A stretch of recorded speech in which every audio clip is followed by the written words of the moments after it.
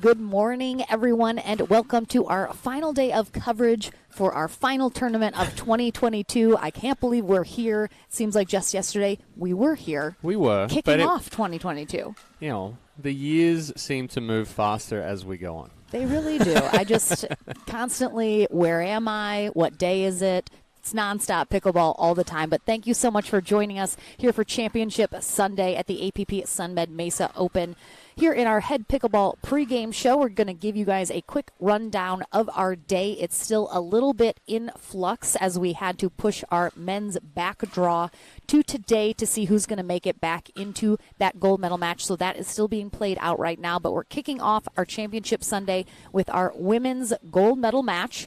Georgia Johnson coming through the winner bracket, taking on Mary Brasha.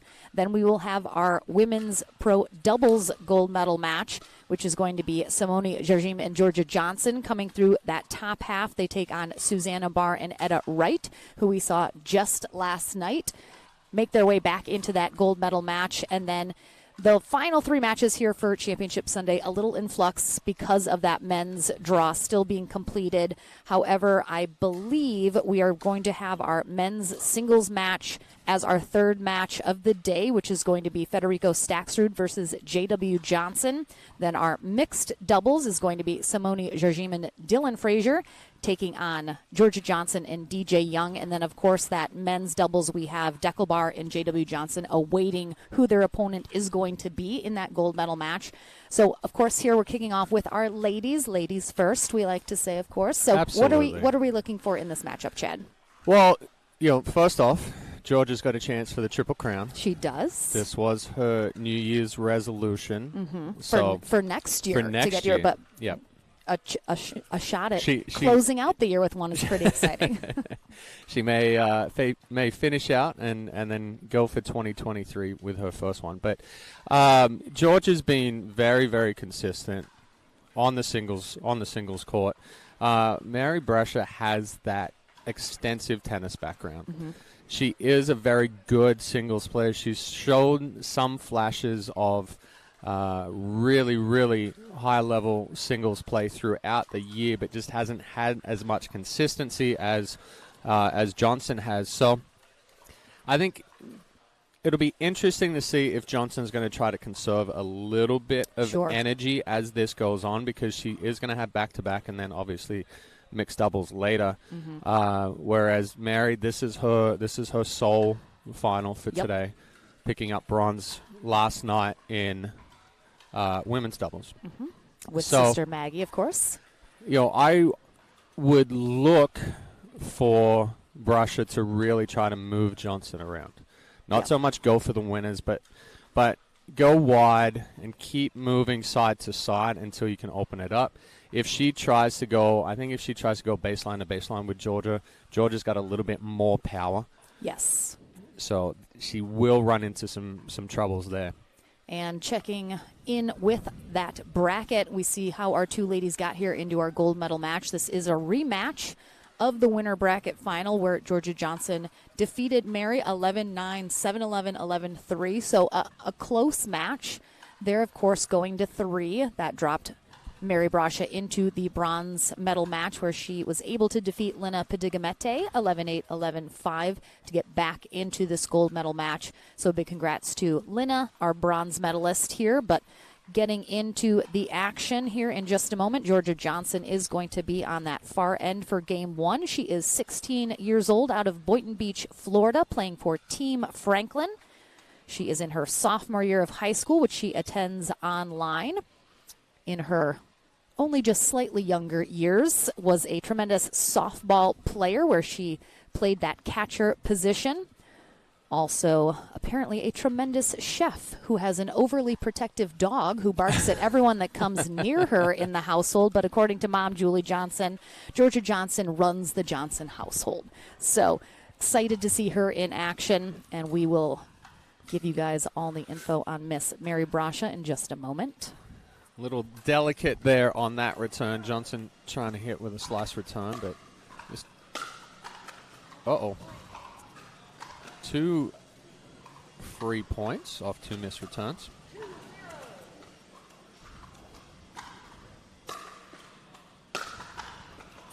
make that 3.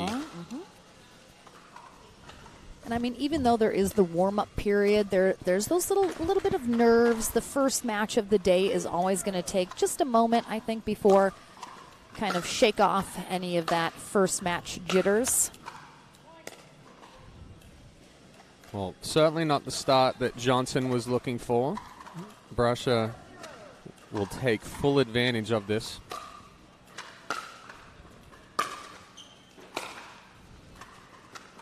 Just going to get that down the line, of course, because Johnson coming through the top half through the winner bracket. She will only have to win the 2 out of 3 portion, but if Mary Brasha wins that, we will have a tiebreaker to 15.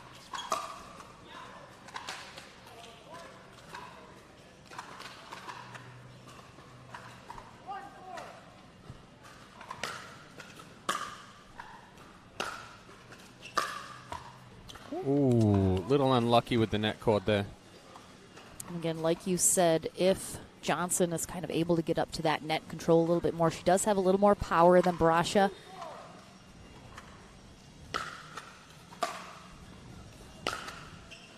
Oh, just long on that one. Yeah, Johnson standing a little tall on there. She got the return that she wanted from Brasha, short and in the middle of the court.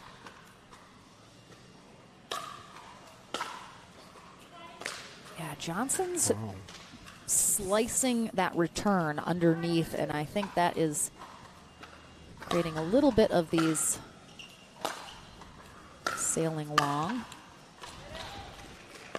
Brasha trying to make her move up to the kitchen.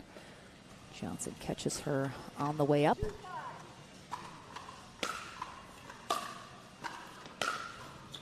Yeah, that's trouble there for Brasha. Georgia using a little bit of a spin serve. It's not kicking a whole lot, but it is staying up. So it jammed Mary a little bit there. Didn't get a deep return. Hard to come into the net behind that.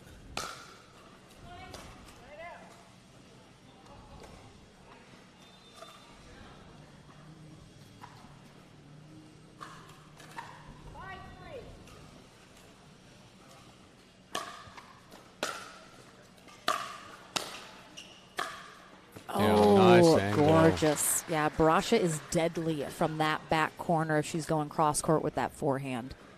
Nice. One of her best shots. Forehand topspin roll. Almost similar to a firmer third shot drop there. Wow. It's going to sail again. Timeout here from Georgia Johnson. Yep, we'll take a moment to take a closer look at Miss Mary Brasha, 22 years old. Her birthday coming up on the 11th, so make sure to wish her a happy birthday. Out of Mission Viejo, California, playing for Team Selkirk. Played varsity tennis all 4 years of high school and was also on the golf team in her time there, then playing college tennis at the University of Dayton before switching over to finish her career at Biola University. In her freshman year at Dayton, she earned the Best Mental Attitude Award, which, no surprise at all, both Brasha sisters are always extremely positive out there, but she ultimately graduated with a film degree from Biola University. And we are very familiar with one of her younger sisters, Maggie, but she also has a younger sister, Molly, who is a very accomplished diver. So very athletic Triple M group of ladies there. And it is Brasha who is out in front here in game one of this gold medal match. Nice job by Brasha there, taking that ball early.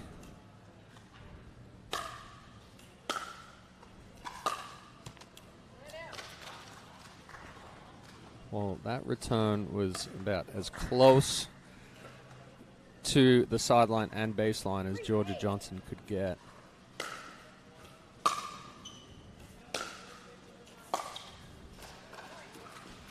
Really nice deep ball there from Johnson, pushing Brasha back.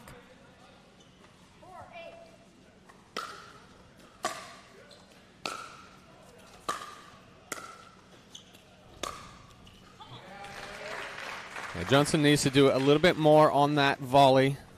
Good job by Brasha getting over there. being able to hold it and go down the line past Johnson.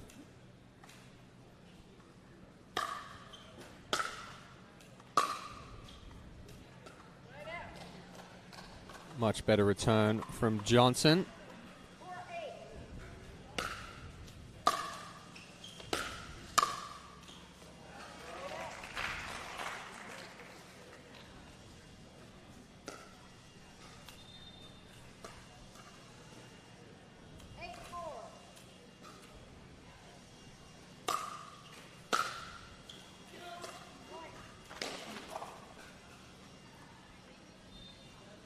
Another missed return from Johnson. She's certainly hasn't found any rhythm just yet.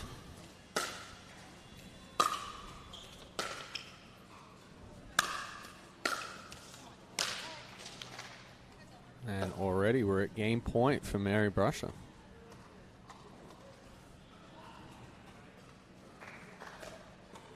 Certainly a good spot for her to be in. It puts the pressure on Johnson, who will now have to win the next 2 games to avoid that tiebreaker, but more than possible, of course. Mary had her opening down the line, just overcooked it, missing it deep.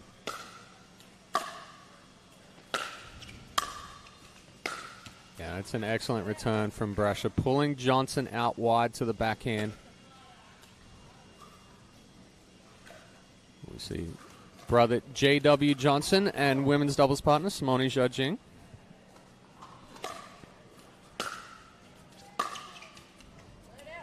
Johnson holds off another game point.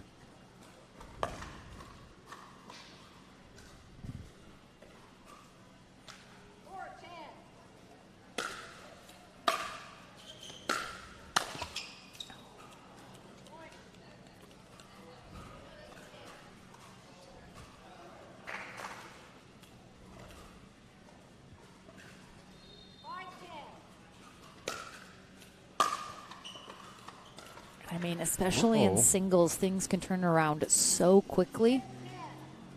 I'll probably see a timeout from Brasha if Johnson able to get one more.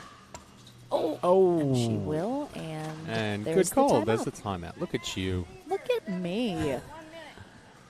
But just like that, Johnson grabbing 3 quick points.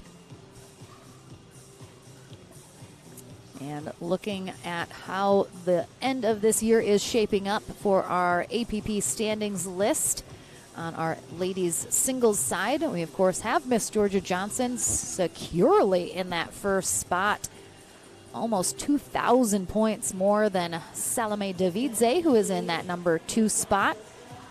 And we have Mary Brasha in number 7, looking to add a few more points to conclude this year and possibly rise a little bit in those standings before the year concludes. We, of course, have Mr. Daniel Roditi out of the booth and in coach's corner now for this gold medal match. Of course, has coached both the Brasha sisters in Southern California for quite a while. Very good friends with the Brasha family.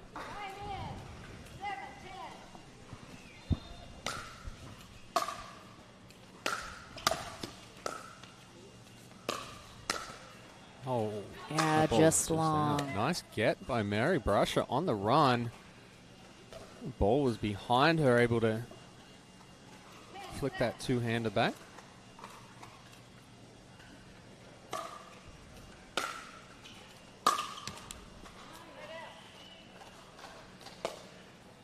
It'll be interesting to see. I imagine Roditi probably told Brasha to be perhaps a little bit more aggressive or try to really get up to the net and very do nice. just something like that. Something like that. Good return down the line, recognizing the cross-court roll from Georgia Johnson.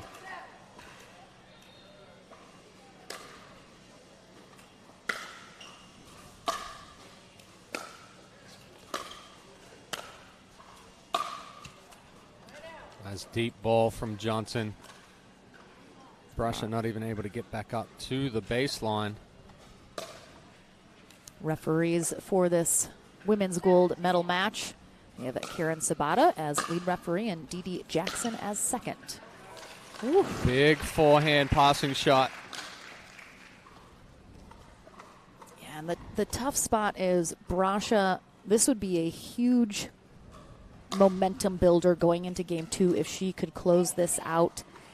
Even if she is able to get this, though, a lot of that has been sort of calmed down by Johnson coming back and getting so close here. So, I mean, she needs to close this out pretty quickly, because if Johnson has too many more opportunities, could certainly snatch this away from Brasha. Yeah, nice deep serve starting off that game point from Mary Brasha. All right, so Brasha, first box checked off here in this women's singles gold medal match. We'll take a short break, back with game 2 right after this. The APP SUNMED Mesa Open, brought to you by PowerPlate, the official recovery sponsor of the APP Tour. Selkirk, an official paddle sponsor of the APP Tour. SUNMED, your official CBD sponsor of the APP Tour. And Pickleball Central, your pickleball superstore, catering from beginner to pro.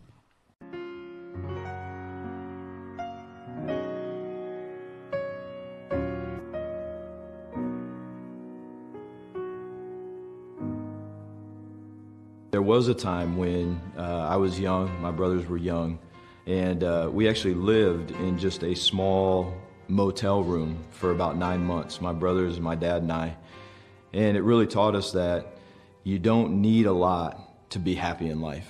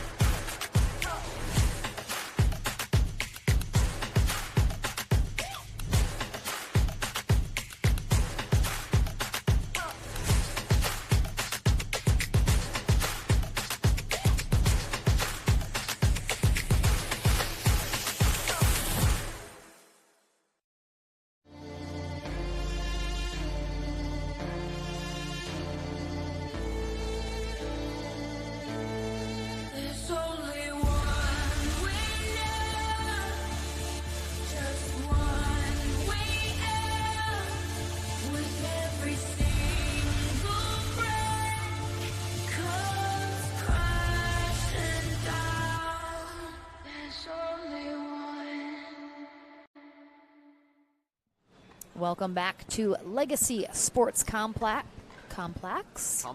Trip over that I was tongue. trying to do your accent, and it came out super weird, so that's, I mean, I'll just stick to mine, I guess. Complex at Bell Bank Park here in Mesa, Arizona. We have Georgia Johnson facing off against Mary Brasha here in our first gold medal match of Championship Sunday.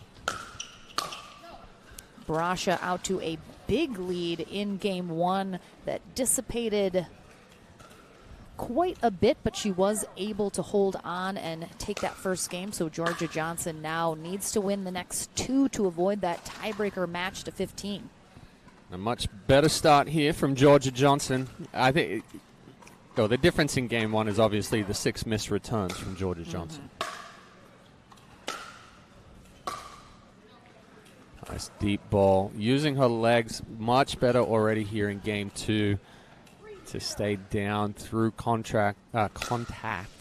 She was standing a little tall there in game 1. We see another good forehand roll. So CC2 will be up soon. The court is still wet. We had rain here until a little after 9 o'clock this morning, so they were able to dry off court 1, but the surrounding court's still a little damp. Yeah, we will have that rocking, though. I've yelled at Daniel Roditi so many times about the way he chews gum. He just, I can't even look at it. I can't even look at him. Get him off the screen. Get him off. Oh, my goodness. But a quick 4-0 lead here for Georgia Johnson, and a timeout called from Mary Brasha. Getting some coaching from Danielle Roditti here. Let's see if turn things around a little. I mean, an error there from Johnson, unfortunate, but good way to come out of that timeout. Let's see if Brasha can get a little something going.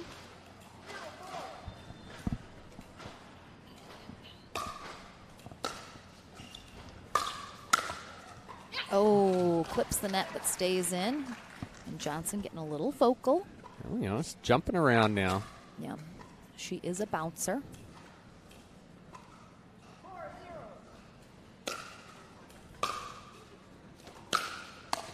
Oh, that might have been going.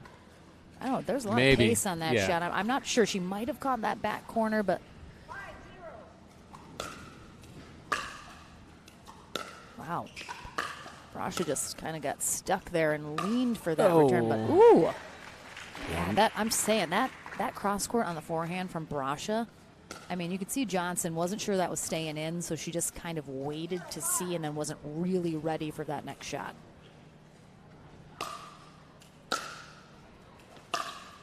There it is again. I mean, if I'm staying away from the forehand yeah, if I'm Johnson. If I'm Johnson, I need to Unless switch you can that get up. it, unless you can get it into the body. But right there where she has some extension, she has some separation away from the body, she's able to roll that.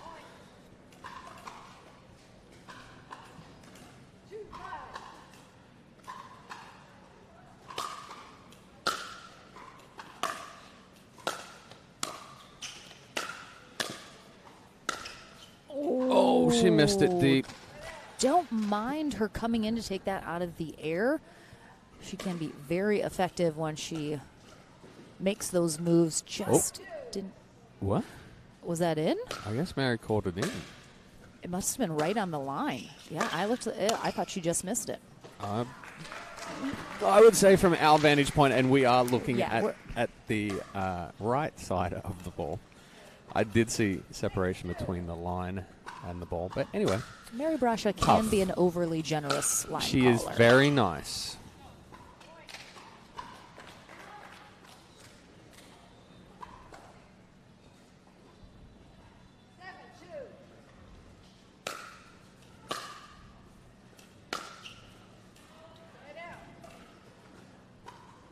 So that's a tough one there. Even though Mary's ball was sitting up, if you have to get low with it, if you stand up with the height of that bounce, it comes out flat, just like Georgia hit right there. Yeah, nice angle. Right on that sideline.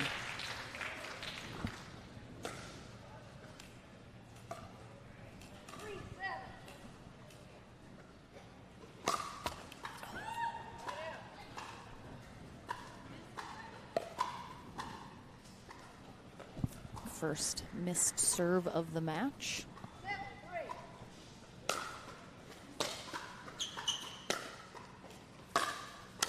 Yeah, good setup from Johnson.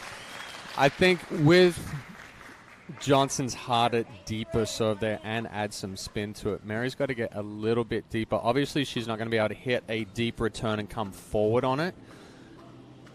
But right now, Georgia's getting those shorter returns mid-court that she's able to spread Mary out across the court. And of course, we talk about on the women's side, the ladies don't come to the net quite as aggressively as they do in men's. So they're sort of waiting for their moment, looking for the right time.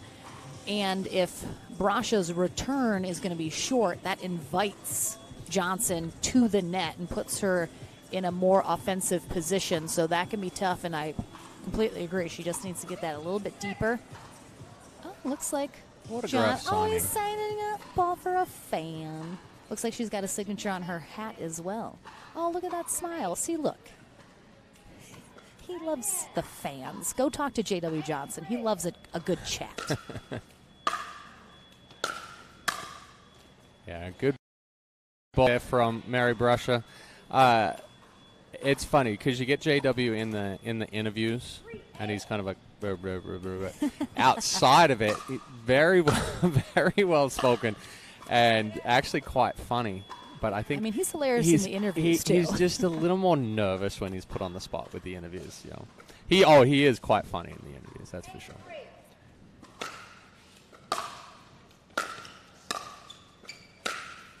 Oh, beautiful little forehand again, cross court this time from Johnson. This really sets up well, follows through, getting that roll over.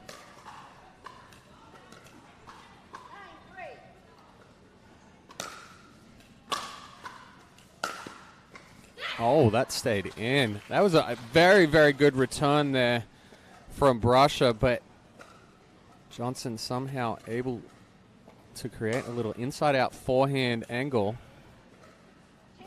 And we'll have a game point this time for Georgia Johnson. Oh, tough. That chord there, but similarly to game one where Brasha had a fairly comfortable lead, Johnson now has one here, so we'll see if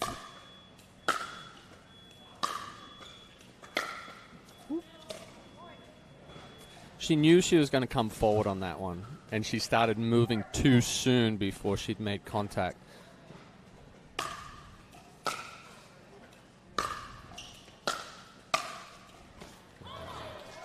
The ball just sitting up too high off the paddle of Johnson. Brasha there to easily put that one away with a big forehand. I'd like to maybe see a timeout here from Johnson.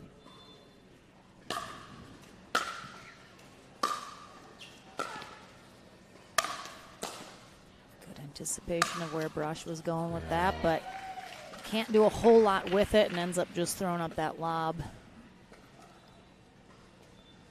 And the timeout's coming. You're on point already, Ms. Lauren McLaughlin, with your timeout calling. I'm just like a timeout guru over here. If I'm going to do one thing good, it's going to anticipate when timeouts are going to be called or should be called. Oh, look at the King Charles. It's actually, it's a lovely girl named Bella. Got to go over and spend some time with her earlier. I cannot resist a gorgeous dog. And I think that is your child mauling the dog right now. My child, all over the both my children there. They don't give our dogs that much attention. They kind of strangle them around the neck trying to cuddle them. But makes sense. Yeah. All right, we'll see here if Johnson can get this stop and close this one out. Oh, Mr. Ken Herman coming up to hang out with us. All the love and thank you to Ken Herman for the things he does. Can't believe he's still standing after this year. Another missed return from Johnson. So a bit of a momentum shift here in favor of Mary Brasha. Oh, great leave there. Right as I say that, she misses a ball well deep.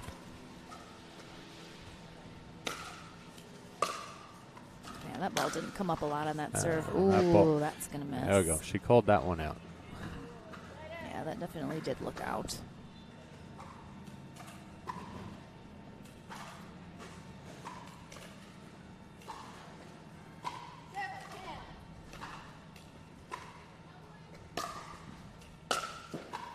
Uh-oh. Yeah, that is just, same story as last game here. Ooh, that was close to that sideline. I think potentially a little wider than what it looked like agreed. For us. But I don't think it was as wide as what Johnson thought it was going to be. Yeah, very good coverage there from Brasha, putting the pressure on Johnson, not giving her a whole lot of room to work with for that passing shot.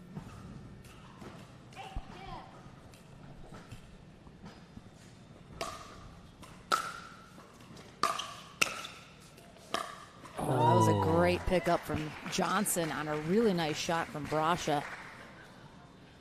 She'll have another opportunity to try and close out this second game to force a third.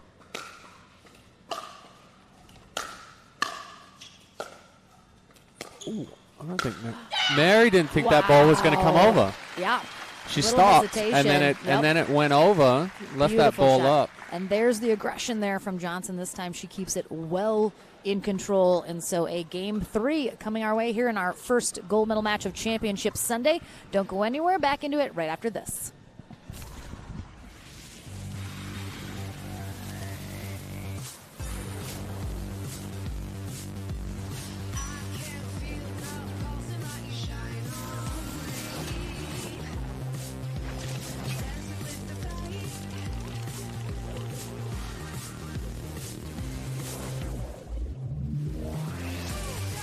The pulse, the beat, the vibe.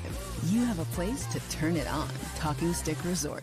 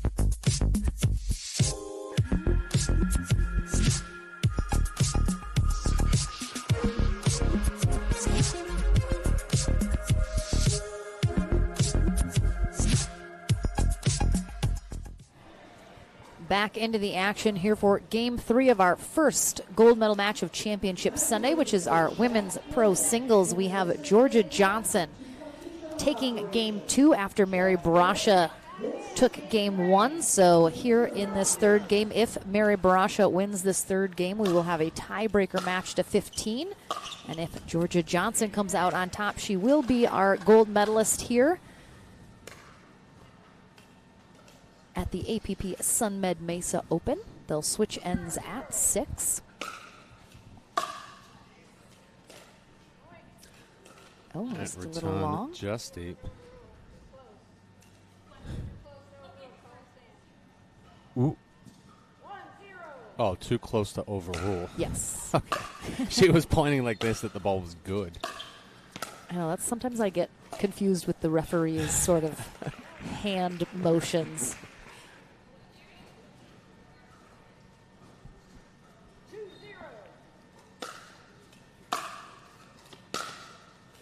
Oh, just wide.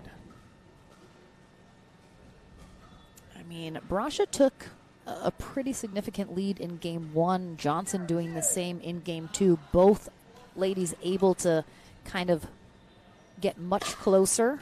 So it'll be interesting to see if this third game plays out similarly. Johnson's been plagued with serve returns going long here in this match.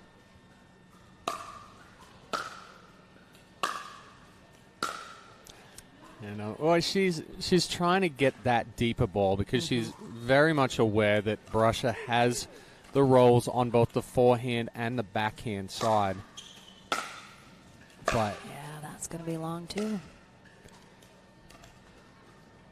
I would say we're at the point of at least 12 missed returns right now.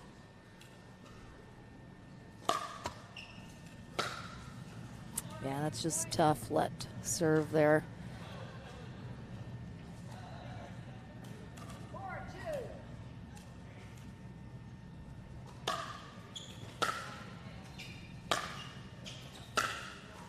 Oh, it's wide. Good pressure from Brasher coming forward on that deeper ball. You talked about the ladies don't come forward as much as the men. There's a lot more pressure for the passing shot in women's pickleball. Obviously not having the reach advantage that a lot of the men have. So you really have to choose the right ball to come forward on. Johnson doing exactly that. Ball right on the line, pulled Brasher out wide.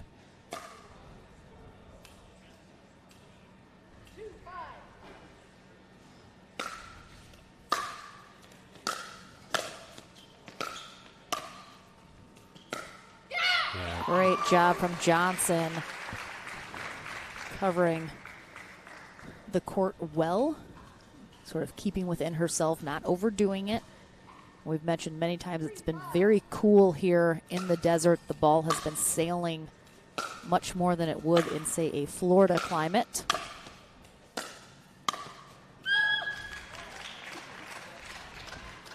And that's just good pressure balls from Johnson there, going out wide to the forehand, going back across to the backhand.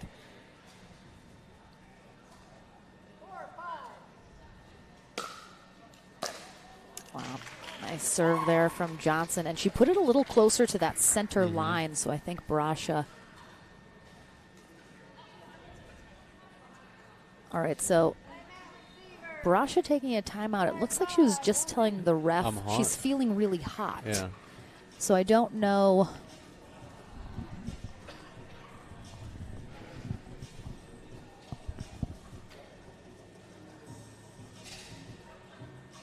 I'm not sure if it's something more than just kind of the usual, you get a little obviously heated up while you're playing the sport. She's talking to the ref. Okay, I think she's just asking for. I'm not sure if she needs just maybe a little bit of time before extra, before the serve is called. I mean, obviously, hopefully, it's nothing more than just the normal, singles. Obviously, a little bit more taxing on the body than doubles, but hopefully she's not, overly short of breath, and just maybe asking the ref for that just couple beats longer maybe on the serve being called. We'll keep an eye on that.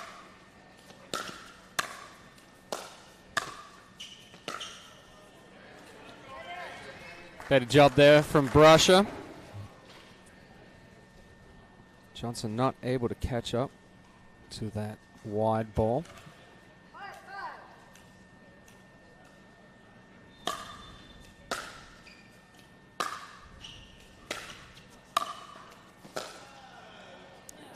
Great spot there from Brasher. She is going to get the 6th point, which triggers the end change. But unlike games 1 and 2, very close here on the score. Sort of been going back and forth. We'll see if any difference is made on the end change with the sort of different backgrounds.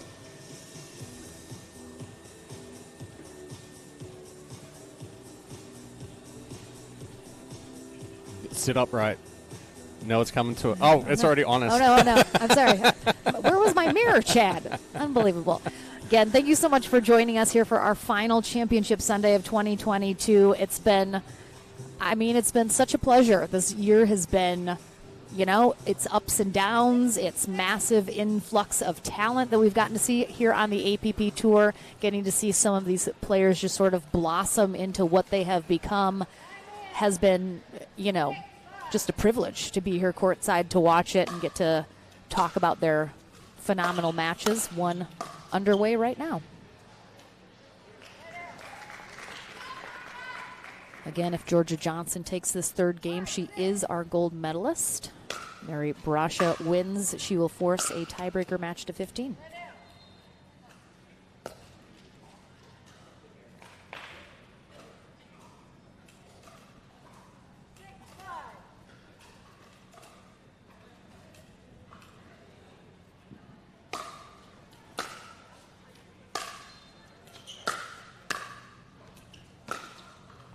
Nice ball.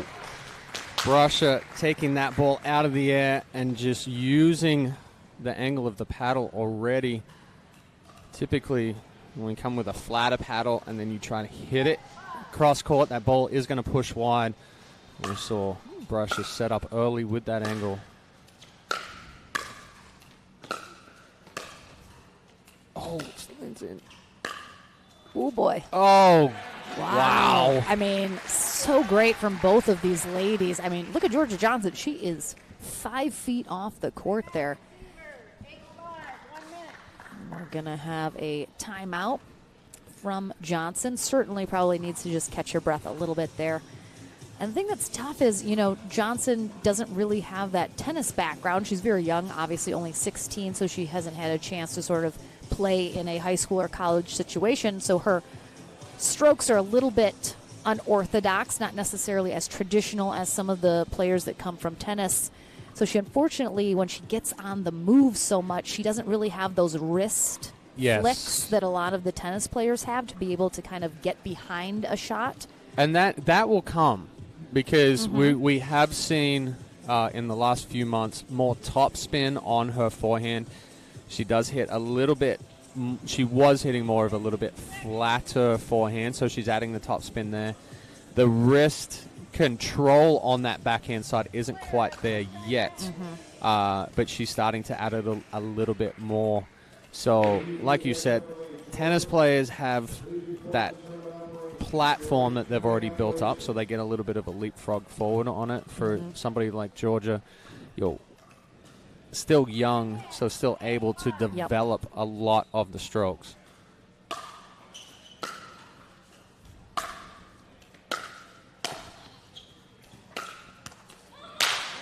You see that one there, the timing is off a little bit. She tries to roll it, but not having fully developed that stroke in singles. She has it in pickleball on pickleball on doubles. My goodness, in doubles. But it's certainly a different stroke for singles. All right, so a match point here for Mary Brasha to force that tiebreaker match to 15. And she'll get it on another serve return long from Georgia Johnson.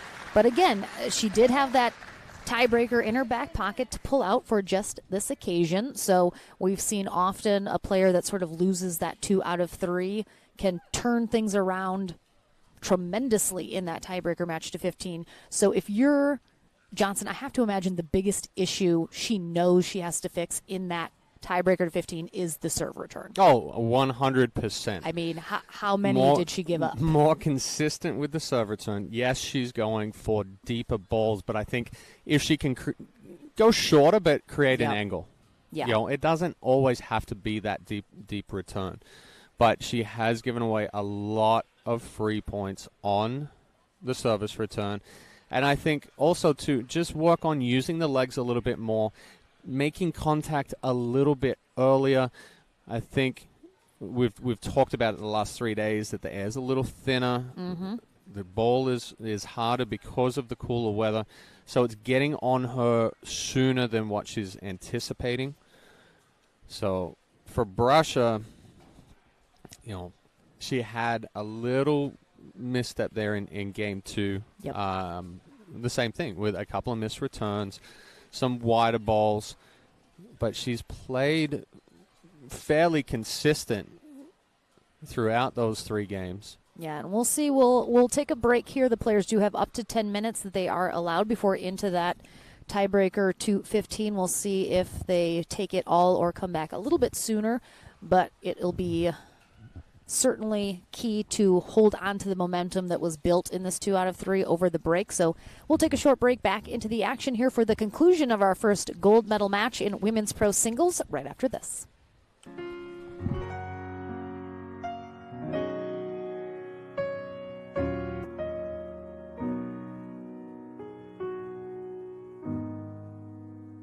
There was a time when I was young, my brothers were young, and we actually lived in just a small motel room for about 9 months, my brothers, my dad, and I. And it really taught us that you don't need a lot to be happy in life.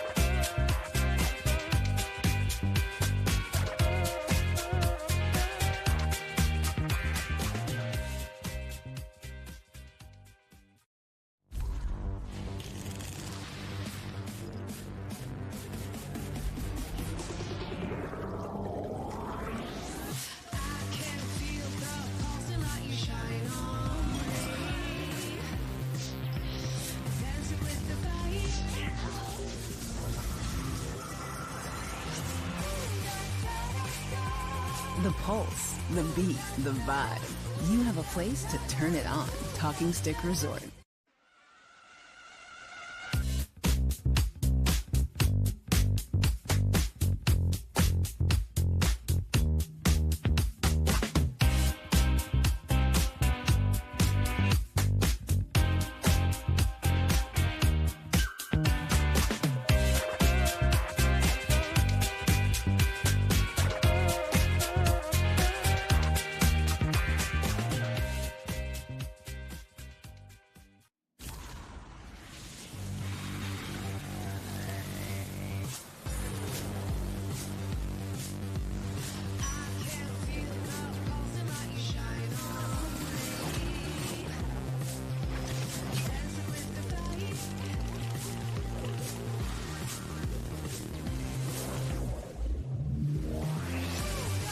the pulse, the beat, the vibe. You have a place to turn it on. Talking Stick Resort.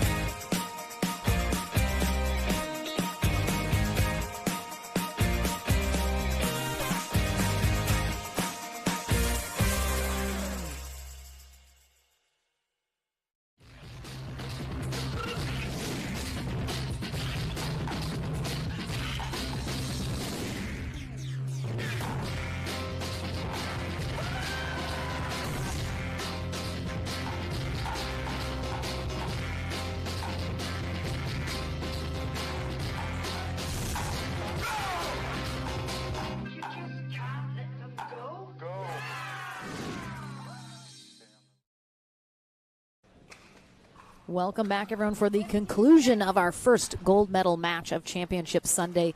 We are into our tiebreaker to 15 here between Mary Brasha and Georgia Johnson, after Brasha able to take games 1 and 3 in the 2 out of 3 portion to force this tiebreaker to 15. They'll switch ends at 8, and one of these ladies will be crowned the gold medalist here for the final APP stop of 2022. Oh, nice passing shot there from Brasha again. It's a very good read off of Johnson's paddle.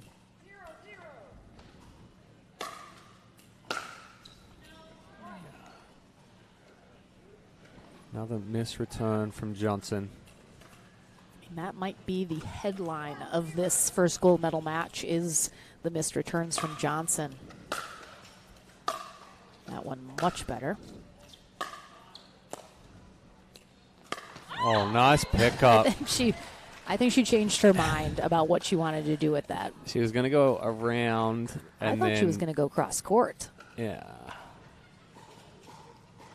Like we always say, second guess yourself, and it never comes out well.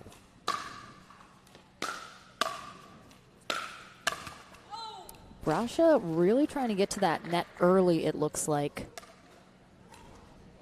Just an error on that one.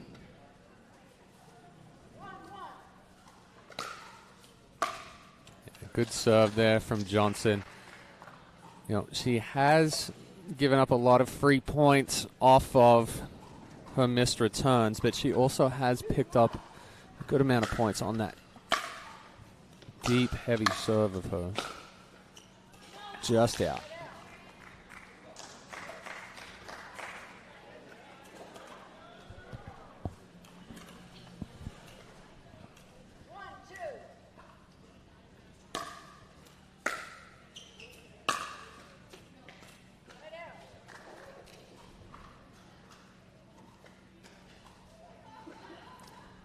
Of course, Georgia Johnson in all 3 gold medal matches today that she can be, so that Triple Crown is on the table for her, but Mary Brasha making it a little difficult here to try and pick up that first one.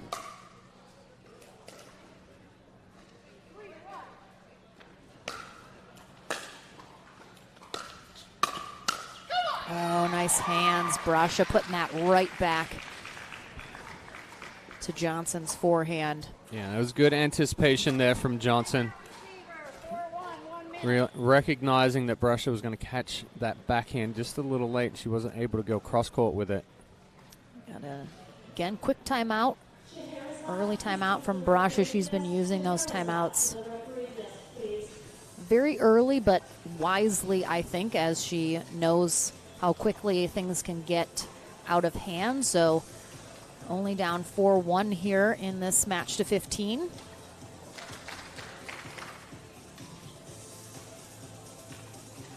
Again, coming up next in our second gold medal match of the day, it will be our women's pro doubles gold medal match. Georgia Johnson will be back on court with Simone Jargin taking on Susanna Barr and Etta Wright.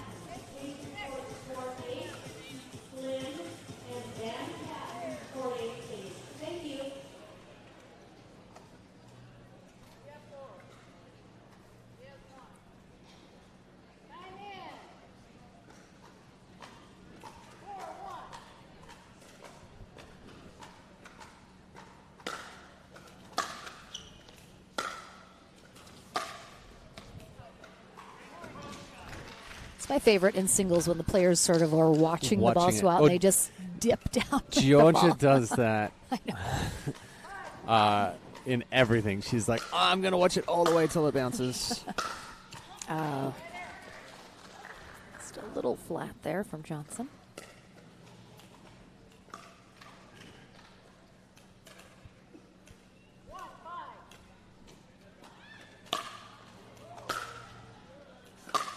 Oh, that missed. That was deep. Yeah. Mary looked to the sideline and said, was that out? Yes.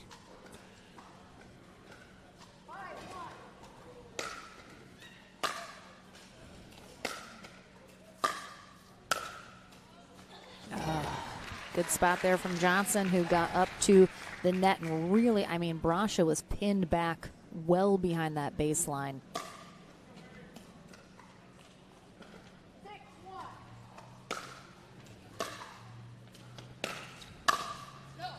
Ooh, missed opportunity there. We saw Johnson's serve really kick up. I mean, Brasha taking that above her waist and it jammed her up. Johnson didn't do anything on that short return. It gives one back with the missed serve.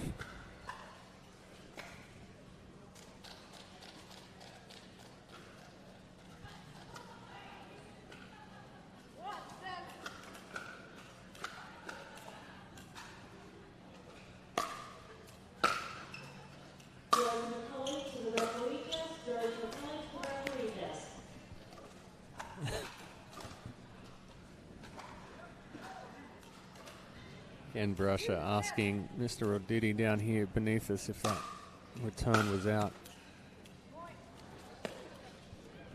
Quick look at the back draw on our men's side, which is getting close to being concluded. Our final feeder match is DJ Young and Dylan Frazier taking on Federico Staksrud and Chuck Taylor to get into bronze versus Stefan Auvergne and Zane Navertil.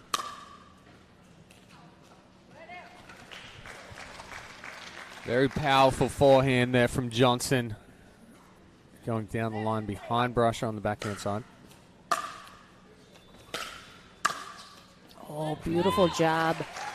Going right back to the spot Johnson was at as she's making a move cross court to cover that other line.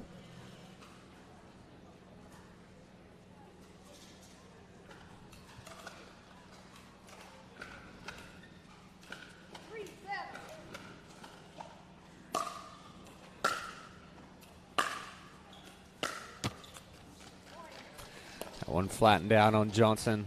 Thought she could have followed her return in. I thought it was a really nice spot. Thought she might make a move, but didn't. Oh.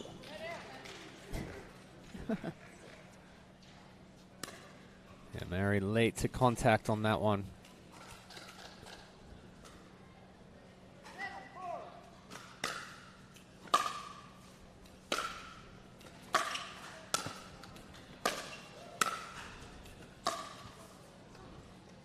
Oh, just out.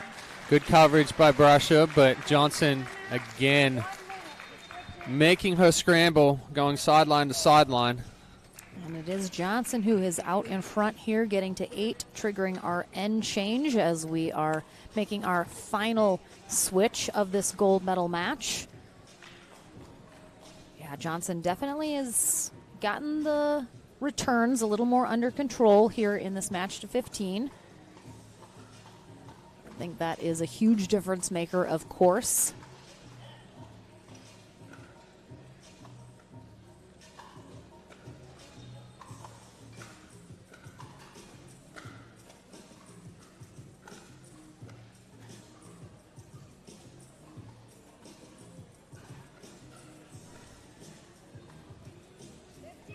Both of our ladies getting some final coaching and advice going into the conclusion of this first gold medal match.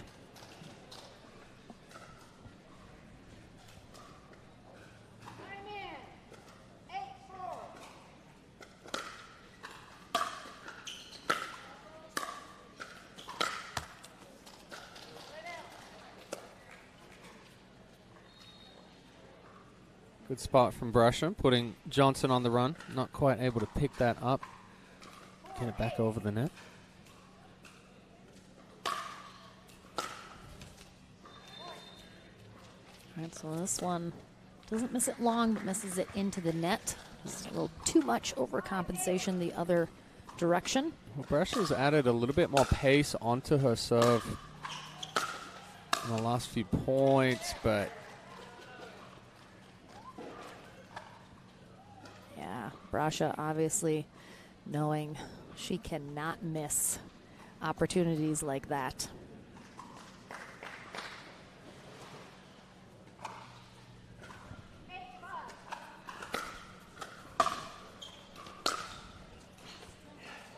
catches the line. That passing shot.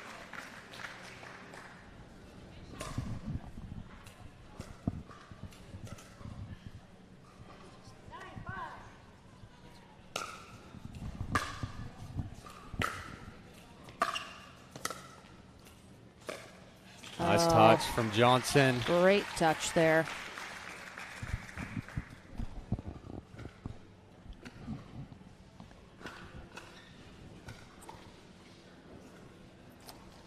Brasha taking the scenic route to get that ball as she catches her GPS was breath. rerouting.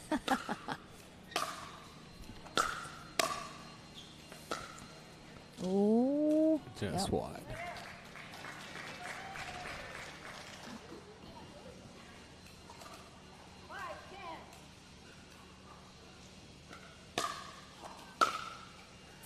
Another missed return.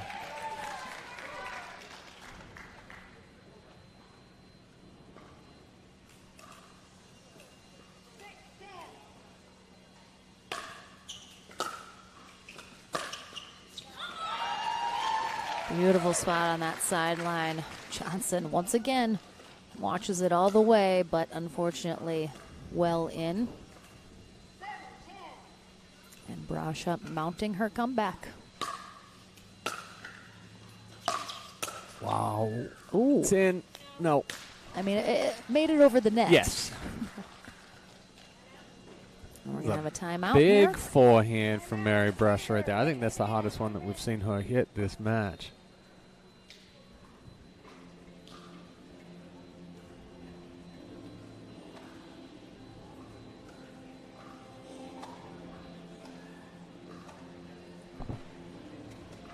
Yeah, Brasha clearly confidence building a little bit, picking up the pace here as she inches closer, only trailing by 2 now in this match to 15.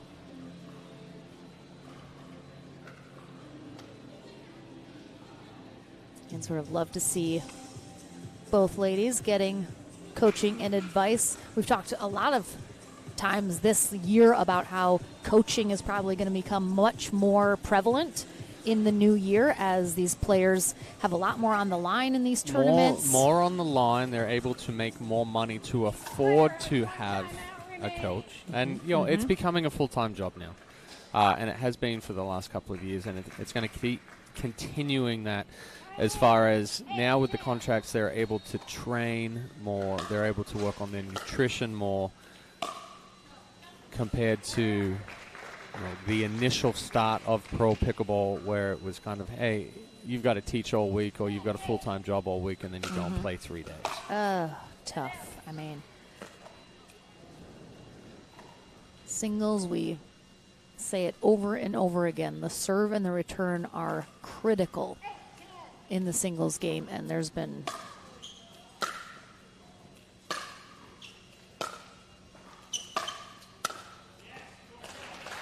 better sequence there from Johnson. Nice deep ball to the forehand side of Brasha.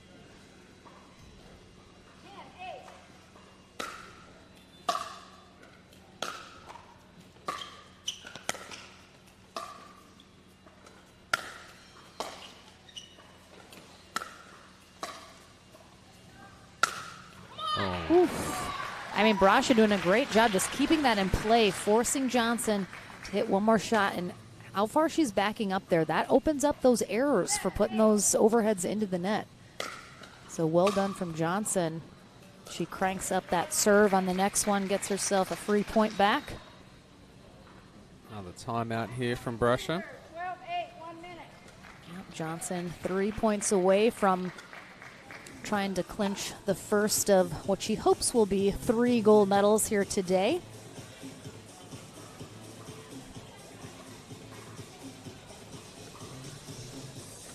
I mean, again, this weekend has been, the weather has been an issue.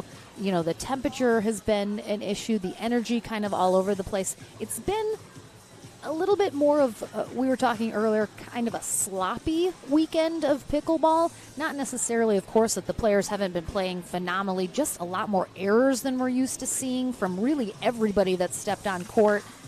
Just a lot less sort of focus and strategy seeming to play out. For this time of year, burnout is very, very real for these players. There's not a whole lot of breaks throughout the year. So you're coming to the last year of the last tournament of the year. And if I think everyone's ready for a break. everybody's kind of out in burnout stage, and you look. I mean, I know for myself and for you with commentary and stuff, we've been on the road a lot in the last 2 months. Great spot there, that two-handed backhand angle. Johnson loves that shot. Hasn't really had an opportunity to hit it yet in this match.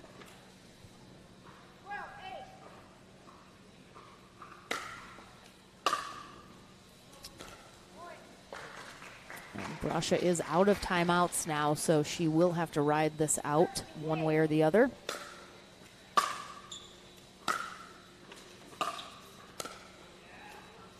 Yeah, good touch from Johnson, set up by another deep ball to the forehand side of Brasha. I mean, heavy serve, creating a shorter return, and then going out wide. Just sideline to sideline, corner to corner. All right, championship gold medal Point here for Johnson, and she will get it with that error into the net from Mary Brasha. Phenomenal first match in our championship Sunday, though. Mary Brasha, our silver medalist here in Mesa. So she is done with her 2022 pickleball season. A big congrats to her, but Georgia Johnson just one down, 2 to go still here as she skips on over for some hugs on the sideline. We'll be back in the Franklin studio with our gold medalist, Georgia Johnson, before we kick off into that women's pro doubles gold medal match coming up next here in Mesa. Don't go anywhere.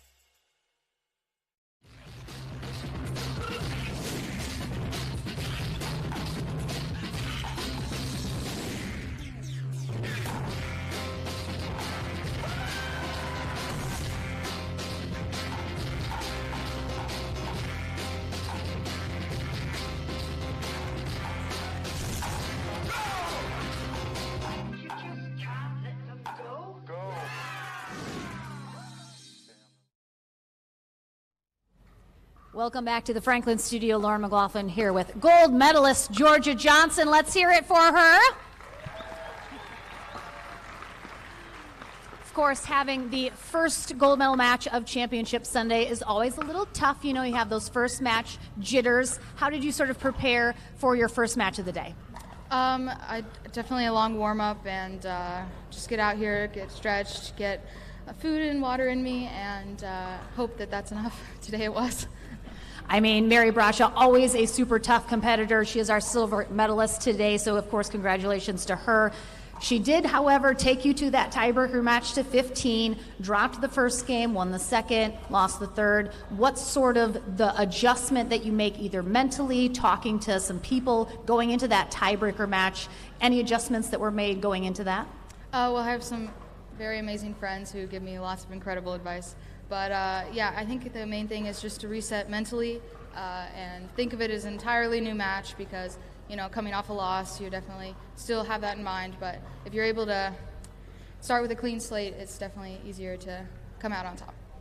I mean, last tournament of the year, of course, it's been a very long but great year for you. You've had a lot of success here on the APP Tour. Of course, finishing with what you hope are 3 gold medals, but 3 medals regardless has to be a good way to finish the year. How are you feeling getting that first gold under your belt? Well, it was definitely nerve-wracking, but I think started the day off strong and hopefully end strong as well. I'm super thankful and excited to play with my partners, Darian Young and Simone Jardim.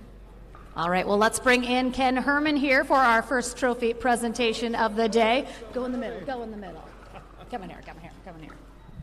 Well, Georgia, congratulations. We've been here a couple times this year. Both you and Mary, America has got great pickleball with you two both leading the charge of this next wave of talented young Americans. You played great, good tenacity with all the weather we've been having out here, but congratulations. We're real proud of you. Our gold medalist, Georgia Johnson. Woo! All right. Any final thank yous, shout outs for this first match before we get into the second? Yes, I would like to thank every volunteer who stayed here late and everyone who's been working so hard with the APP Tour to get this tournament running, even with all the rain, weather problems. And I would also like to thank my sponsors, Franklin, Day One, and Chicken and Pickle, and the APP Tour for making this all possible. All right, let's hear it one more time for Georgia Johnson. She has only a short break, though, because we are back into the action in our women's pro doubles gold medal match. Susanna Barr and Ada Wright take on Georgia Johnson and Simone Jardim right after this.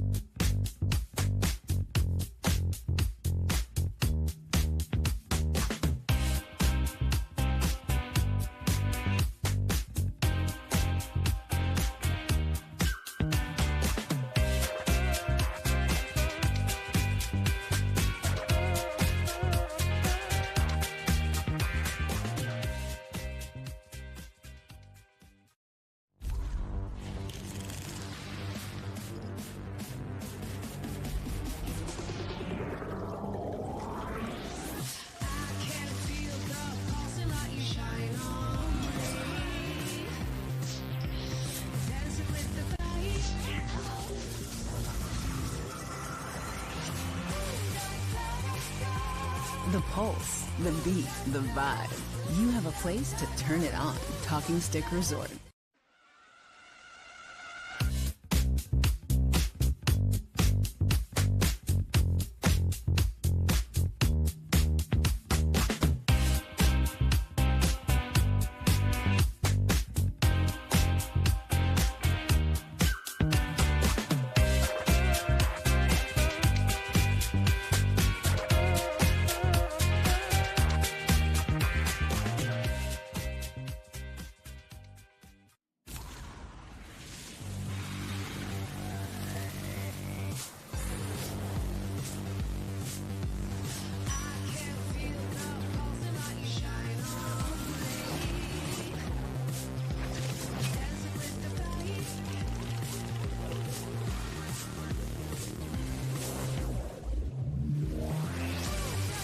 The pulse, the beat, the vibe.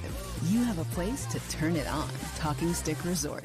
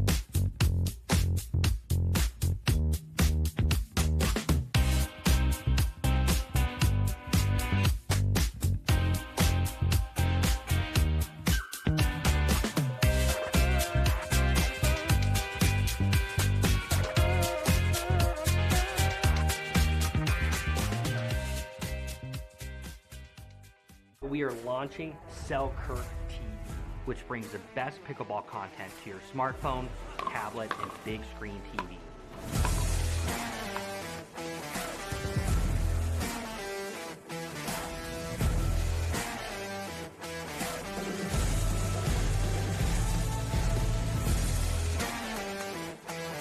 This is 24/7 Pickleball, proudly brought to you by Selkirk.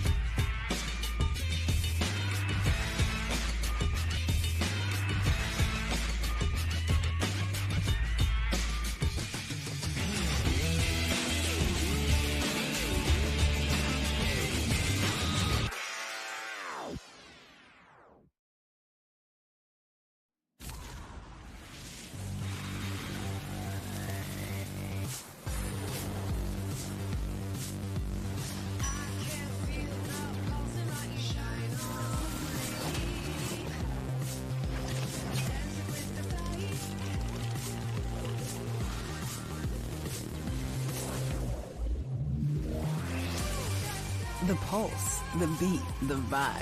You have a place to turn it on. Talking Stick Resort.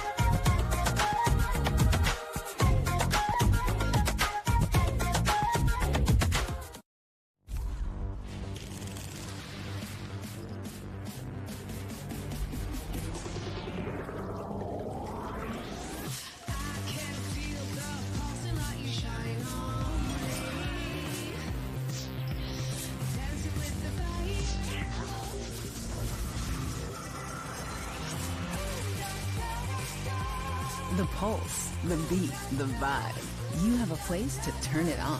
Talking Stick Resort. Back into the action here on Championship Court for Championship Sunday here at the APP SUNMED Mesa Open. Lauren McLaughlin and Chad Edwards here courtside for our second gold medal match of the day, which is our women's pro doubles.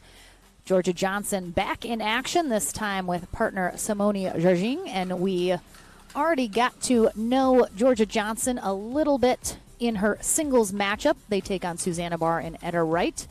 But Simone Jargin, of course, one of the goats of pickleball, playing for Team Yola, 43 years old, out of Naples, Florida, born and raised in Santa Maria, Brazil.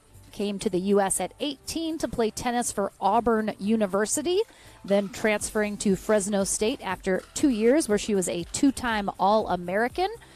Got her bachelor's in mass communications and journalism, and then worked for 3 years as an assistant tennis coach at Fresno State, then becoming the head coach at College of William and Mary year before 8 seasons as the head tennis coach at Michigan State University.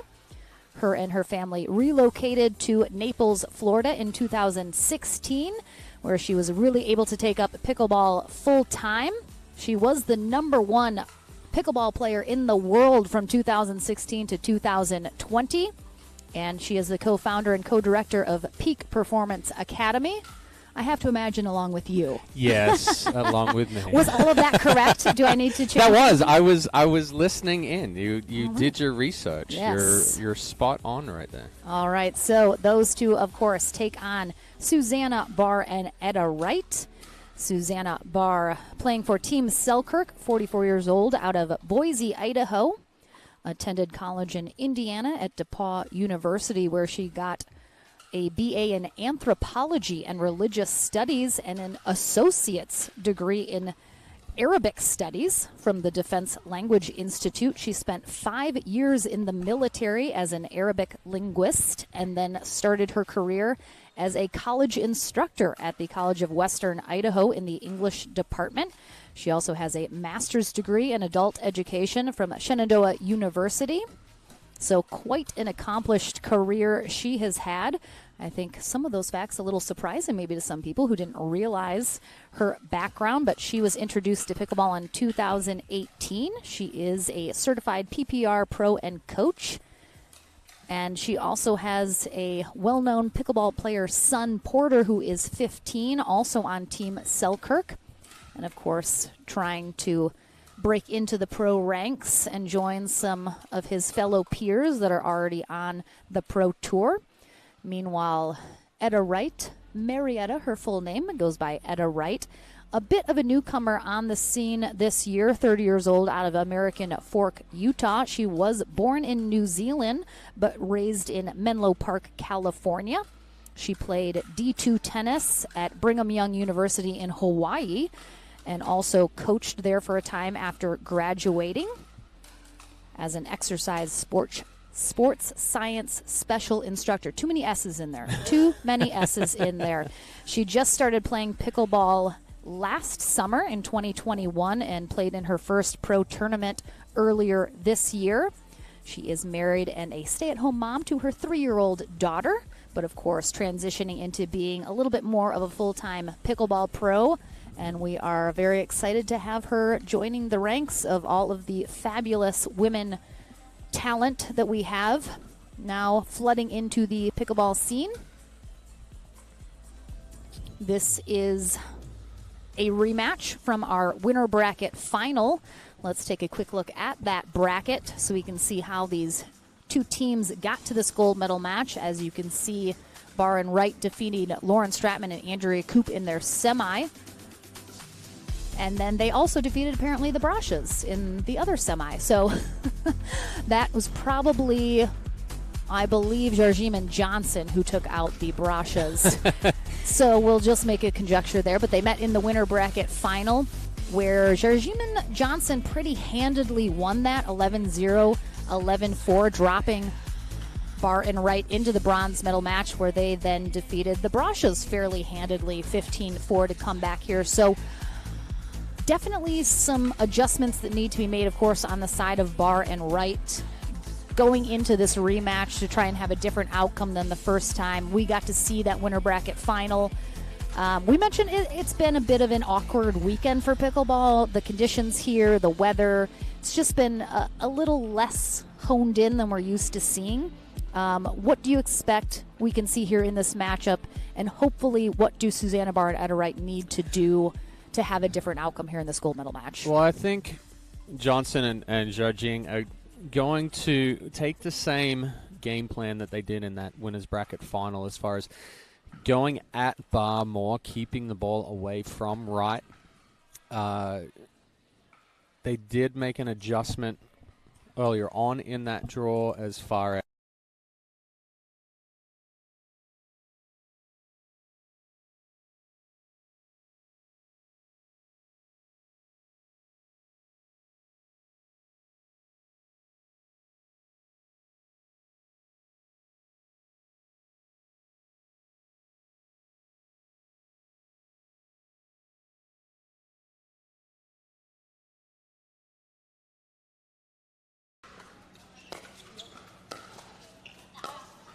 just wide.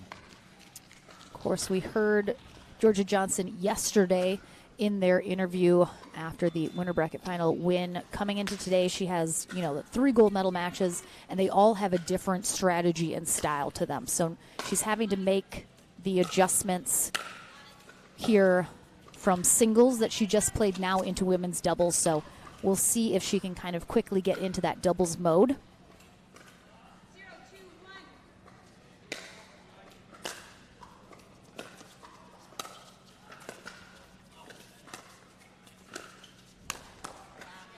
Nice reach in from Wright. We saw a lot of that yesterday. She's been doing an excellent job with her speed ups.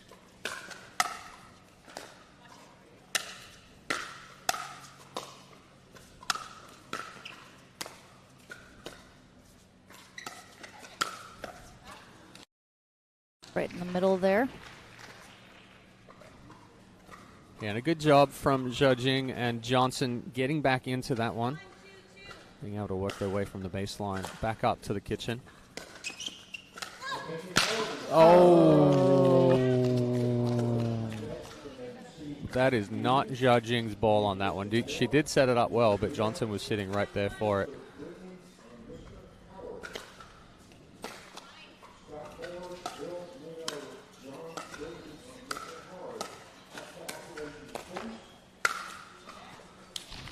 Good angle there from Zhou Jing to force a pop out off of Wright. Yes. Sorry, you were going to say No. something. Susanna Barr is well known for almost over-communicating on court, I'm sure some would say, but I would much rather see the over-communication than the under. So, ooh, right on that baseline.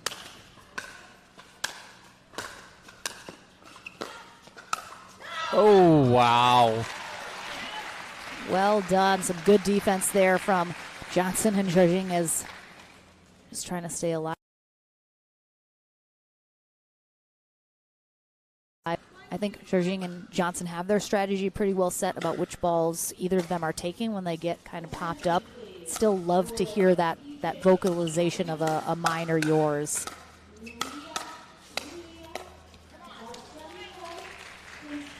Good attempts there from Barr to keep those balls down, but the pressure from Johnson and Zhou Jing was too much.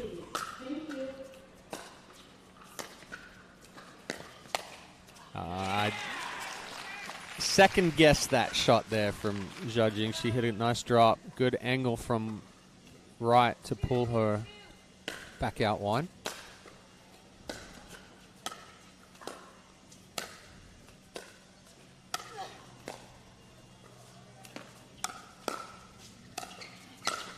Oh, wow.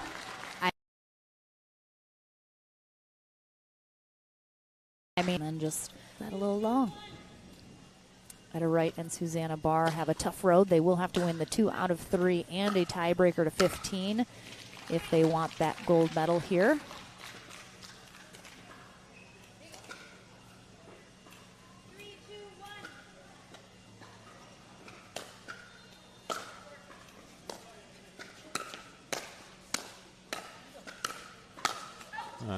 too much wrist on that ball from Johnson, leaving it high, and Barr taking full advantage, going right into the body of Zhao Jing.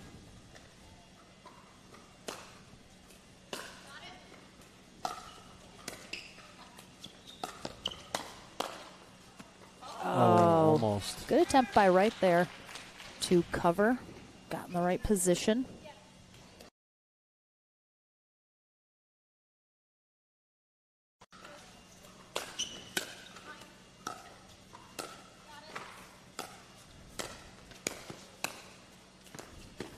Yeah, it looks like Shergin thought that might be going long, almost held off, but then wisely, I think, got that shot. Oh, missed serve there from Zhao Jing.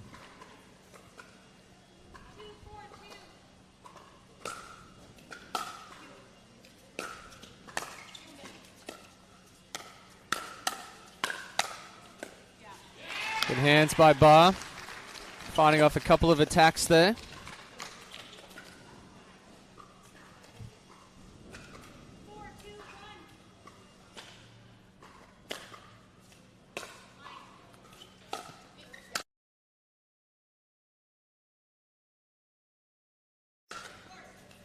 Oh. I thought that caught the line. I thought just the outside of it. It was very, very close. I thought it caught the outside of that line.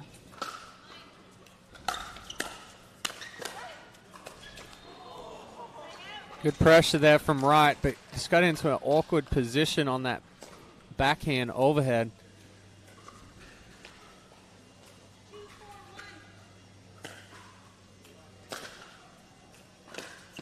Ooh. Oh. I think that was dropping in that back corner. Yeah, that was going to go in. Barr, I think, realizing that at the last second, tries to hit that two-handed backhand over her shoulder.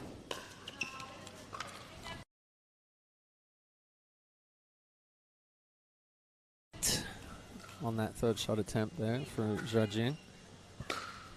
Barr's return kind of skid along the court.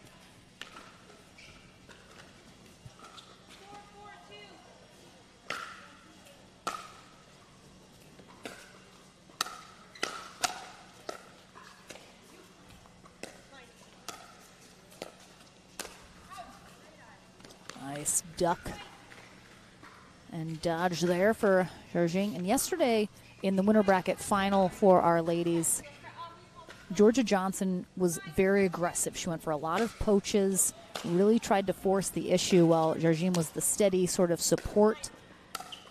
And I have to imagine we'll see. I mean, that was just. Oh, I'm going to throw the paddle out there really quickly. I manifested that into happening. She didn't even look like she was going to go for it.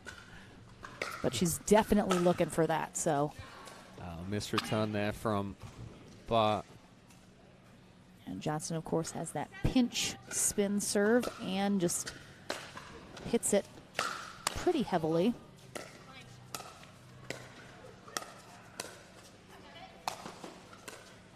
Oh, so smart. Just, that's the difference. At this level, the setup, the anticipation, the sort of working the steps in this methodical chess game that is pickleball. I mean, that's why she's... Oh, almost. Well, I can tell you from when we used to go out and hit tennis balls, I would just want to go out and hit, and she thought it was funny to lob me, then drop shot me, then lob me and drop shot me. So she already had that kind of lob drop combo in her repertoire.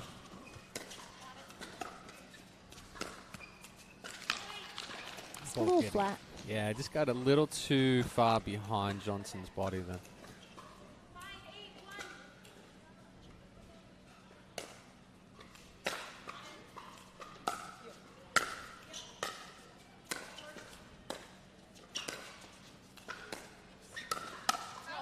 Nice speed up from Johnson. It's more so the spot there. She recognizes that Barr is sitting on the forehand side. So if she comes up, that is going to be very hard for Barr to keep that ball down.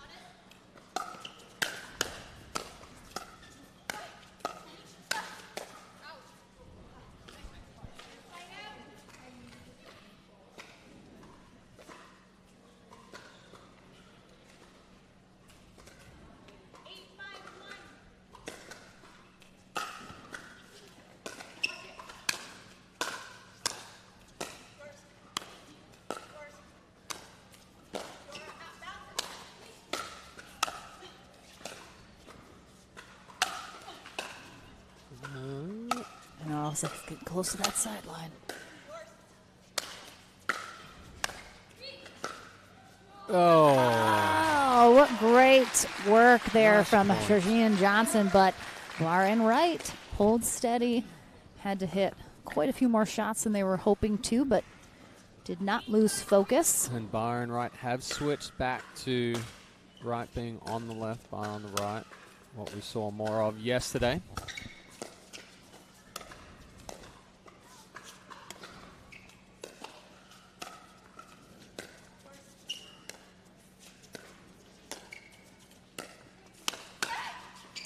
Oh my goodness, boy, she had set herself up perfectly, but the defense from Zhajing and Johnson is what created the miss there from Wright, because they'd been doing such a good job on defense. Wright knew that she had to go harder, took too big of a swing.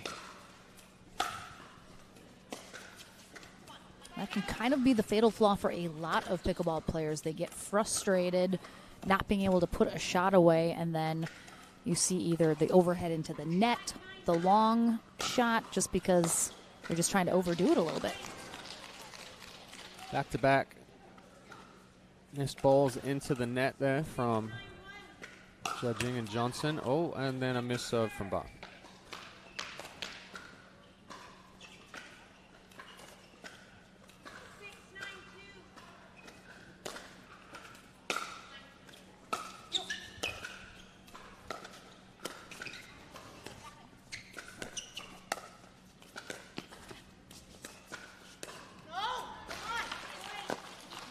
Good spot there from Right. Bar, that kind of fake Ernie, trying to put some pressure on and make some decision changes. Oh, yeah. Bar playing an out ball in that. Oh! Okay, wow. Georgia Johnson. My goodness. Oh, my gosh.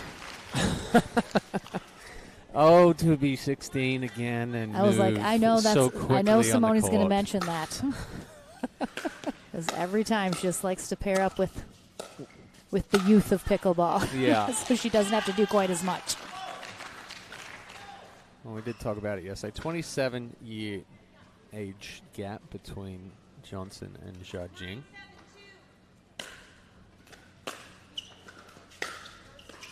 Oh, I'm not sure what happened there. yeah. I think she thought it was potentially going to go out. She tried to get out of the way at the last minute. I thought she was out of the way, and then it hit her from my angle. I thought she was easily going to get out of the way of that shot. Brings up game point here for game number 1.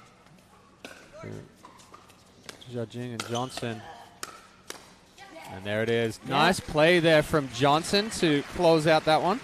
I mean, she is clearly ramping up the aggression, and I imagine that will continue in game 2. They'll switch ends. We'll take a short break and back into it right after this.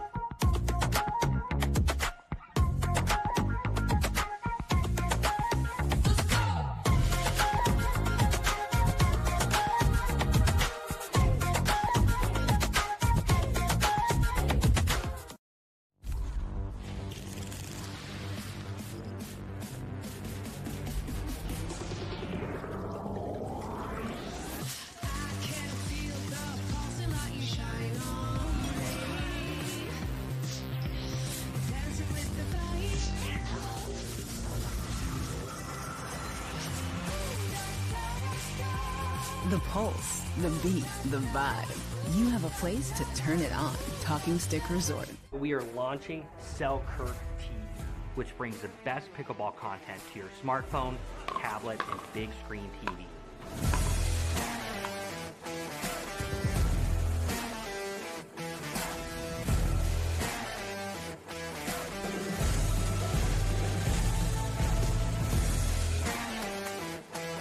This is 24/7 Pickleball, proudly brought to you by Selkirk.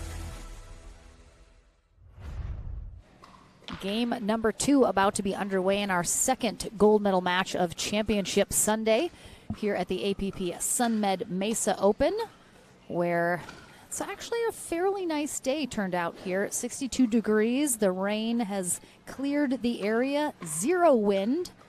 That humidity's still a little too high for my liking, but I'll survive. I'll survive. So we have Simone Jargin and Georgia Johnson on the near end here for game 2. Susanna Barn at a right on the far end. Jargin and Johnson taking game 1 and now hoping to close out this gold medal match in 2. Georgia Johnson certainly ramping up the offense and the aggression, really keeping the pressure on Barr and Wright. Expect we will see more of the same here in game 2.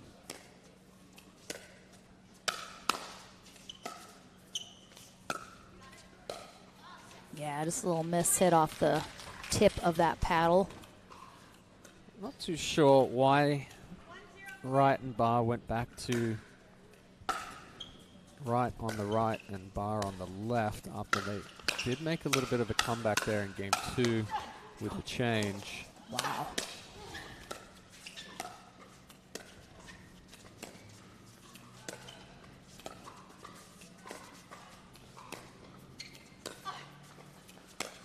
Yeah, good spot there from Wright. Such a great speed up. Sense that Jargin was off balance, wasn't going to be able to get back to the middle.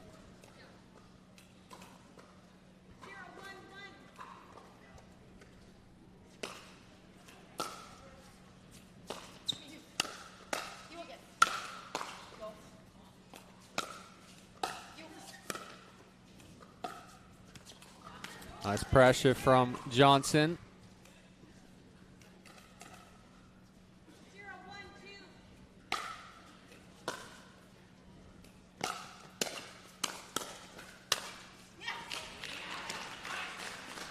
Great job poaching.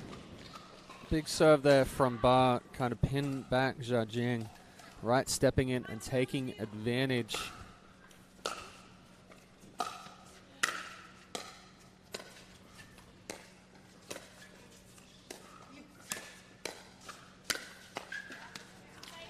Yeah, you could see Barr and Wright just never able to get past sort of that middle positioning in that transition zone. Really is a tough spot to be at when you're opening up sort of your feet.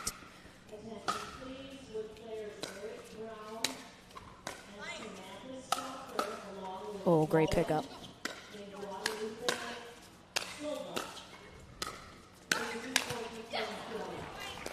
Right. She read it. She just, you see that big backswing and the pace off of Jargin's speed up there. Getting on her too quickly.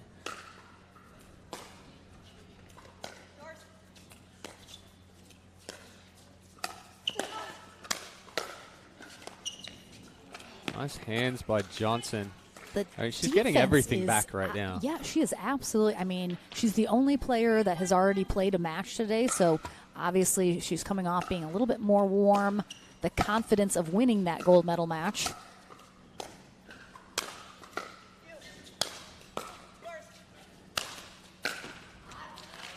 I think, too, I mean, there is something to be said about, you know, a younger player like Georgia Johnson being able to team up with such an established, accomplished player like Simone.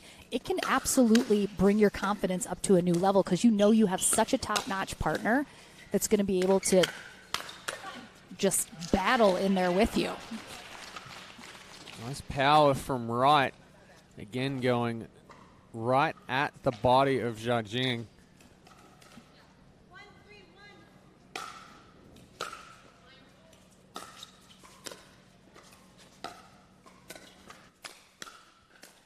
Oh my gosh, Great Georgia hands. Johnson. I mean, yeah, she cannot miss right now. Just doing so well.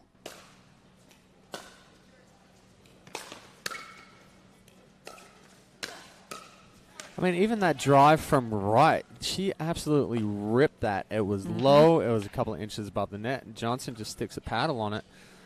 You see J.W. Johnson and Deckel Bar waiting for their men's doubles gold medal match. We have been given the final 3 matches of the day. We will have our mixed doubles gold medal match coming up next, followed by men's doubles, where we will see JW and Deckel.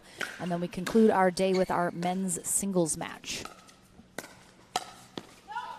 Ooh, a little backhand punch Ernie attempt there from Barr. Just misses Sargine. Good leave. And it was Federico Staxrud and Chuck Taylor coming out of the bronze medal match over Zane Navratil and Stefan Auvergne. So they will be that final team into our men's doubles gold medal match against JW and Deckel. So Staxrud and JW will square up against each other in singles and in men's doubles.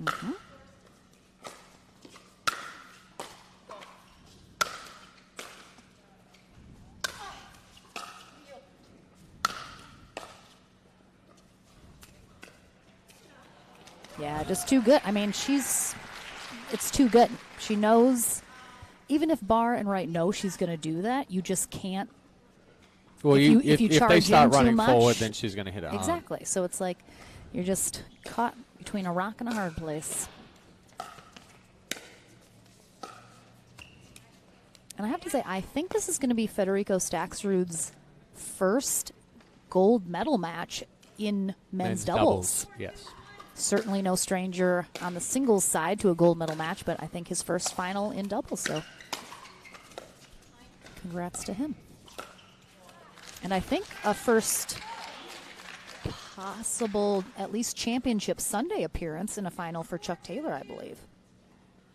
I would say you're right on that one as well. I'll fact check myself in a moment. Oh my gosh, she missed it. Tough. She knew it as soon as she went to hit it as well. Good setup from Johnson.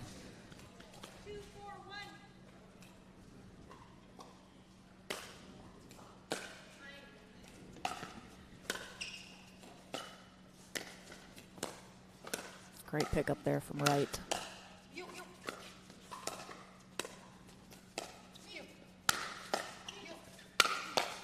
Oh, almost. Good job ducking there from Sheen, letting Georgia Johnson take over those overheads. Oh, okay. Nice step in there from Barr. Big counter attack.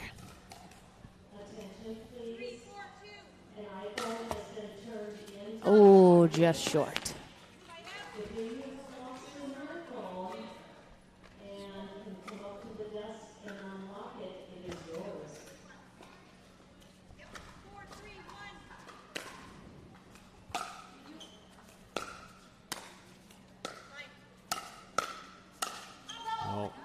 Just deep.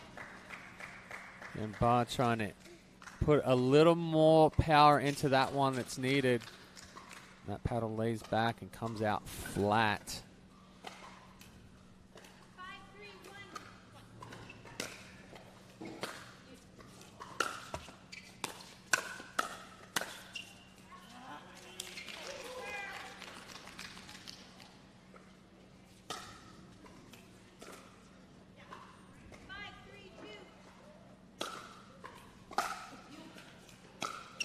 Oh, yeah, just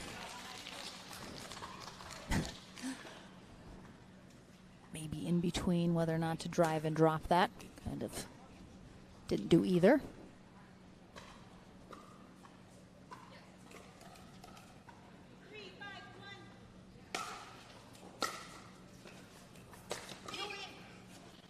Oh, yeah, that was good. Oh, wow.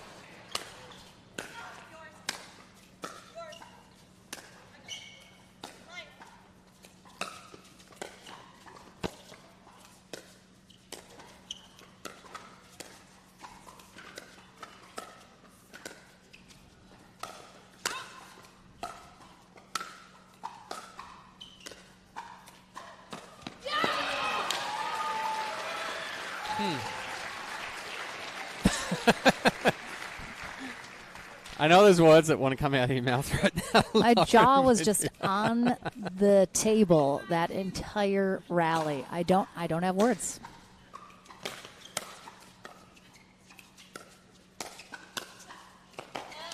Such a great spot from Jardim. She noticed, of course, Barr a little pulled wide right, has to step in to cover the middle, and she puts it back behind her.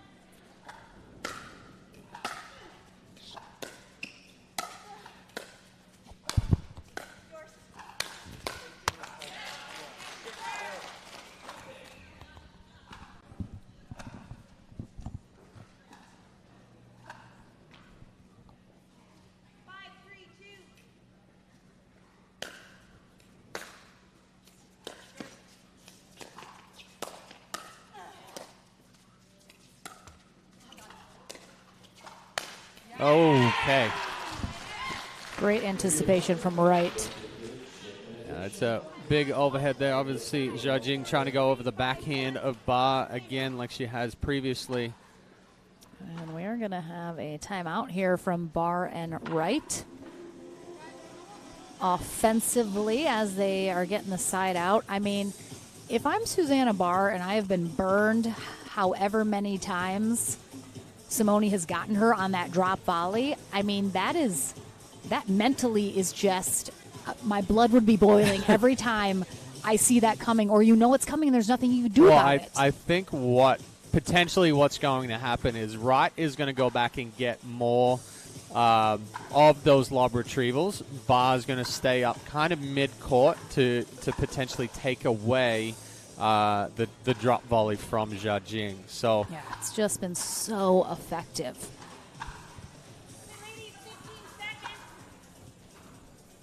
Yeah, we'll see if they are kind of able to counter that. And of course, Jardim's been throwing up a lot of those lobs as well, pushing them off the line. But they will have the serve, only trailing by 2, so certainly still easily in this second game, although the play would make you think that Johnson and Jardim are a little bit more out in front than they are.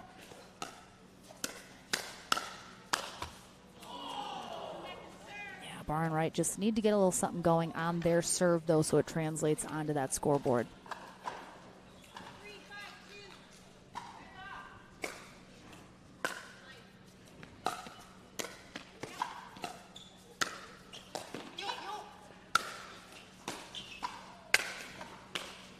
Good.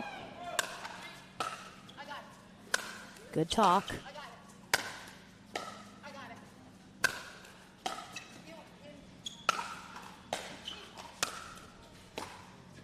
And again, just keeping it in play. Oh, yeah.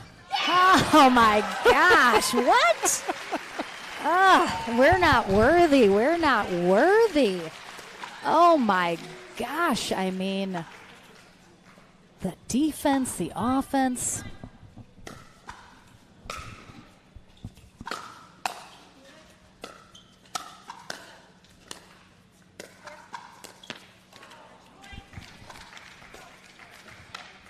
I mean, Wright and Barr aren't playing bad. No. But the misses are just bare misses. They're not big misses. They're just catching the net cord.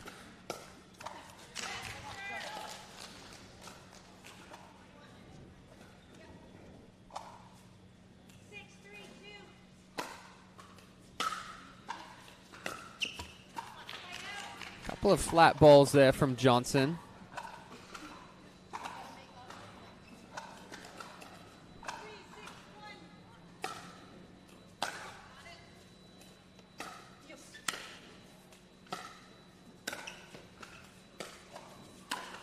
Again, Barr is going to keep trying to come in. But that, again, it just, when you're on defense, it's so hard. And you hope for an error. You hope for the error. That came out left, straight off of the paddle. Ooh. Big serve from Barr.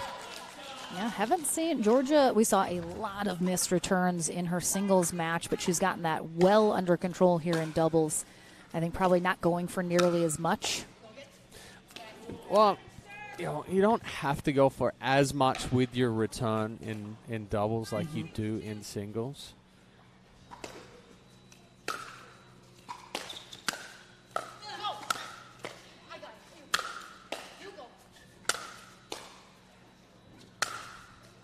Oh, right on the line. Yeah, beautiful spot as Wright was trying to come up just a little bit. Barr staying back.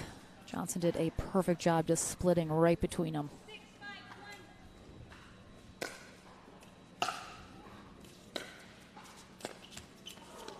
Nice drop there from Zhao Jing, picking out the left foot of Wright.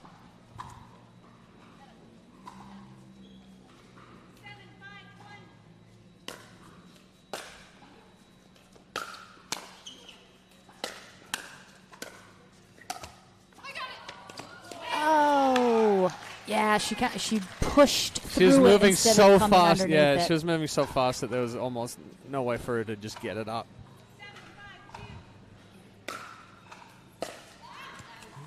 Almost taking out her partner with that return attempt. And again, sometimes when the serve goes right up that middle line, it can throw off your opponent because they're so used to it coming in a particular spot. When you mix that up a little, it can be very effective. Good spot from Wright, catching Johnson still on the move as she was trying to get up to that kitchen line. Hard to pick up that ball right at your toes.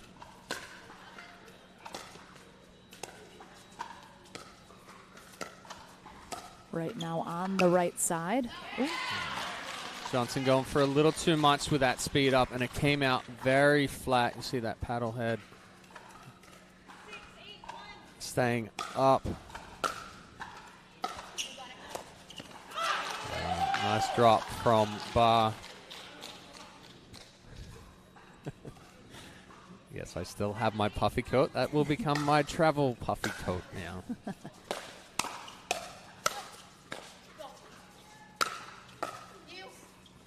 It's in. Ooh, that was going out. It out. was definitely going out. That one's going out. Oh, Etta. No. Again, I mean, Johnson didn't need to do as much as she did with that lob. I mean, it works out. Both Barr and Wright hitting an out ball, excuse me. No question about it.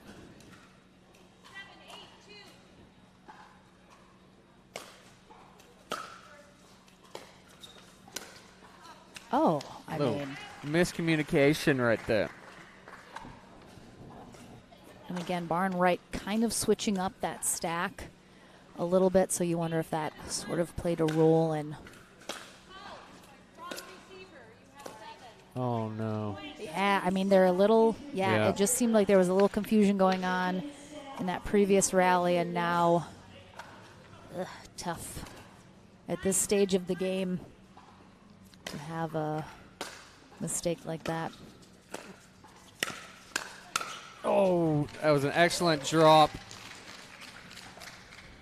And a good fifth, but just too big of a swing to try to end that point.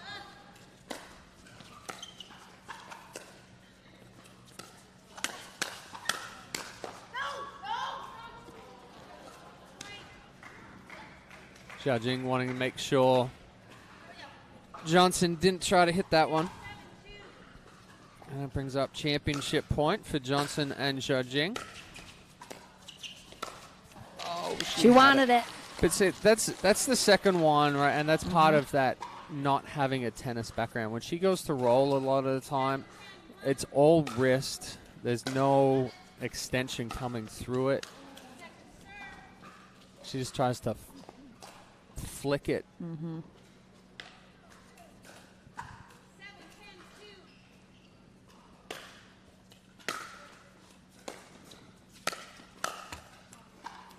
And that's tough. This stage has to be some ground gained, but two more opportunities to close this out, and one blown. All right, a little sloppy long. the last 4 or 5 points. All right, third chance.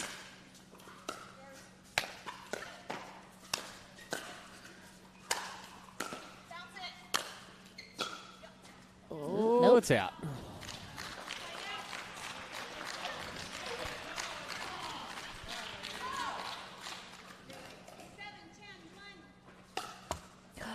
my goodness gracious.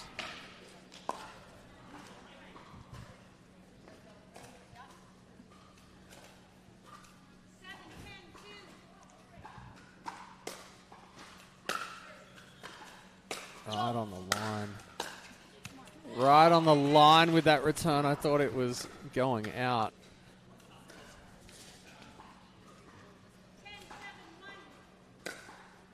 So championship point number 4. Oh, my goodness. Judging Almost coming. knocked her right off her feet. Judging coming forward, anticipating Johnson's drop was going to be a little bit lower. Oh, my, right on that sideline. Oh, the change of pace from Judging. Throwing off bar. A big congrats to Susanna Barnetta Wright, our silver medalist here in Mesa. But Simone Jargin and Georgia Johnson take gold in 2, 11-7, 11-7, getting Georgia Johnson her second gold medal as she is looking for that triple crown. The third one's going to be a little bit tougher, though, as she's coming through the back draw. So we will see how that fares.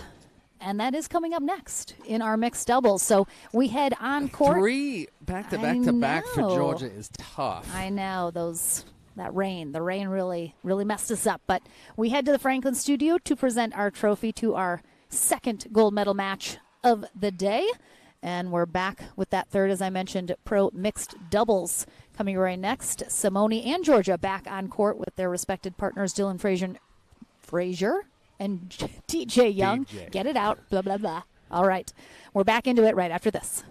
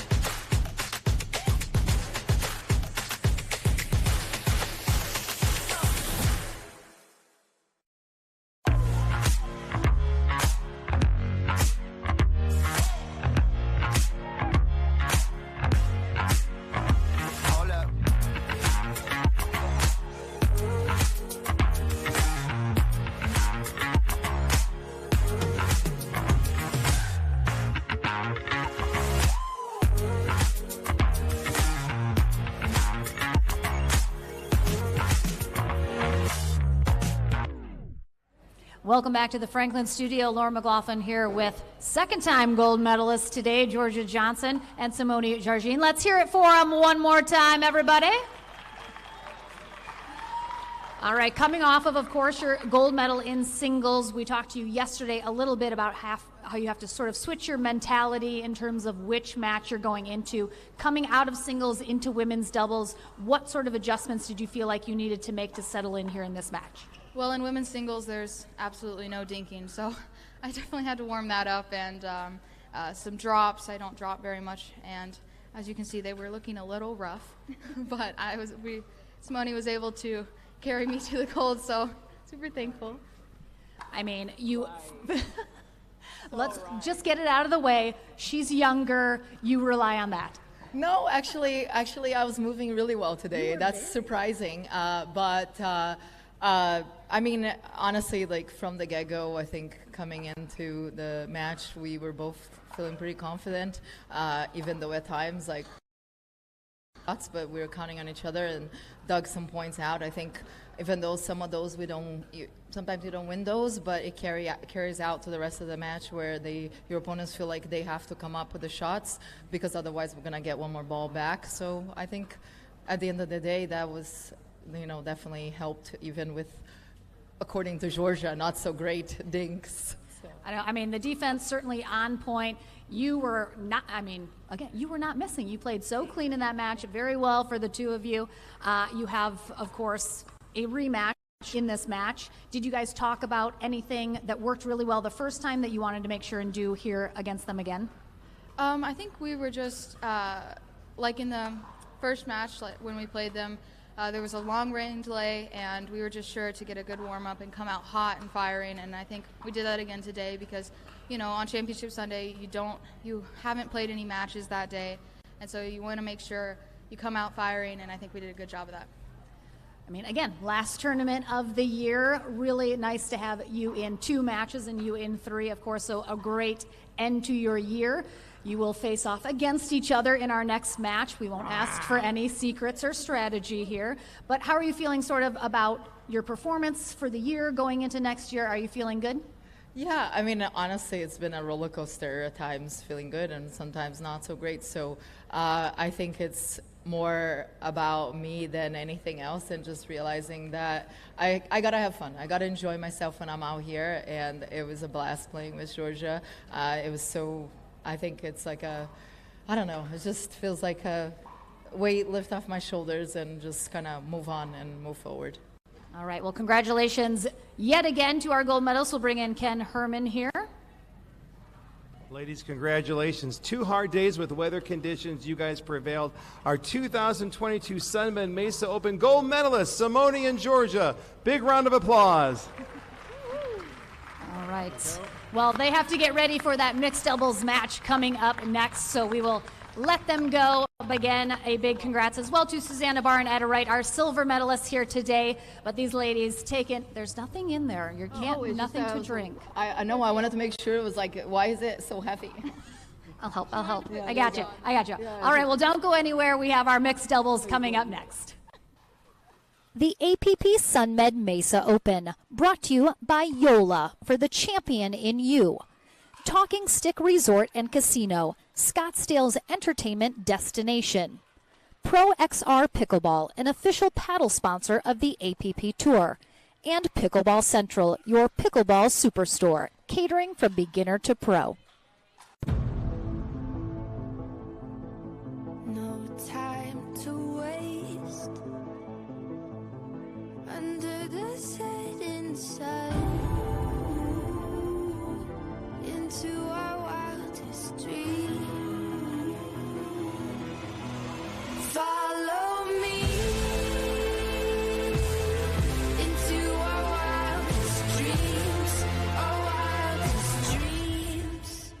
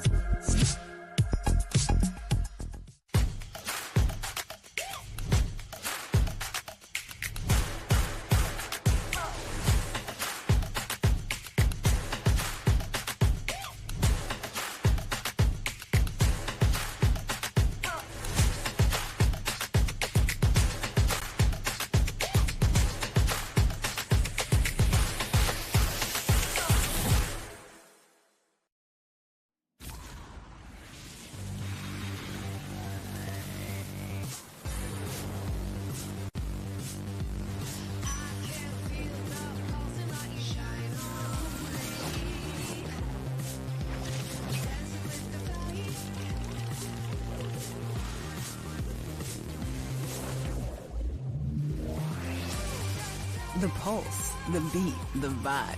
You have a place to turn it on. Talking Stick Resort.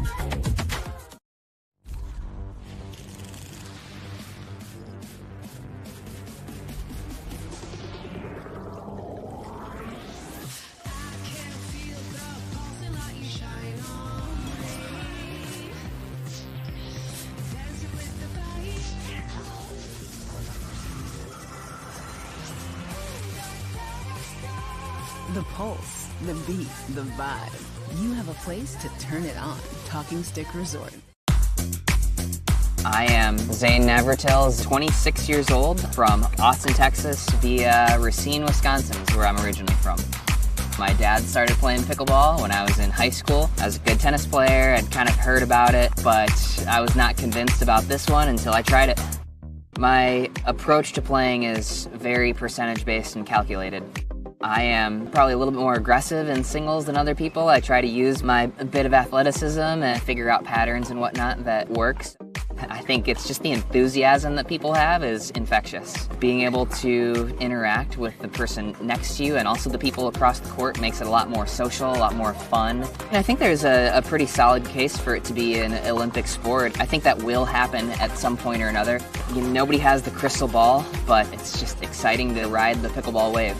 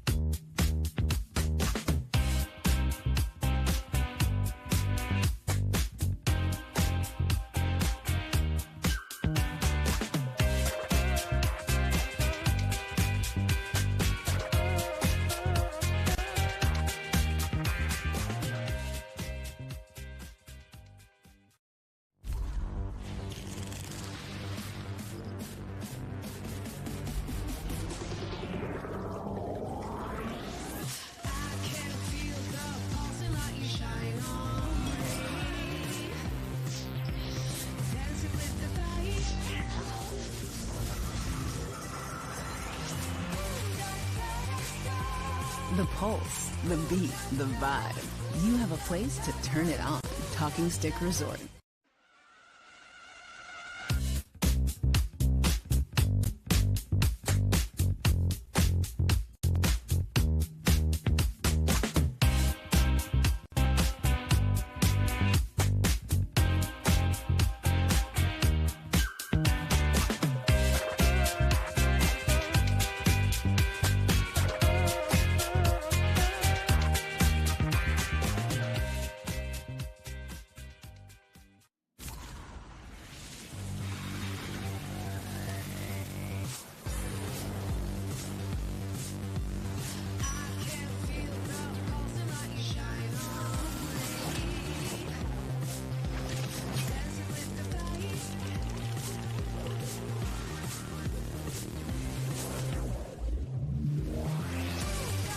The pulse, the beat, the vibe. You have a place to turn it on. Talking Stick Resort.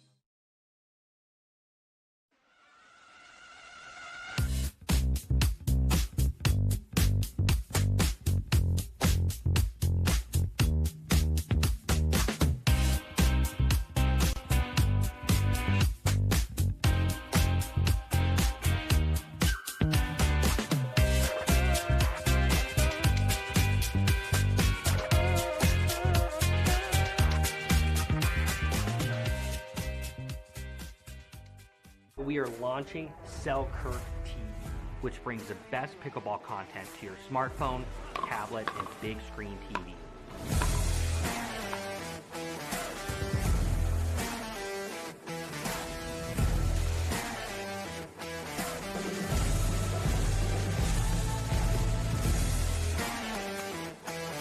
This is 24/7 Pickleball, proudly brought to you by Selkirk.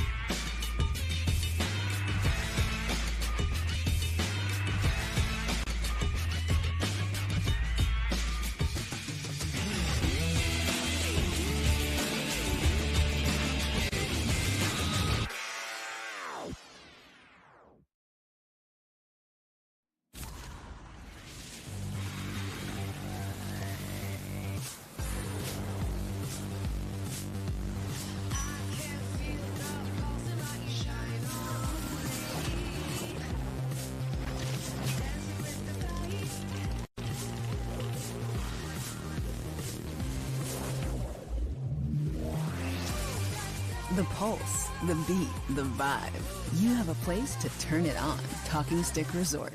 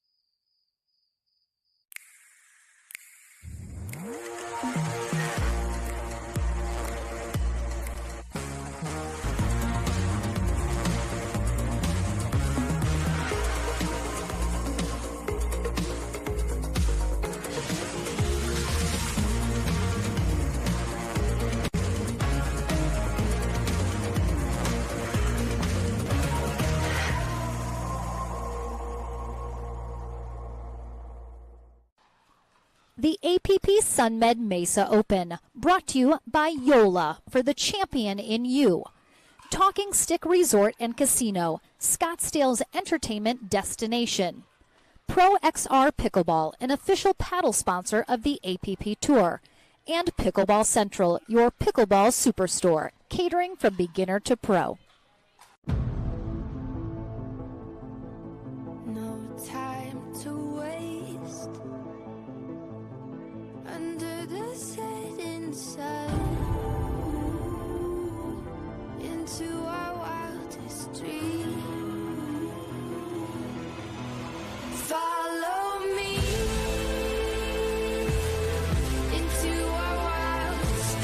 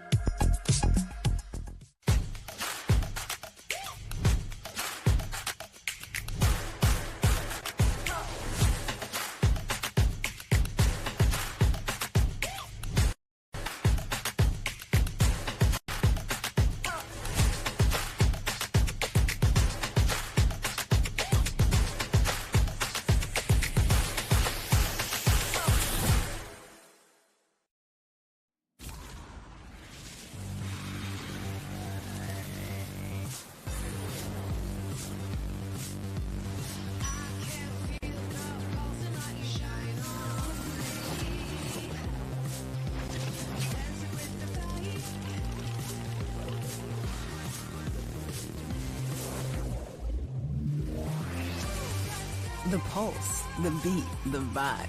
You have a place to turn it on. Talking Stick Resort.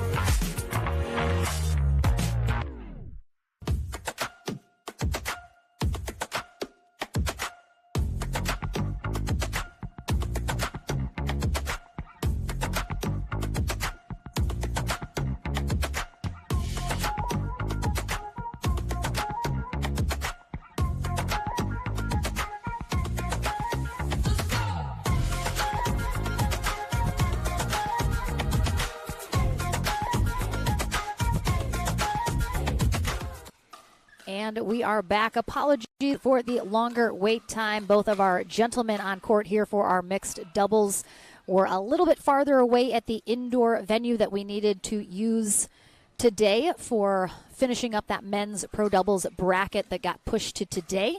But coming up next, our third gold medal match here on Championship Sunday at the APP SUNMED Mesa Open. We have Simone Jarging and Dylan Frazier taking on Georgia Johnson and DJ Young. This is a rematch from the winner bracket final that happened on Friday, where Jarging and Frazier won that in 3, 11-3, 9-11, 11-7. We have already been introduced to Miss Jarging, but her partner Dylan Frazier, 20 years old, playing for Team Selkirk, living in Ashland, Missouri. He is a full-time student, a junior this year at the University of Missouri, where he is studying business. He played football, basketball, baseball, and soccer growing up, but notably absent tennis from that list. He was introduced to pickleball in 2016. He ended up partnering with his mom for his very first pro mixed doubles match in January of 2021. They now have a pickleball court at their home in Missouri, so he is able to train a lot, and he has quickly climbed up the ranks of pickleball, a little bit unorthodox style, because of that lack of tennis background, but it has served him very well. And of course, Georgia Johnson, we have already seen twice today, picking up 2 gold medals along the way. She is looking for her 3rd and a possible first ever Triple Crown. She will have a bit of a tough road ahead of her, though, and partner DJ Young, who is 22 years old. Originally from Spain, but grew up mostly in Oceanside, California at around 14. He is now Dripping Springs, Texas, but he did play very competitive junior tennis in his youth growing up in Spain. Picked up his first racket at age 4 after coming to the U.S. at 14. He was in the top 20 junior players in Southern California, played varsity tennis while in high school, earning multiple MVP awards, and picked up pickleball in June of 2018. Not following the traditional college route, he is now just full-time pickleball pro. And he has been around for a little while on the pro scene. I think starting to get a little bit more consistency in the results that come with it. Here this year specifically had some very good results. So him and Georgia Johnson are going to have to win the 2 out of 3 portion of this match, as well as a tiebreaker to 15 if Georgia Johnson wants to pick up that Triple Crown. But it is Lauren McLaughlin along with Daniel Roditi now here for our next 2 matches. Glad to have you back in the booth. We sent Chad Edwards over to CC2 for a time, so definitely check that out. We do have that second court up and running now if you are interested in checking out any of our, I believe, senior pro singles going on over there right now. But right now it is going to be mixed doubles, so we'll be getting into the action here momentarily, or I'm about to get on the court myself and start playing after how long this break has been.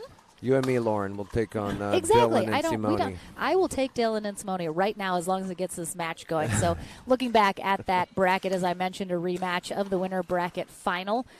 Dropped Johnson and Young into that bronze medal match where they faced Maggie Brasha and Hayden Patriquin, who ultimately were our bronze medalists. So big congrats to them, but that got Johnson and Young back here into Championship Sunday. And, you know, we know all 4 of these players well. We got to see them play on Friday. So what, Daniel, do you think we are going to be looking for here in terms of this matchup and sort of style of play? Yeah, I think, you know, we talk about this every time DJ Young is playing, especially mixed doubles. He's very aggressive, which you tend to see in mixed doubles. Sometimes he could be over-aggressive in coming over to his partner's side and taking maybe some balls that doesn't quite need to, which leaves the court open for his opponents to go behind him. And so we have to keep an eye on that. And he'll tend to do that either when they're down and he feels like they need to kind of get back into the match. He can, you know, get more aggressive and press. Or when they're up ahead, feeling confident, sometimes he can do that. But obviously an amazing player to get them to this point. And as you said, Georgia going for a Triple Crown. That's exciting. It's been great to see her play and have so much success. And then on the other side, I mean, Dylan, incredible player, as you said. He's more unorthodox. As you'll notice for the viewers, his paddle's kind of straight up and down when he dinks, and but can speed up from anywhere and some of the quickest hands in the game. So this should be an exciting game. We have a synchronized hop there from Young and Frazier. Maybe that's what they were working on the way over here, made him late. Choreograph a warm-up routine. Yeah, just a little hop.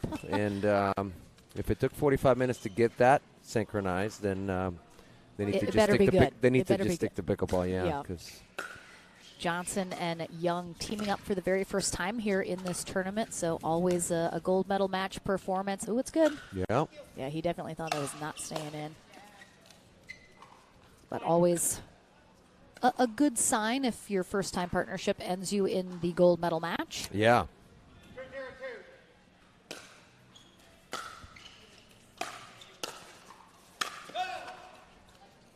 Johnson and Georgine, of course, teamed up in our previous match, taking gold in women's doubles, now across the net from each other. So we saw Georgine lob right there in that, early in this match. So usually when someone does it early, maybe, especially successfully, maybe she's going to be looking to do that more and more. Risky, of course, to do it over Young, him being the tallest person on the court, but a good lob is a good lob.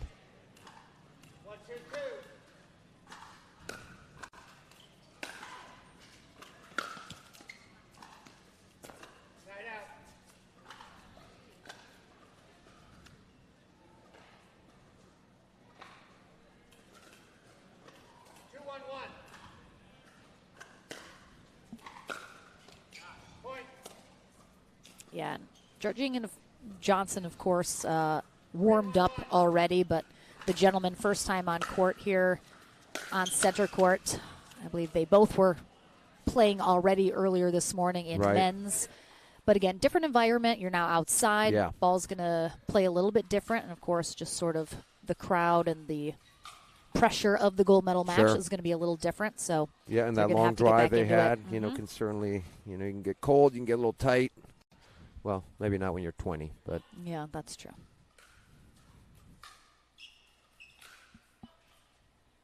Inside out forehand, missing wide. Trying to catch Frazier as he's trying to switch sides with Georgine, but just couldn't keep it low enough.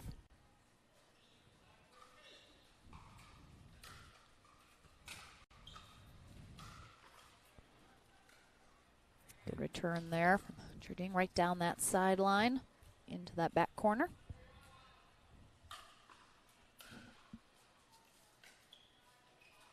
It's a good deep return. Pushing Georgine back.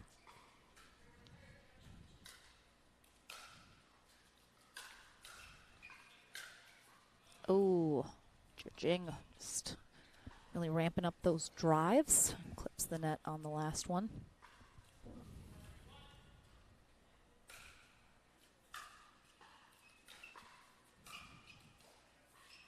Could hear the miss hit off that blue Franklin paddle. 1-3-2.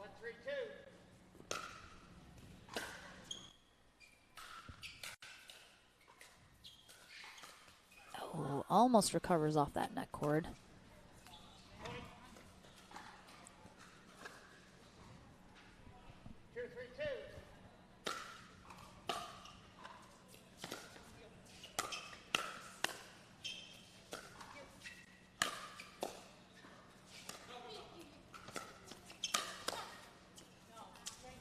Yeah, good job from Johnson to get to that drop shot, but just leaves the dink a little high, allowing Frazier to attack once more. I've seen a couple missed returns here from Johnson and Young. 4-2-1.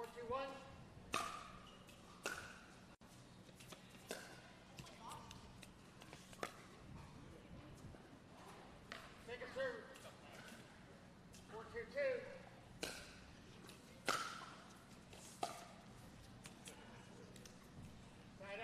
Some unusual errors that we don't typically see from these four players, but like you said, there's been a long wait, it's cold. Yeah, this entire weekend has been sort of a higher amount of errors than we're used to seeing from players.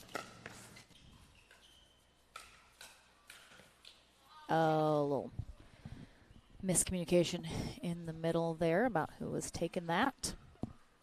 Yeah, and the court just opened up a little bit because Georgine moved back a couple steps to defend, and it just opened up the middle a little bit. Oh, Georgia Johnson. Right back at you, Dylan. Great counter from Johnson. Oh, we lost it. Did we? Yeah, DJ's not going to get that bet. Oh, does DJ think he can reach it? Oh, we got it. All right, didn't sneak too far into those bleachers.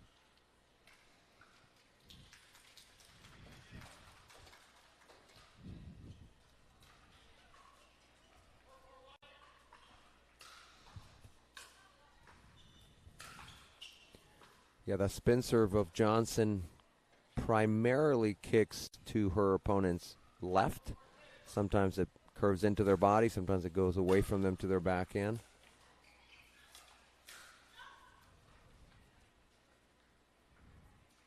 Again, haven't quite gotten into a more extended rally yet in this first game here. It's been pretty fast-paced. Again, some errors I mean, just another one, yeah. plaguing everyone, really. All four have had some.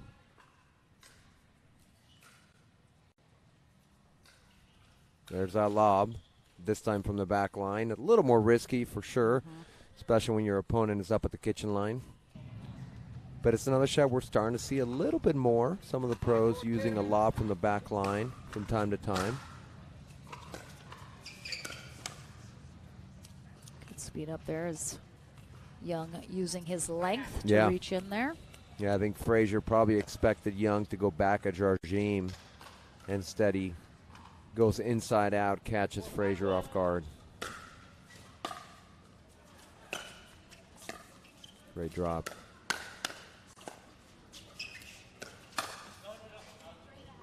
Yeah, good call there from Young, calling Johnson off of that ball. Little miss hit from Frazier, sails long. We did see Johnson and Jardim in their women's doubles just played super cleanly. Johnson especially just was on fire, and now, of course, both of them plagued by errors a little bit, but it is switching from, gender doubles to mixed doubles. Right. It's a different game plan. It's a different strategy. And there has to be that adjustment made in terms of what's going on. So we're certainly seeing both of them not play as cleanly as we saw in women's.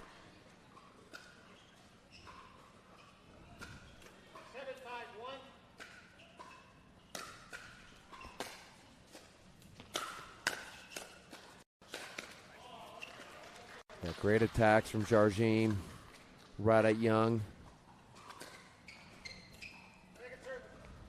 Is Johnson and Young up here, though, ever so slightly. It's tough because Johnson was doing such a great job being very offensive, going for those poaches in women's doubles. I'd almost like to see her do it a little here in mixed. I thought she had a chance there for a poach. But again, in mixed, the ladies can sort of really default to letting some shots go to the men. Yeah.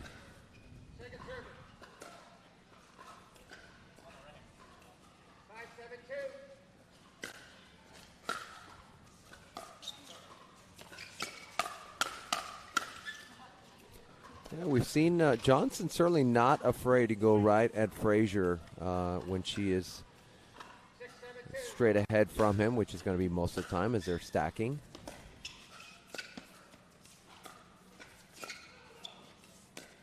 There's another lob. Third one we've seen from Jardim.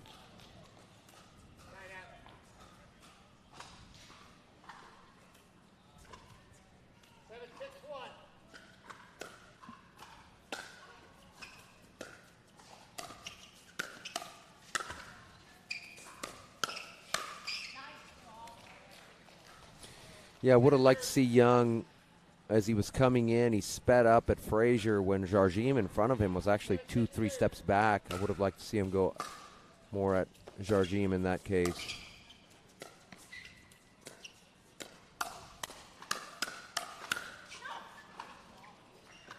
Narrowly missing Frazier there as that ball gets sped up. Oh, just long just on that long. serve.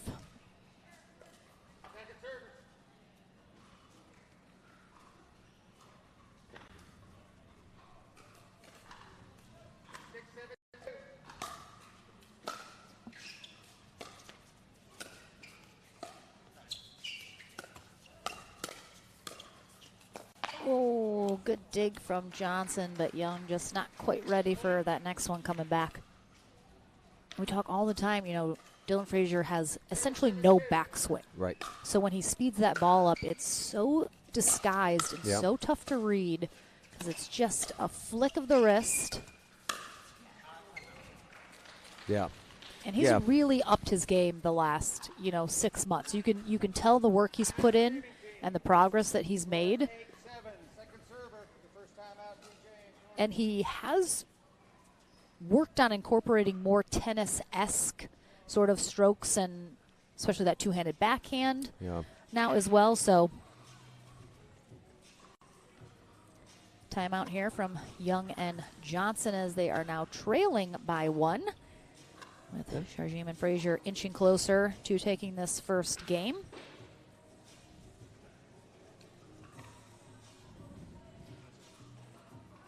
Definitely seeing some good communication there from Young and Johnson.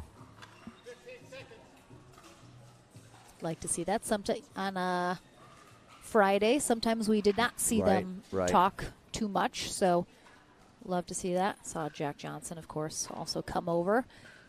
The brief word of encouragement. Yeah.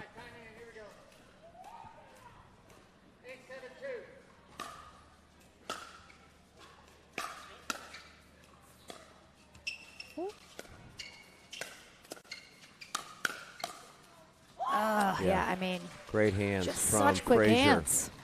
Yeah, we see here he's got the first one. Good job from Young to get that ball back at a kind of an awkward spot, but Frazier quick enough, squatting down, and then being able to put that ball away. Oh, yeah. Yeah, Frazier got exactly what he wanted off of that really, really good, really tough third shot drop from Jardim. Just couldn't put it away.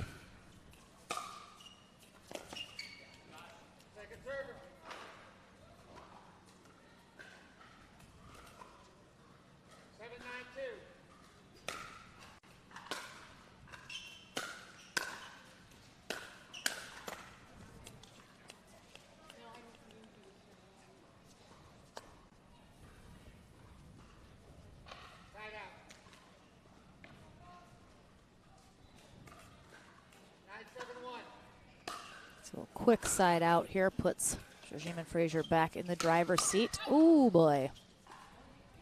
2 points away from taking this first game.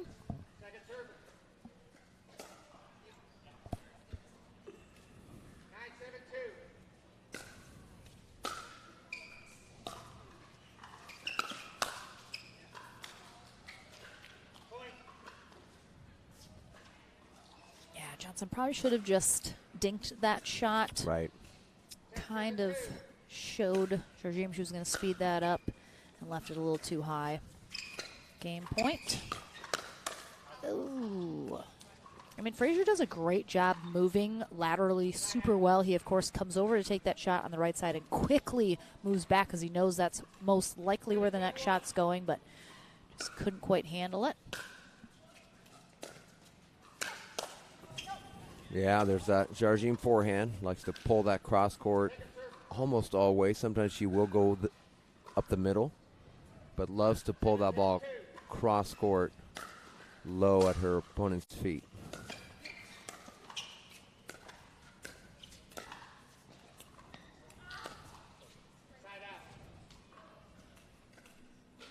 All right, 2 more opportunities to take this first game.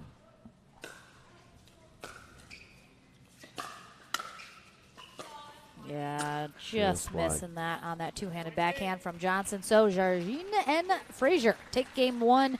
They only need 1 more to take the gold medals, so we'll see if Johnson and Young have the adjustments they need in the second game to push them to 3 in our 3rd gold medal match of Championship Sunday. Back into it right after this.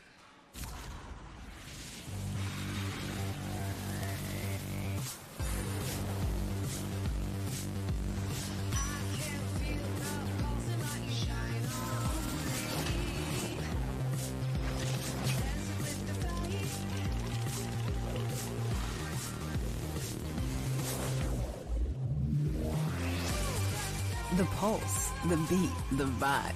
You have a place to turn it on. Talking Stick Resort.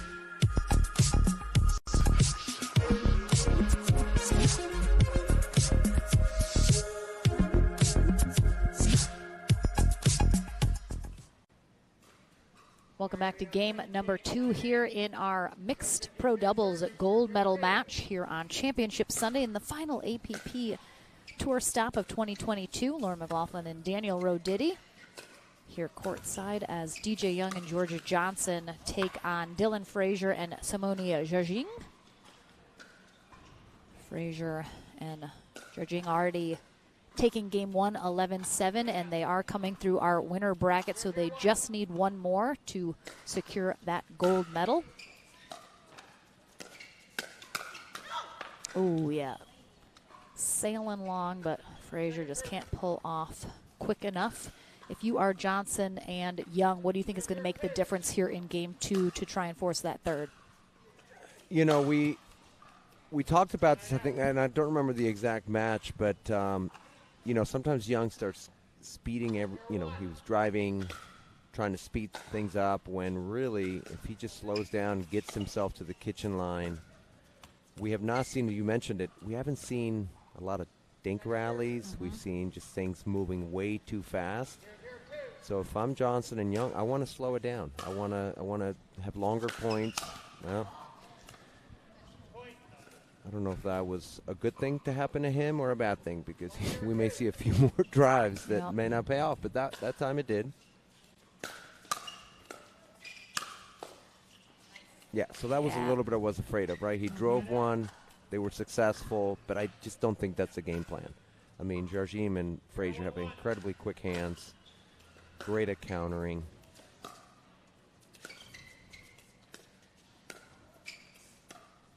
That's more what I want to see.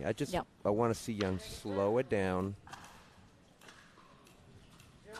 Try to make these points a little longer. Oh, I think he missed it. Yeah, I mean, I saw it out. Yep, confirmed by referee in the second position. They saw it out.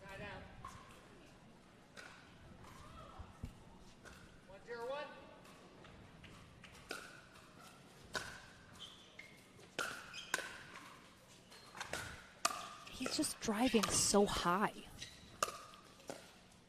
Yeah, and on that ball that popped up, I would have liked to see either Johnson come over or Young just move in. I mean, it was a little far from Johnson on the back-end side, but I would have liked to see Young move into that drive. Yeah, that was better. That drive was much lower. And he followed it. It didn't keep him back.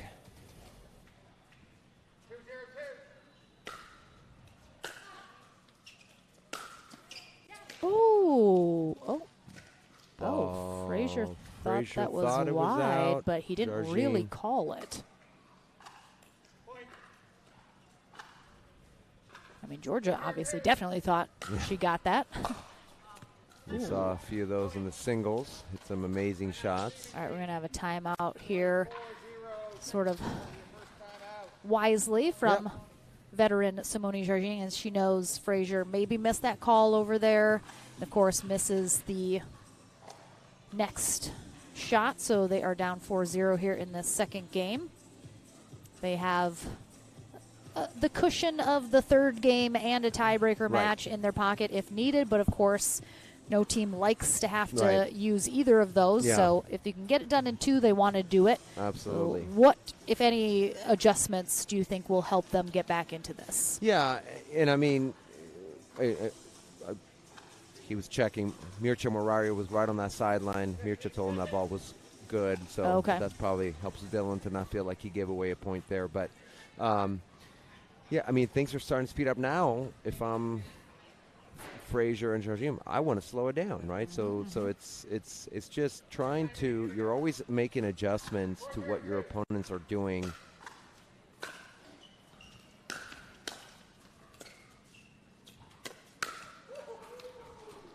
Yeah, and that's smart, because I have to imagine Young and Johnson knew she was going to speed that up, but they didn't know where. Right. She disguised where really well. Yep.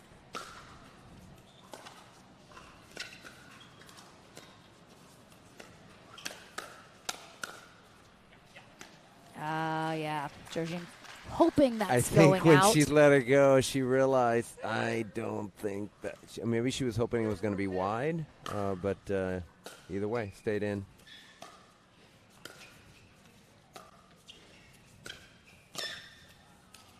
Yeah, you saw how far back Georgine moved there to allow Frazier to move in. 4-0-1.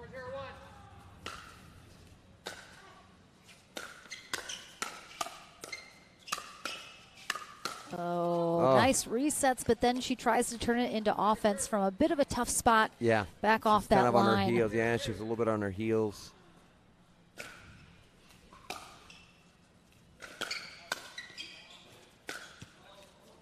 Yeah, Georgine hesitant to let that other ball go, that ball go out because she just let one go and stayed in, so it kind of makes you second guess yourself.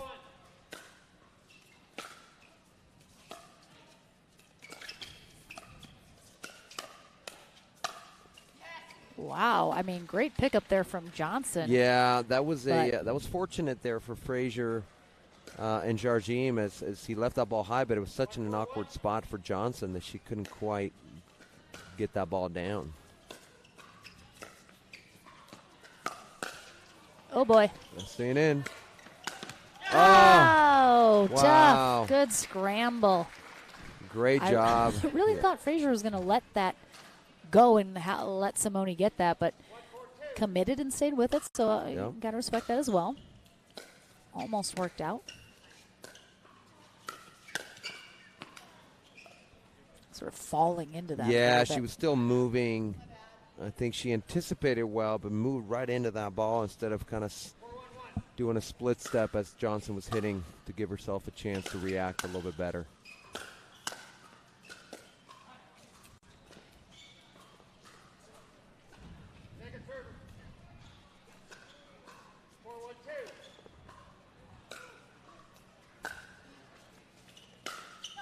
Ball's out.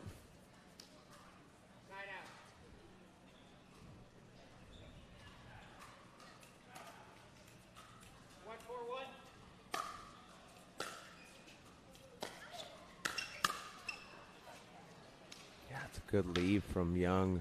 The ball missed by, I don't know, not even a foot. Those are hard coming off of firefights or a quick exchange.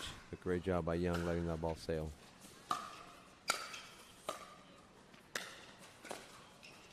Yes.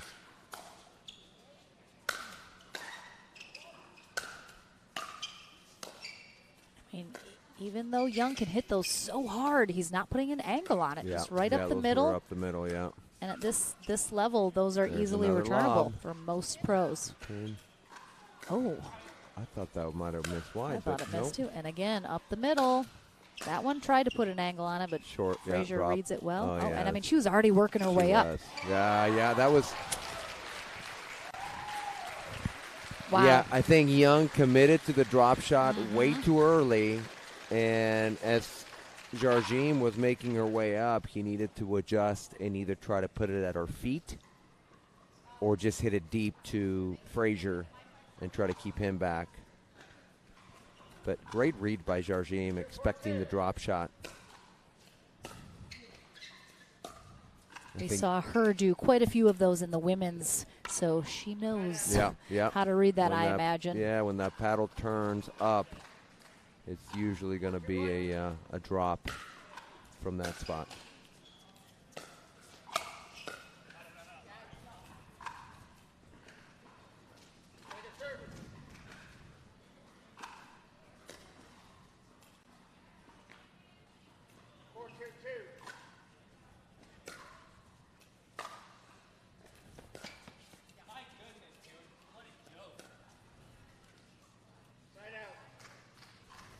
Yeah, Young starting to get really frustrated, understandably so. He is not getting a lot of those drops to go in.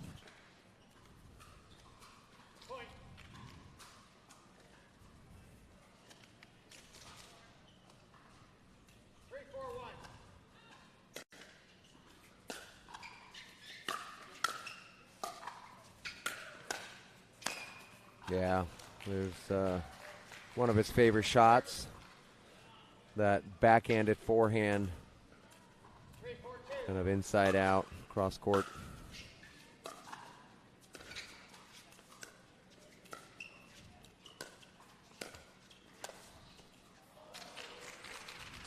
Yeah, good job from Jardim staying with that ball after it clips the net.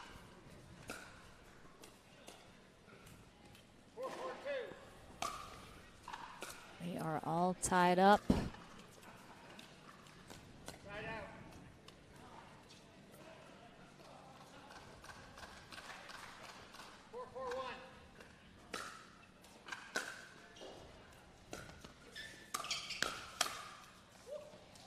Yeah, Frazier just some of the fastest So hands quick. because when you don't have a backswing, Yep. you can be that much quicker Right. because you don't have to waste the time Yep. in the backswing.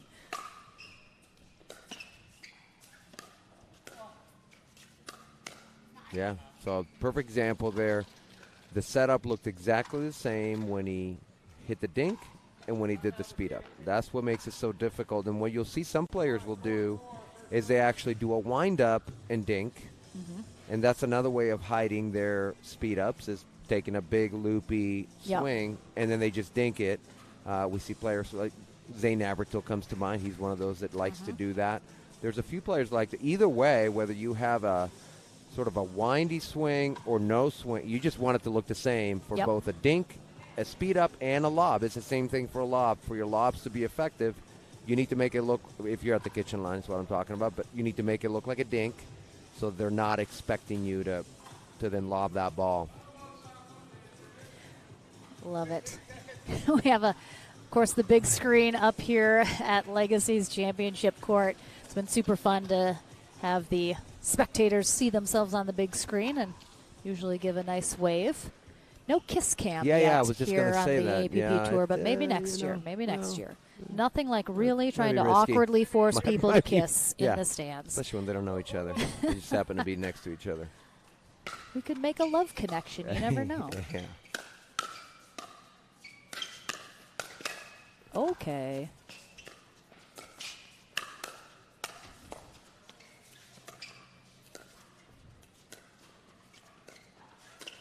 There's that lob again. Oh. Yeah, it's so tough. Georgia thought DJ was going to run that down, and then he called her to get that. But, I mean, Dylan Frazier playing singles most of that rally.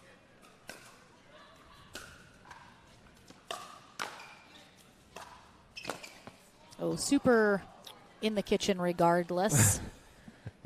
You watch that inside foot. That Yeah, back yeah, heel, the heel, easily yeah. on that kitchen line, but misses that shot.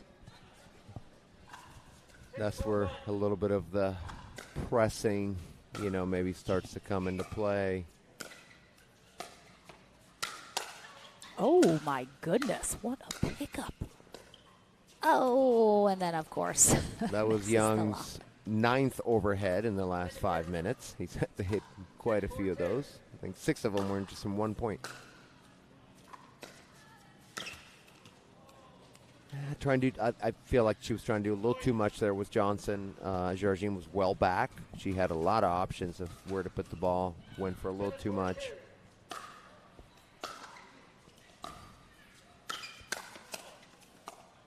Ugh, good get there from Young. Very awkward spot. Yeah, and there's for sure an element, you mentioned obviously Jardim Frazier coming from the winner side. Getting that first game is so crucial.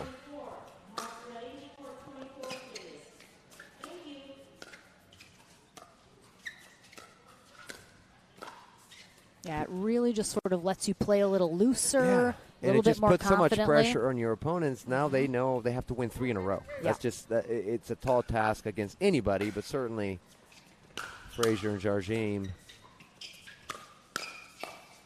Oh. DJ almost sat down on the court in anticipation of that. Miss hit. Oh my gosh. Yeah. What? Just great hands. I mean, Jardim is the one who kept them in Right. that. That was Yep. That overhead from Young was a miss hit, but it was still a tough ball to return.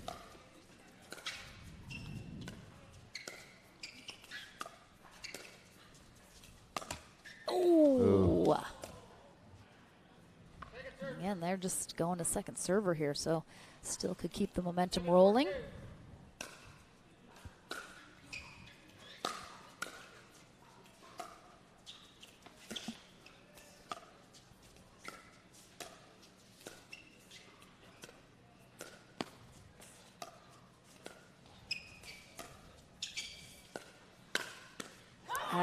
Yeah, he just kind of floated that left ATP. it a little high. Obviously, she knew that's what he was going for. He just left it way too high. I mean, that was up by Jarjim's knees. Typically, obviously, you want to keep that ball as low as possible. And I'd like to maybe see a timeout from Young and Johnson, especially if they get one more. Oh, yeah, she was in the kitchen, too. And after that kind of error, there they go for the timeout.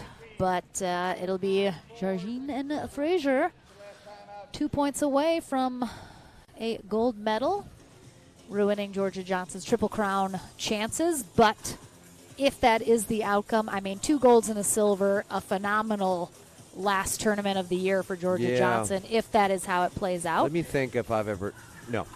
If you've ever Triple Crowned? No. Even the 2 golds and a silver or any 3. 3 medals in a day? Yeah. I didn't have to think. Very much. Easy math, 0. Yeah. All right. I mean, again, I think it's exactly what you said. It's the looseness that Frazier and Jarjin are able to play with here in the second game after taking the first, clearly sort of paying off, even though Johnson and Young had a 4-point lead to start this. Yeah. Clearly they're tightening up a little. They're pressing a little. They just need to... It's got, again, nothing to lose at this point. They need to start to hit the shots that they know they can play well and not try to overdo it.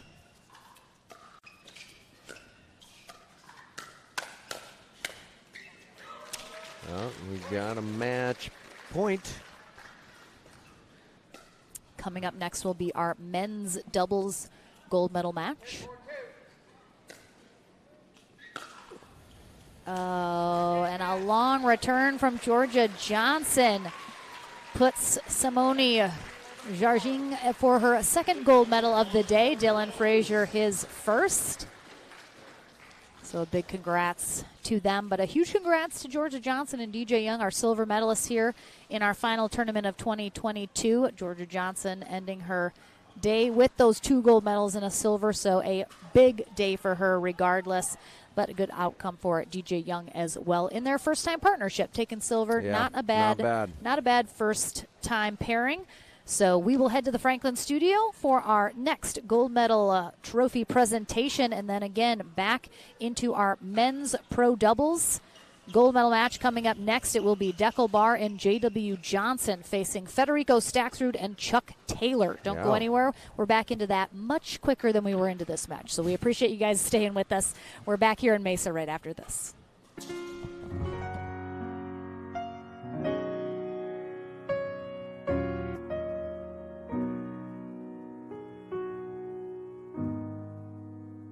There was a time when I was young, my brothers were young, and we actually lived in just a small motel room for about 9 months, my brothers, my dad, and I. And it really taught us that you don't need a lot to be happy in life.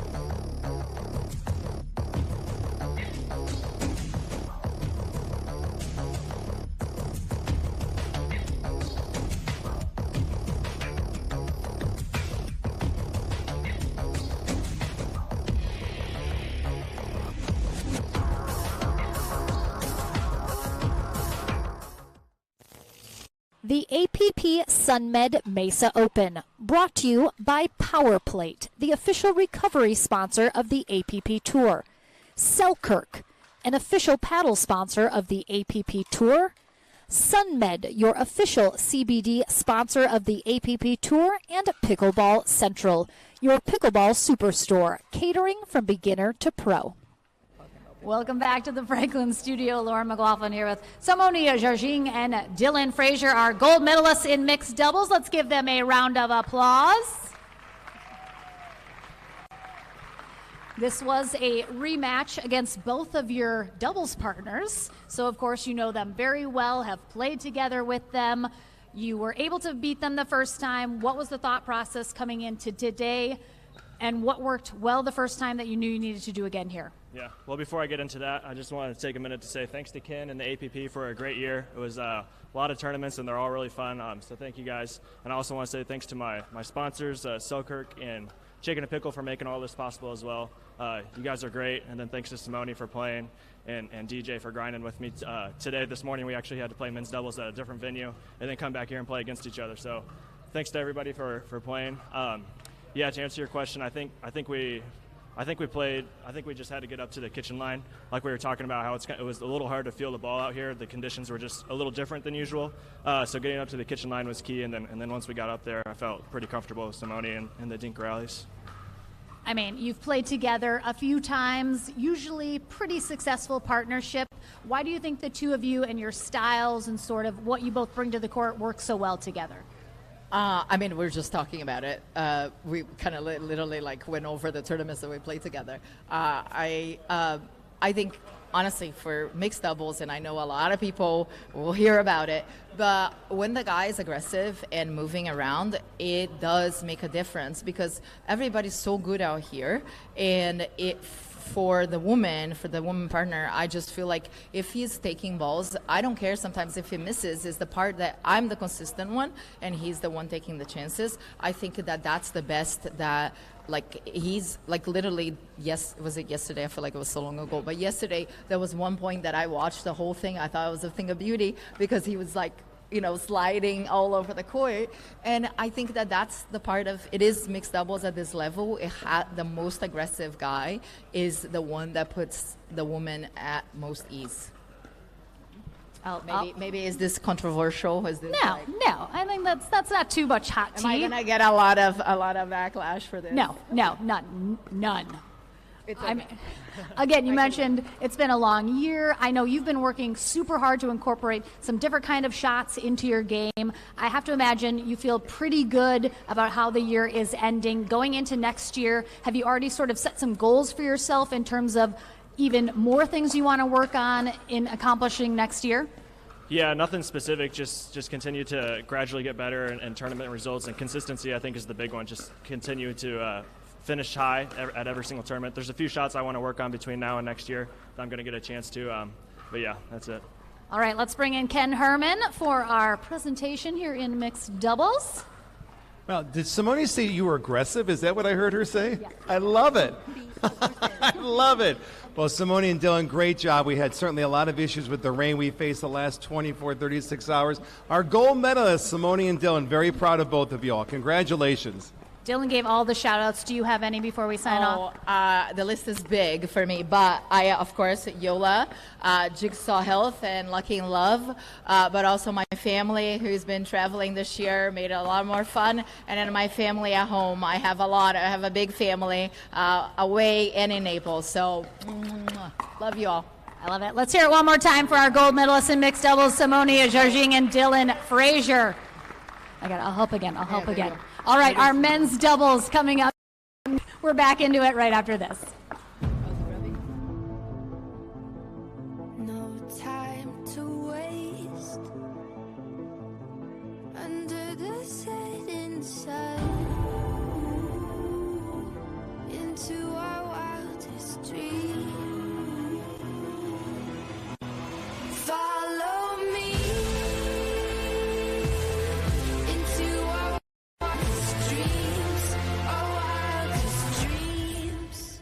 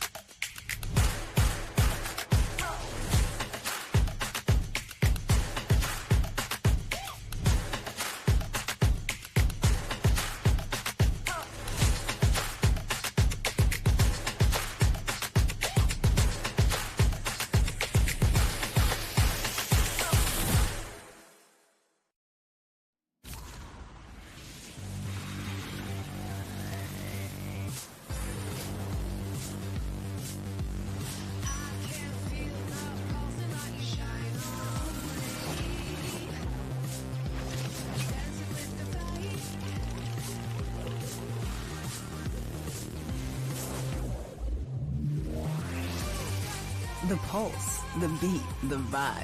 You have a place to turn it on. Talking Stick Resort.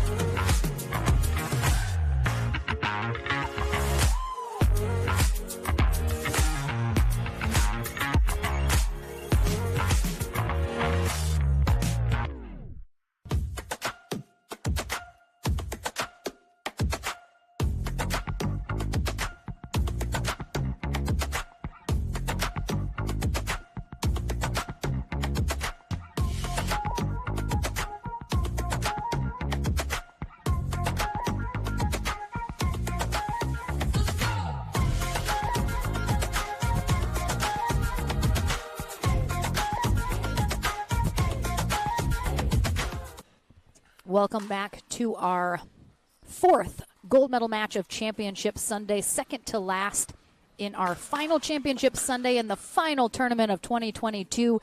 We have J.W. Johnson and Deckel Barr coming through the winner bracket, and they will face Federico Staxrud and Chuck Taylor. While both Taylor and Staxrud have been in a final before, this is their first ever Championship Sunday appearance in a gold medal match, so a big congrats to them working their way through that back draw.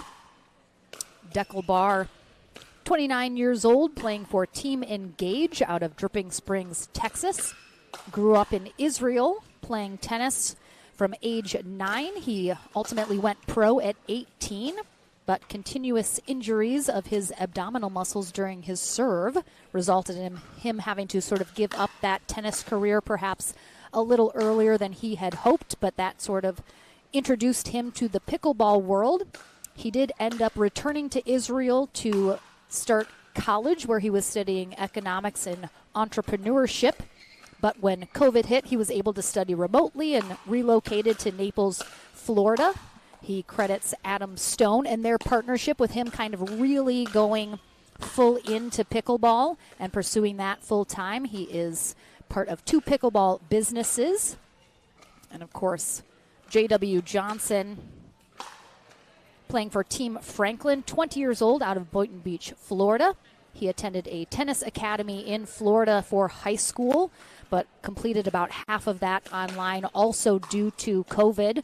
And that really is where he kind of experienced pickleball for the first time and really got into that, ultimately deciding he was going to go pro full-time in pickleball and sort of forego the traditional college path or returning to tennis at all. And I think we've talked to him a couple times, and he's pretty happy with that decision. It's obviously paying off very well for him here, but on the other side of the net is going to be Chuck Taylor, 39, out of Lehigh, Utah, playing for Team Yola. Born in Seoul, Korea, he did grow up in Washington near Bainbridge Island, which was the birthplace of pickleball. Played tennis in high school, not in college though, and played a lot of basketball. And it's his sporting background. He attended BYU University and started his career as an actuary shortly after graduating, which he hopes to only continue for a short time longer before able to go full-time into professional pickleball. He has 4 children at home. Was originally introduced to pickleball in high school PE class, which is where I also played it for the very first time ever. A lot of people, I think, did play pickleball in high school. They just didn't know that's what it was. Right. So a little interesting there, which is funny. Plastic paddles and or wooden paddles. Yeah, or wooden paddles, This kind of this weird game that sort of looked like tennis but wasn't. And rounding out our foursome here on court, Federico Staxrud, also playing for Team Yola, 26 years old, originally from Buenos Aires, Argentina. Now resides in the Naples, Florida area. Played college tennis at Tennessee Wesleyan for 2 years and then finished up his college career at New Orleans University, which is a D1 school. He was named an NAIA All-American in his 2017-18 season. Was in the top 10 in Argentina's under-18 rankings, reaching as high as 7th in his junior career. Was then an assistant tennis coach at Hanover College and worked at a software company while teaching tennis and attending full-time for his master's, which he got in information systems. He, of course, now is into pickleball full-time, as many of the pros are, able to sort of dedicate now as a little bit more money coming into the game, a little bit more opportunity, dedicating really, I mean, players are realizing they have to. There isn't the ability to move up into the higher ranks of pickleball when you do have something like a full-time job. I mean, there are pros that are doing that now, but few and far between. So definitely more rare these days. Yes, Lauren McLaughlin and Daniel Roditi here courtside for this matchup. As I mentioned, Deckelbar and J.W. Johnson coming through the winner bracket. So they are just going to have to win the 2 out of 3 portion before taking that gold medal, while Chuck Taylor and Federico Staxrud will have to win the 2 out of 3 and a tiebreaker match to 15. So a tough road ahead of them against the number 1 seeded team. But certainly possible. Yeah. Anything's possible in pickleball. Yeah. But Johnson and Barr on the far end for game 1. Staxrud and Taylor on the near end. And we're going to see Staxrud going facing JW in the next match in the singles. Right? Is that correct? Yes. Singles final, Absolutely. Our final match of Championship Sunday coming up next, where Staxrud and Johnson will indeed face off.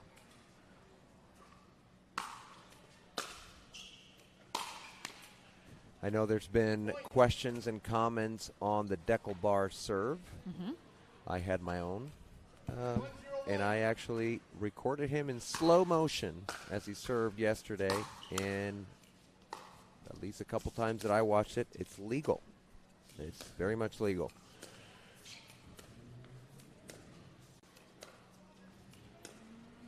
Definitely pushing the envelope. He does. Oh, yeah. It's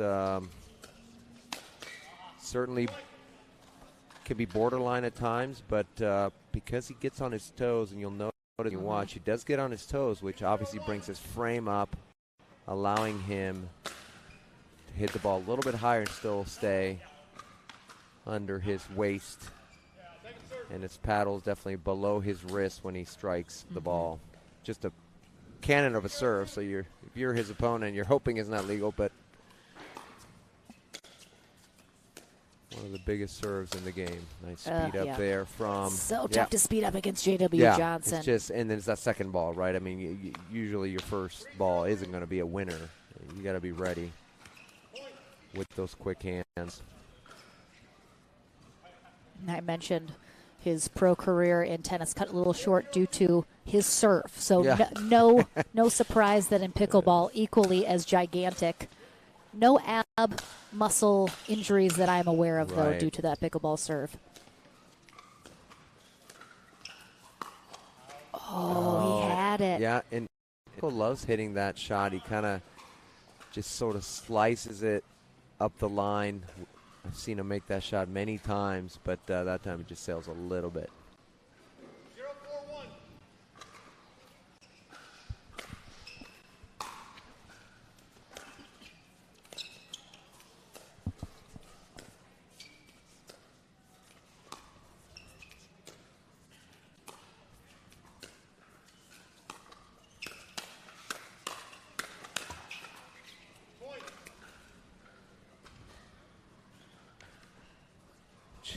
Just frustrated with himself, not putting that ball away. Yeah, I mean, no one gets more frustrated at themselves than I think J.W. Johnson. Is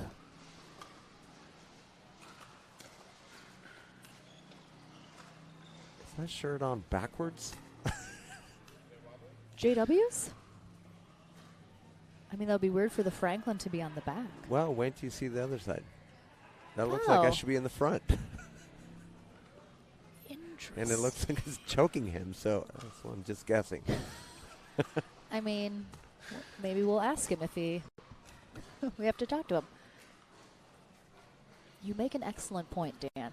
You know, you have to find things that he does wrong because there aren't many, but maybe putting on a T-shirt is one of them. Oh, yeah, easy wrap.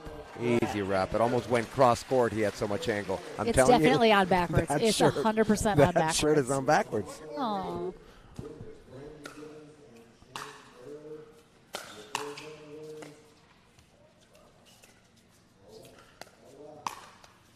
Yeah, just leaves it way too high. Of course, that's the risk, thinking straight ahead on the highest part of the net. You have to give it enough air, and sometimes it just hangs.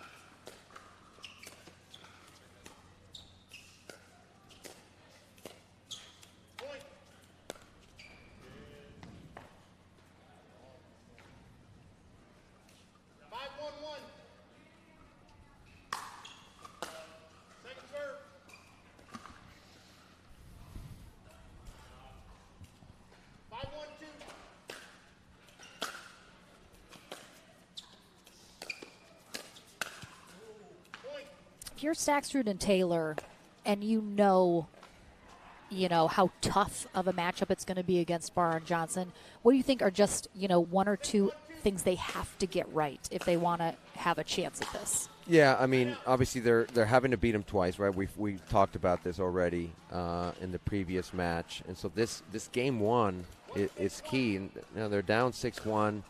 I'll wait until after this point. I think you have to be willing to take some chances, right? I mean, you have to, and it may end up, biting you in the end, but you have to do that with these kinds of players.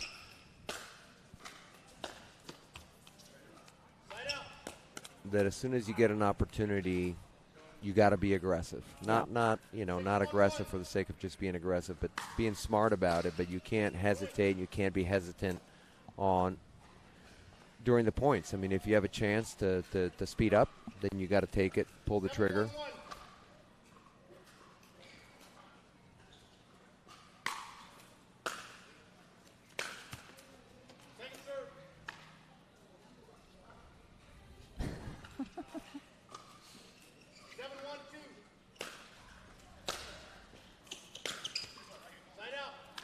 And the other part, this is certainly a great result, and I'm not handing the match to Johnson and Barr already by any means. But you mentioned this is only the second final in men's doubles for Staxrud, first championship Sunday. There's an element of just getting here is such a huge accomplishment that you hope there's not a just sort of happy to be here kind of feel.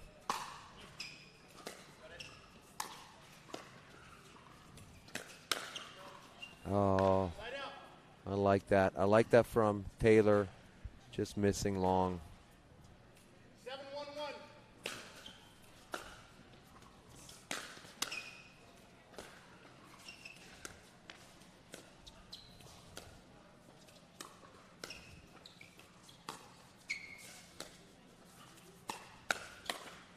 And I think you definitely have to, Barr is, up to this point, has been primarily a left side player. Yes, almost exclusively. With Stone, he always plays the left side, right? I mean, and so obviously now with JW, he's choosing to play the right side. I think that's a right call. But I think you have to go after Barr because he's just not used to playing on that side as much. Hard to do, though, when he's crushing those serves and you can't even get into the point. Yeah, Taylor struggled the last couple times.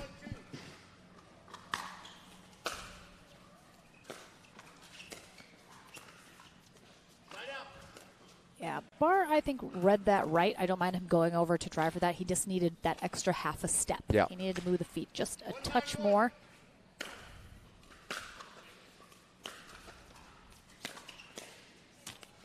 Yeah, Johnson catching. Staxford trying to hurry up to the kitchen line. Wasn't quite set.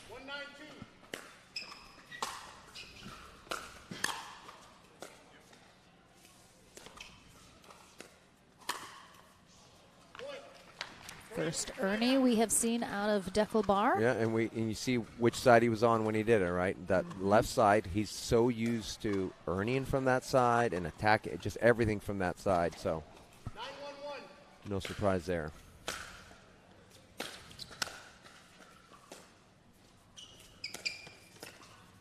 That's a good ball from Taylor.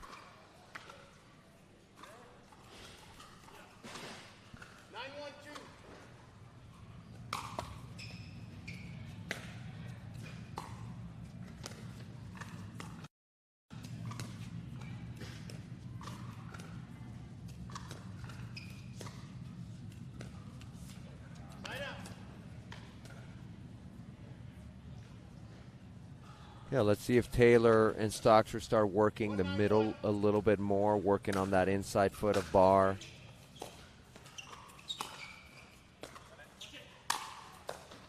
Oh, nice pickup from Staxrud. Almost. Yeah, Taylor in a bit of a tough spot there. Yeah. Would have liked to see him maybe back up a little those bit. Yeah, 2 I feet. agree. That's exactly right.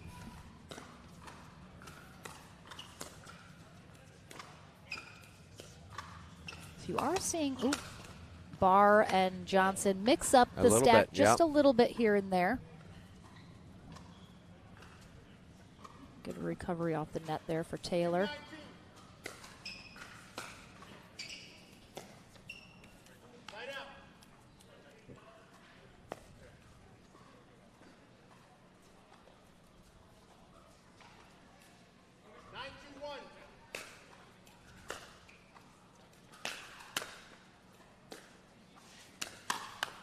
Oh, just, again, he has that paddle down by his waist already.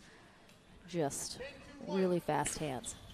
Sometimes you wouldn't think someone as big as Deckelbar is could move as quickly as he does, but guessing right there, but didn't quite get enough on it. All right, they'll have another chance to close out this first game, though. Drive. Yeah, I mean, it's going to be all drives, I think, all day for Deckelbar here in this gold medal match. But Johnson and Barr close out game one. The important step here, they're going to be very confident and loose going into the second game. We're back into it right after this.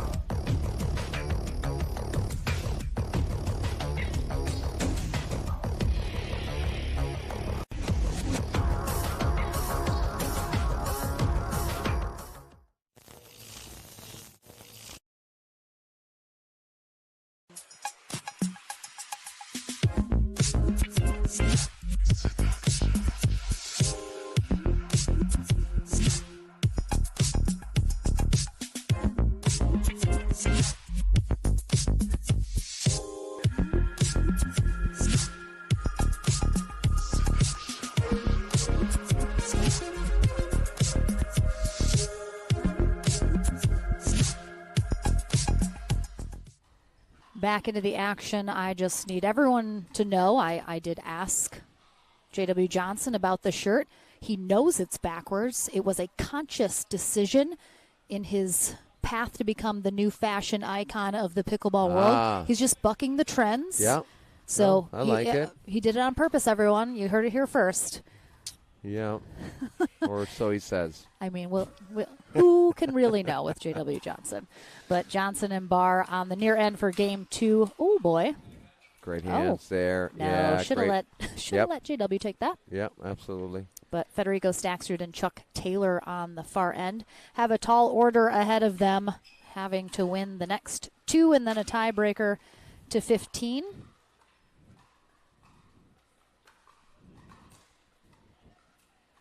No touch. Yeah, we're starting to see it right away. I expect Staksrud and Taylor to start driving some thirds now. You know, they're both great singles players. They both have great drives, and you have to just try to get something going, try to slow these guys down.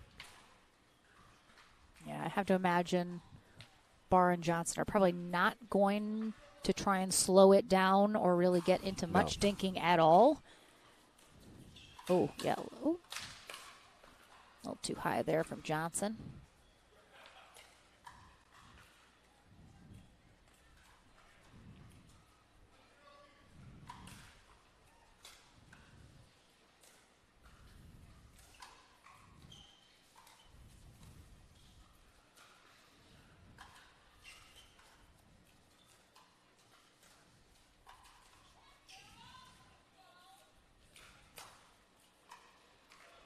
Yeah, it's almost like Staksrud didn't expect JW to wrap that. I'm a little surprised. I would have liked to see him move back a little bit to try to defend that ATP. Just back on that return.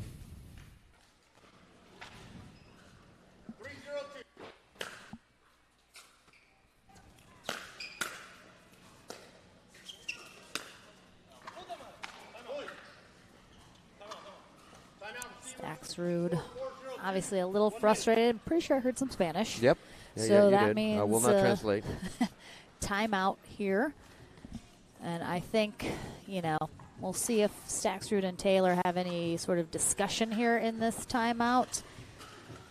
Or if it's simply more a cool off, calm down, try and settle in just a little bit here. I mean, like you said, they really have to focus on what they need to do. Right now, I have to imagine they're playing a little defensively because they know how good Deckel Barr and J.W. Johnson are. You have to keep your dinks extremely low, your drives extremely low, can't give them anything to work with, and that can really kind of weigh on you when you're trying to play so perfectly. Yeah. You're playing not to lose, as they say, versus playing to win. So this stage, nothing to lose. Right. You got to take some chances. You got to speed up some balls that maybe you wouldn't otherwise. Oh, see that? That's just a perfect little flick from Barr there from such a low spot. Taylor expecting that ball to maybe sail, catches him off guard, lands well inside the line.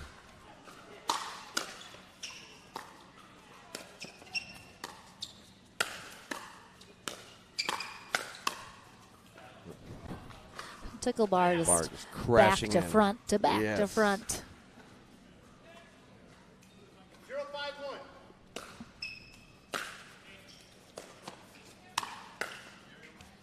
Second serve. Yeah, just want to see him drive it and let Taylor crash in. They both have, of course, great drives. And at this point, you just have to try anything. Be overly aggressive in a sense. Hoping for a little bit of luck, too. Yes, I feel like that might have been an attackable ball for Staksrud, the previous one. They come out on top of that rally, but again, yeah, you're not going to win too many dink rallies with JW. Yeah, if you have any opportunity to reach in and take one of those dinks out of the air. Yeah, just missed. I like the idea. I would like to see him go cross court instead of for the clean winner there up the line, but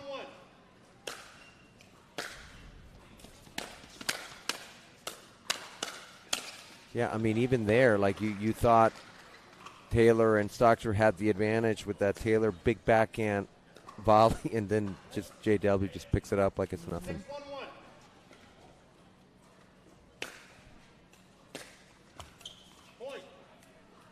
I mean, this gold medal match, a little lopsided as it is now, but you have to remember, I mean, Staksrud and Taylor had some fantastic wins against some really good teams to get here, so they are no, slouches by any means. It's just one of those matches where, Barr and Johnson just bringing a little too much, and they're just not able to really settle into something that's a workable strategy against them at this point.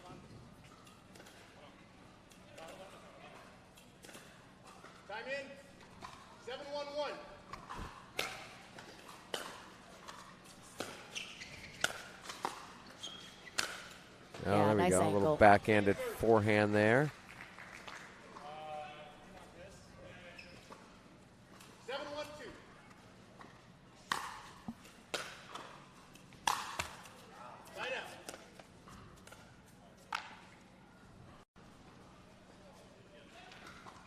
Yeah, the men's bracket was so deep that, I mean, this is a great, match is not over, but it's getting away from them. It's a great result for them. I don't know how much they played together, but I don't think it's that many times. I don't know if any. Yeah. And so this is, I'm sure before the tournament started, if you told them, hey, you guys going to come in with a silver, they'd be like, I'll take it. Yep. That's a great result. But, of course, you want to win every match you're in.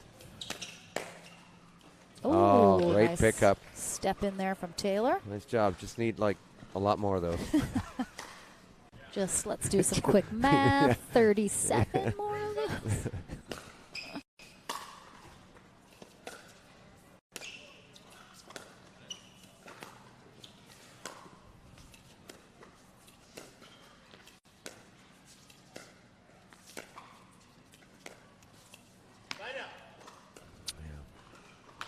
But again, like you said, I mean, just being here in this championship Sunday gold medal match shows how much progress they are making, how much the work they're putting in is paying off.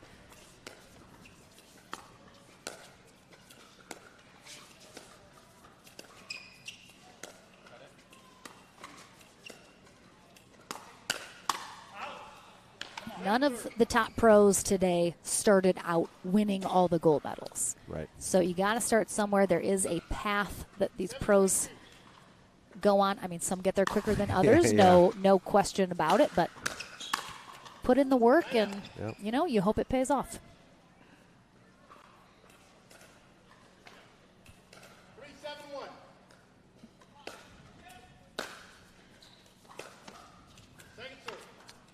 And the rain has fortunately held off, and so some of our amateur brackets able to get some matches in at least. If you've been waiting all weekend, glad to see that.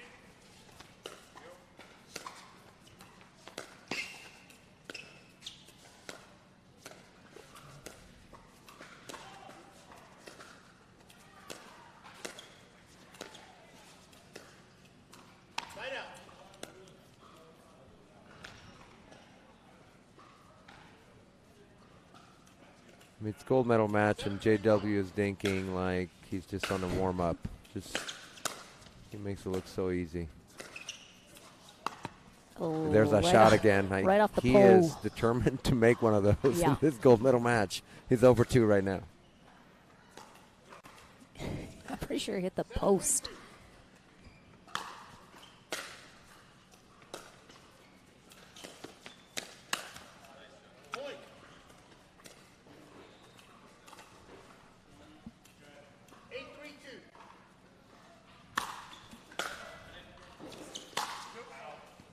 Yeah, good return from Taylor. Thing that's tough as well is Staksrud and Taylor, if they're not able to get back into this at all, Staksrud plays in the next matchup against J.W. Johnson, which he is more than capable of winning, has beat J.W. Johnson several times. Oh, tough little I formation there, but Taylor just can't get it done. Yeah, I like it. Staxer's got to be able to sort of mentally put this aside, even if he's frustrated with the ultimate result. Yeah, and certainly singles is his better event, or has been up to this point. He's more comfortable, I think, and more confident playing singles.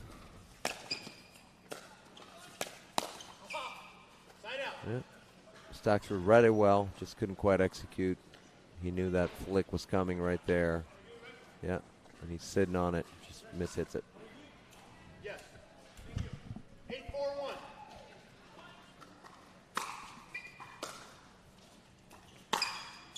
Wow. Just crushed it.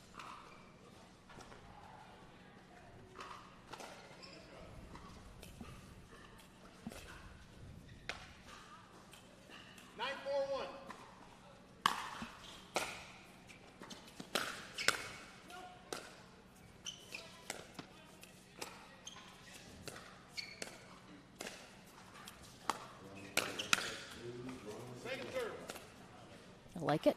Yeah. 9-4-2.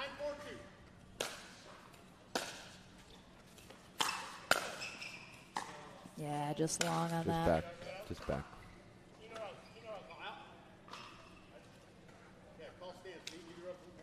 It was out. It was out.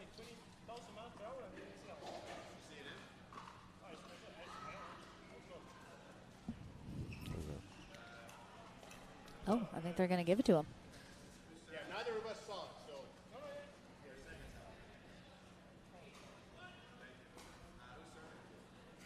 You're correct, right there. Timing is down. The call's going to stand. It's out. It was out. This is going to be a gold medal match point.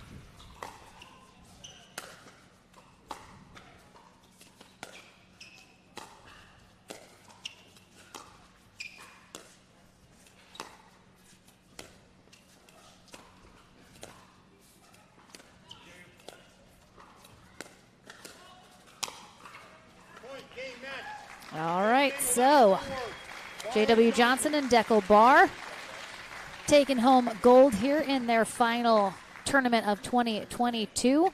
But a big congrats again to Chuck Taylor and Federico Staxer taking home silver. I mean, phenomenal result for the two of them in a very deep, talented men's doubles bracket. So a big thank you to them for all they did today. Yeah. I mean, love it. I love seeing them here in their first championship Sunday.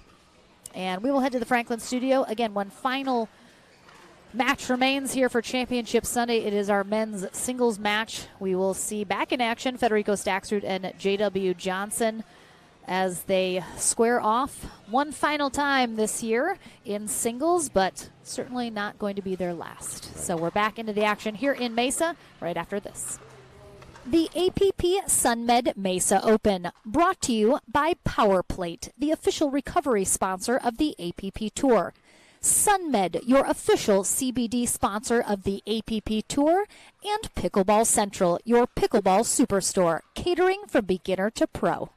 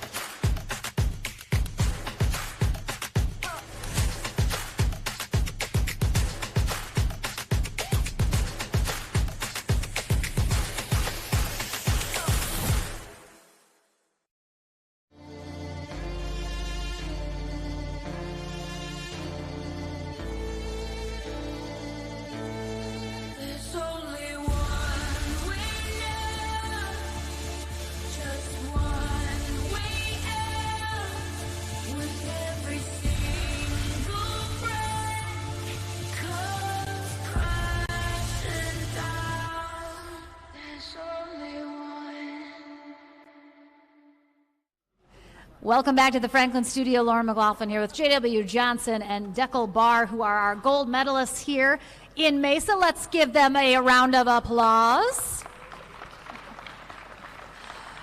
We've talked multiple times about it, but the two of you paired up, I think for the first time this last summer in St. Louis was the first tournament you two played together. It was a little rough start, but you guys found your groove. You're, of course, finishing on a high note here in 2022 with a gold medal together. I mean, as you went through tournaments, what was kind of the difference as you guys talked about it, kind of found that chemistry of what worked for the partnership?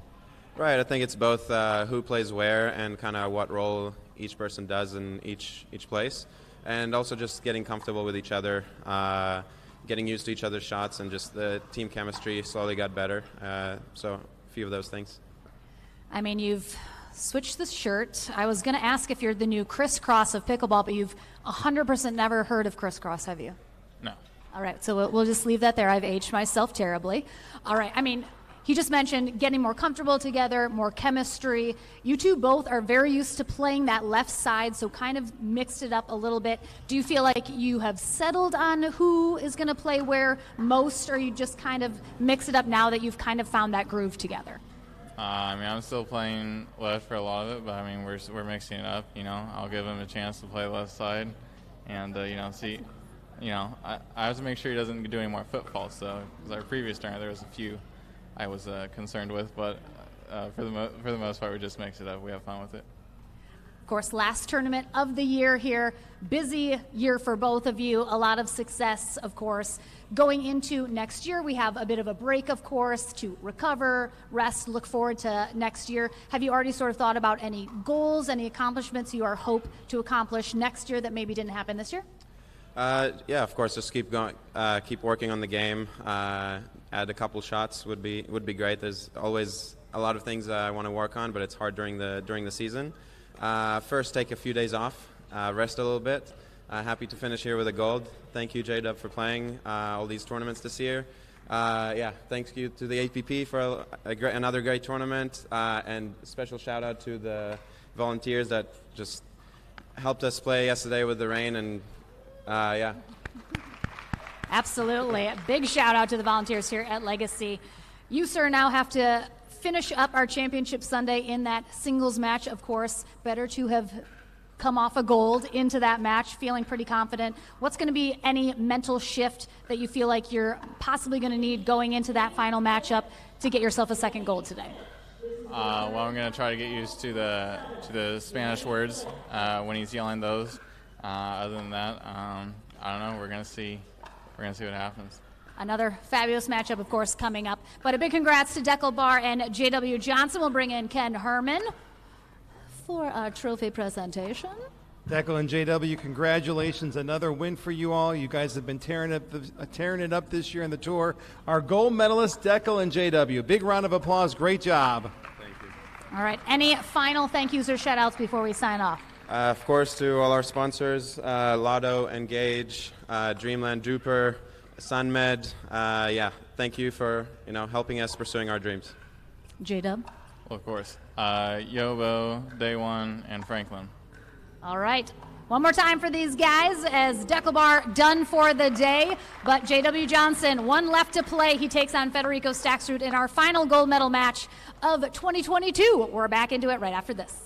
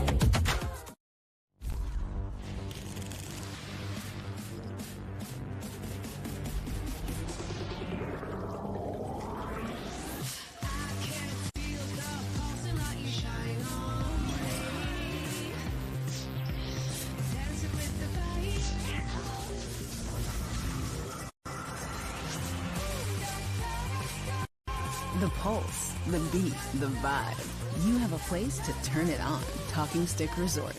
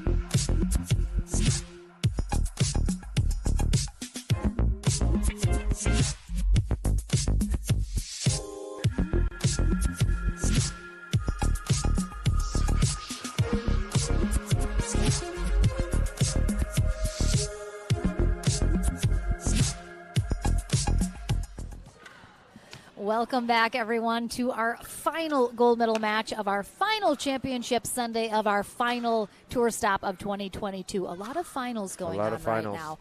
But Lauren McLaughlin and Daniel Roditi here courtside for our men's pro singles gold medal match. Federico Staksrud coming through the top draw. J.W. Johnson coming through the back draw. He was knocked out in the semis by Hunter Johnson, ultimately getting some revenge on his way back up here into the gold medal match. But it is Johnson who will have the tougher road ahead of him here, having to win the 2 out of 3 and then a tiebreaker match to 15. Just saw him get himself a gold medal previously in men's pro doubles with Deckel Barr. Again, J.W. Johnson, 20 years old, playing for Team Franklin out of Boynton Beach, Florida. Ultimately was going to pursue tennis as a career, possibly going to a tennis academy for high school, but after finding pickleball during the pandemic, ultimately sort of forewent that possible career path and choosing a new one, this time pursuing pickleball full-time, certainly paying off for him and his opponent, Federico Staksrud, taking silver in his men's doubles match with Chuck Taylor, playing for Team Yola, 26 years old, in Naples, Florida, originally from Argentina, where he was a very high-ranked junior tennis player, also playing college tennis in his career, but finding pickleball as well just a few years ago, and now turning to that full-time, as so many pros are. So again, final match of the year. Just a big thank you to everyone who has supported the APP Tour this year, come out and played in our tournaments, whether it be pro or amateur events, watched us online, supported us in the chats or on social media. We see you guys, we appreciate you, and it has been a super fun road here this year, so can't wait to do it all again next year. But just a few more moments here of warm-up. Looking at our brackets, as I mentioned, Hunter Johnson and Julian Arnold, actually,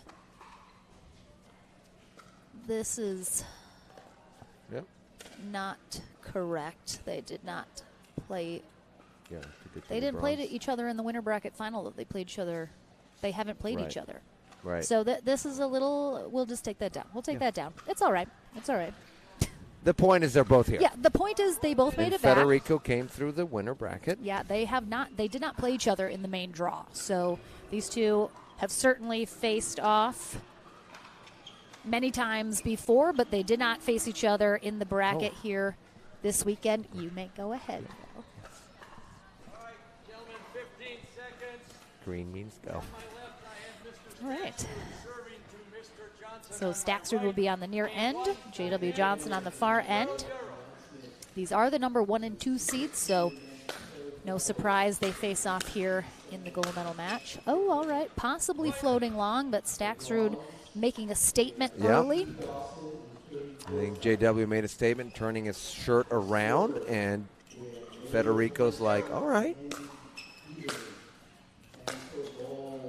Good return there from J.W. We were, of course, having fun with J.W. wearing his T-shirts, his T-shirt backwards. He's chosen to change it for this one.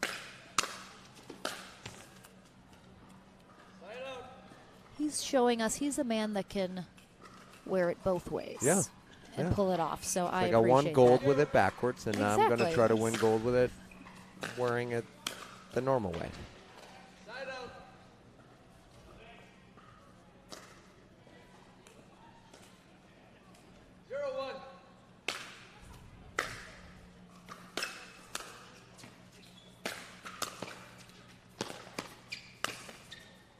Good get, but again, Staksrud wisely going right at the body as Johnson's into that. He's trying to cover that cross court, and that goes right at him.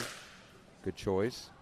Did have a chance to chat with Federico a little bit after that doubles match, and he, of course, he was disappointed. But I said, okay, before the tournament, if someone told you guys were going to take silver, he said, oh, I would have signed.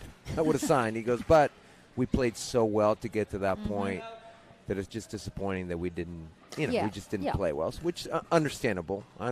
Great result nonetheless. And he would love to get some revenge here in the singles.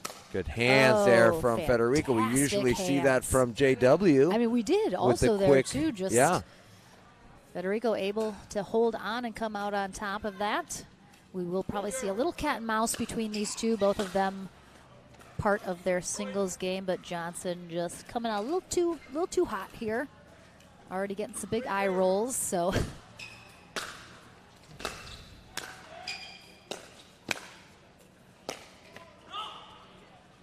Yeah, I think he needed to try to roll that cross court, not with a lot of pace, but trying to place a cross court to get himself back in the point.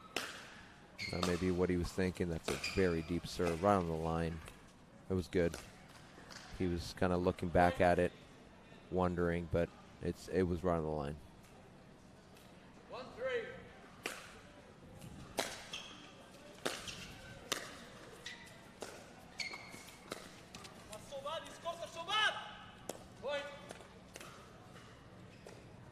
So seeing some frustration on both ends here at different moments.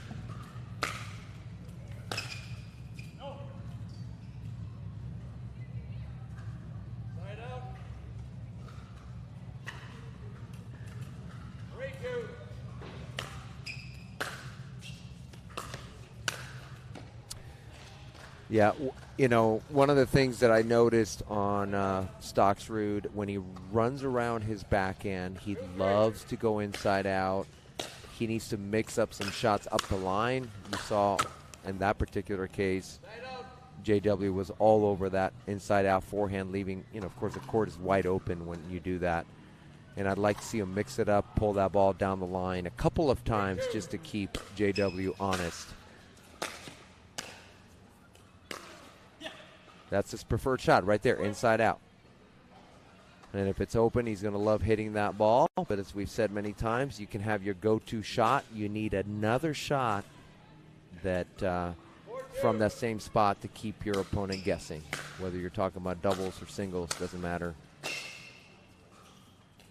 People start looking for patterns, and they will start picking it up on your kind of go-to shot.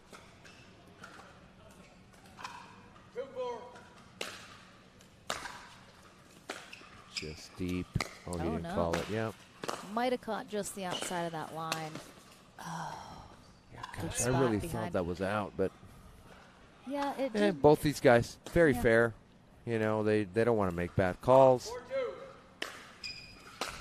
That's going to be well out. Federico, as we've seen before, likes to play very fast. He did try to go up the line that time. I like it, even though he missed. It's good for JW to see from Federico's side that he's willing to go to another spot just to keep him guessing. Yeah, nice spot again down the line. Yeah, short on the return. Yep. Having to really lean to try and put a paddle on that. 3-5.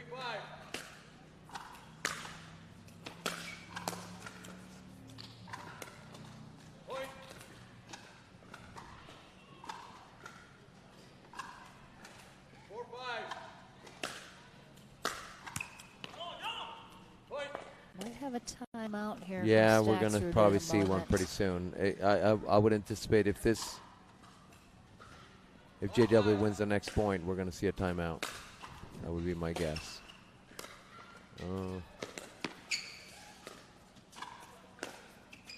Oh my gosh, and there it is. Timeout. Staxford's going to his seat. I mean, that was a phenomenal shot there from Johnson. Again, getting into a little bit of the cat and mouse. Johnson finding his groove here in singles. Again, we saw both of them in men's doubles. You're a singles player as well, Daniel. Was. Or used to be in your previous life. What kind of mentally is the shift from doubles to singles? Well, if much. From all the championship Sundays that I had, having to go from doubles to singles, which was 0. No, I think it's such a completely different game that I don't think it plays a big part in, from a strategy standpoint. I mean, if anything, Federico's obviously upset. He didn't play well. Yeah, there's a little bit of revenge on the mind, but, it's like who doesn't love JW? But I don't think it affects him one way or the other, honestly, having played. The match was short. It didn't last very long, so there's no fatigue that's going to come into play. I think it's just getting into the focus of this match and zeroing in on what you know you can do. Certainly Federico's had success against JW in the past, and so has JW against Federico. So it's just an execution. We've been talking about it all weekend. They both know what they want to do. Yep. It's just a matter of will they do it, will they execute. Excuse me.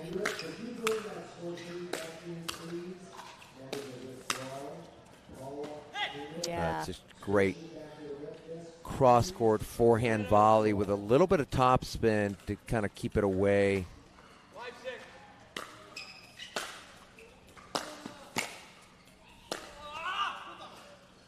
Yeah, he went back to that up the line, back in again. I'd like to see him roll that ball cross-court.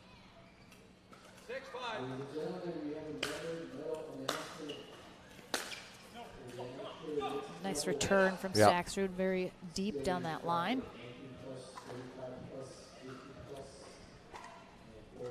Georgia Johnson signing all kinds of stuff over there. I know. Coming out great. of 2 golds and a silver here today. Yep. Quite the finish of the year for the 16-year-old. Super excited to see how much more she can accomplish. Oh, there it is. This is our inside out that he loves to hit. Runs around his backhand. See him line it up. You saw JW was just on the left side of that line. Right side for him. Left side for Staksrud. Yeah, that was tough, I Yeah. think, Staksrud. I Too mean, much on that. he knows he left it up a little high, and that just too many options for JW to work with. Nice deep return. And that ball's out.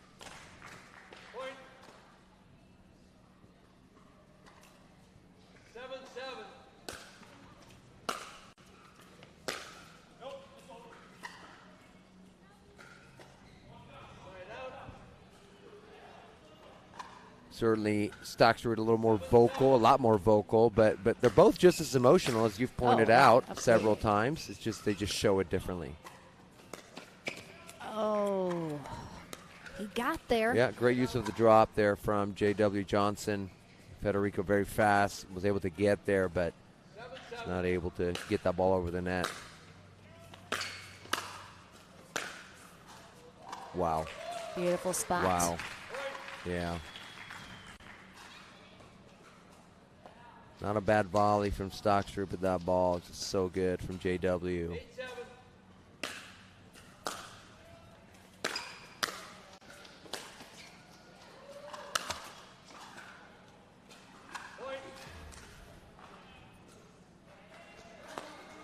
I saw Staksrud look up after missing. There's just a lot. There's a lot going on in here. Yeah. There's a lot of lights. There's a screen. There's certainly a lot of ways you might lose the ball. We might see another timeout here.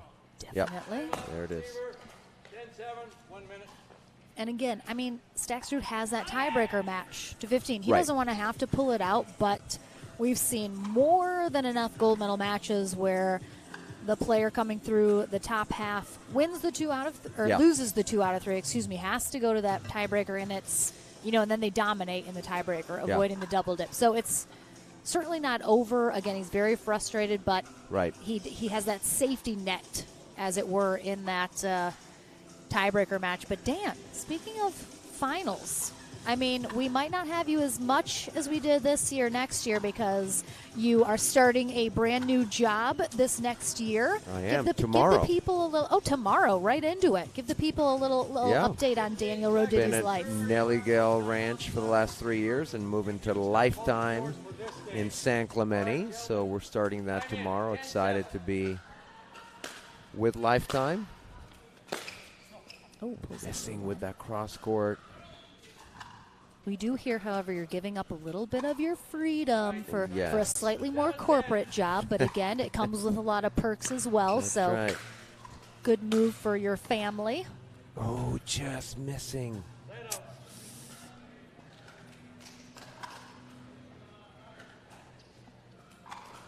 Another game point here for, that's going to be he's out. going to get it sailing that long. Again, tough for Staxrud. He's Yep. going to have to win the next two to avoid the tiebreaker, but he does have that if he needs it. And Johnson, by no means, dominated here in this first game. Staxrud, just a few too many errors. Yep. So we'll take a short break into game number 2 in our final gold medal match here in Mesa right after this.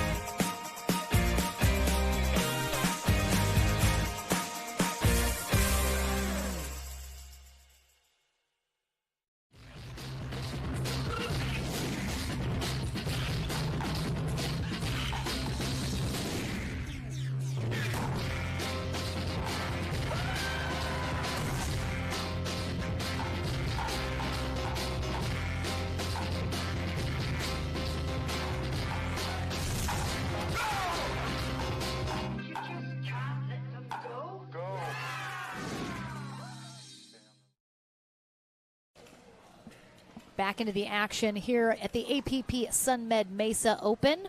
We are into game number 2 here in our final gold medal match of Championship Sunday. J.W. Johnson facing Federico Staxrud. Johnson taking game 1. If he takes this second, we will still have a tiebreaker match to 15. It's Johnson coming through the back draw back into this gold medal match.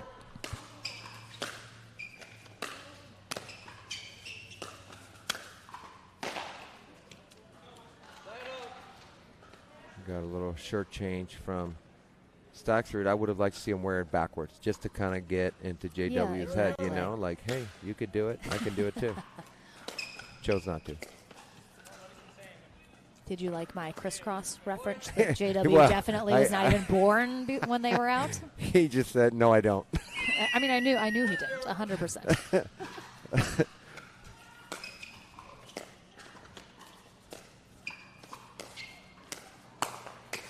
Oh, yeah, just too much. JW. What would have been best coming out of that interview is if he wore his pants backwards. Well, that's what I'm saying. That we would have been. need somebody in pickleball to really ramp up the gimmicky something about their character persona, something just wacky. Oh, did he get it?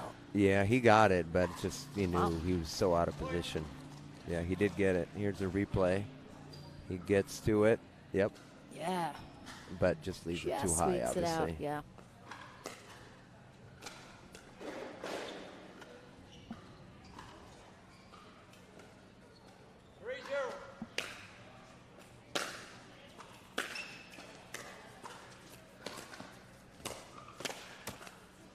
That was a great ball from Staxford. Not an easy shot. It was well below the net.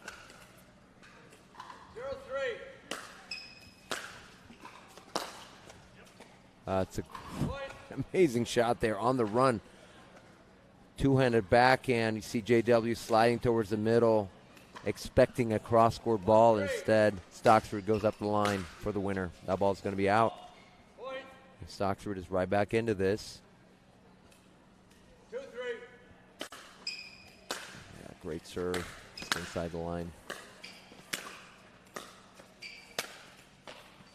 That backhand flick Yeah, shot it's from just like a Johnson, little slap. I will watch it, and I still don't understand how he generates so much power off of just turning his wrist over. It's wild. Right. It's just a flick of the hand, and pace is all about paddle speed, and sometimes you certainly don't need a big swing to generate paddle speed if you can move your hand quickly through the ball, which is obviously what he does so well.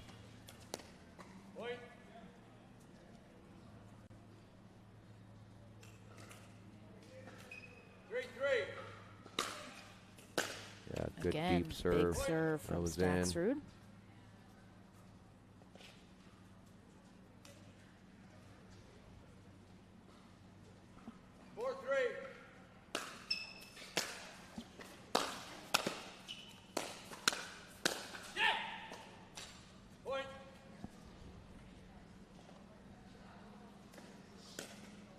Yeah, great movement from Stockford, moving into that ball, taking it out of the air.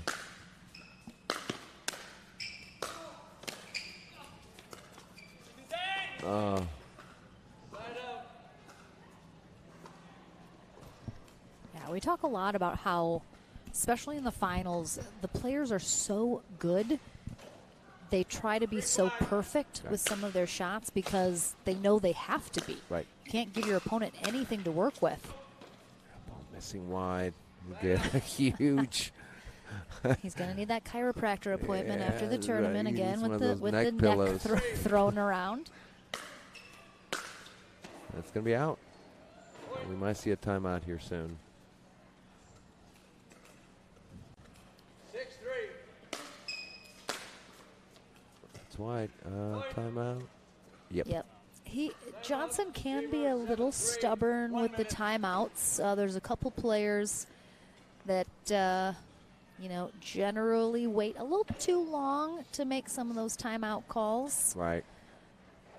So I would have liked to see it maybe a little earlier after a couple of those errors, but calls it now, hopes to settle in. Yeah, and it can be a little bit of not like a mind game, a little bit of. There we see The eye roll JW. flutter was fantastic. Getting some coaching there. Yeah, sometimes they can be a little bit like, no, I'm not going to show my I'm opponent that I need a timeout, and they could be a little bit of that.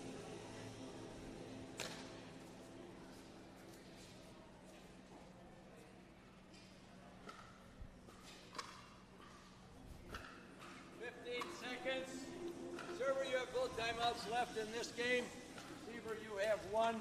Again, Johnson, Staxrud equally as so. Like, they don't like making mistakes. They don't like playing at a level they feel like is below what they're possible of. Right. Oh, that's so nice. Wow, that is beautiful. I think Johnson upset at himself for just that drop. I don't know if you can call it a drop. It was pretty high, but certainly upset himself for that shot more than any other on that one. Yeah, the cord was, he had the opening there. I feel like he rushed it just a little bit, did Staxrud, but has a good lead after being down 3-0.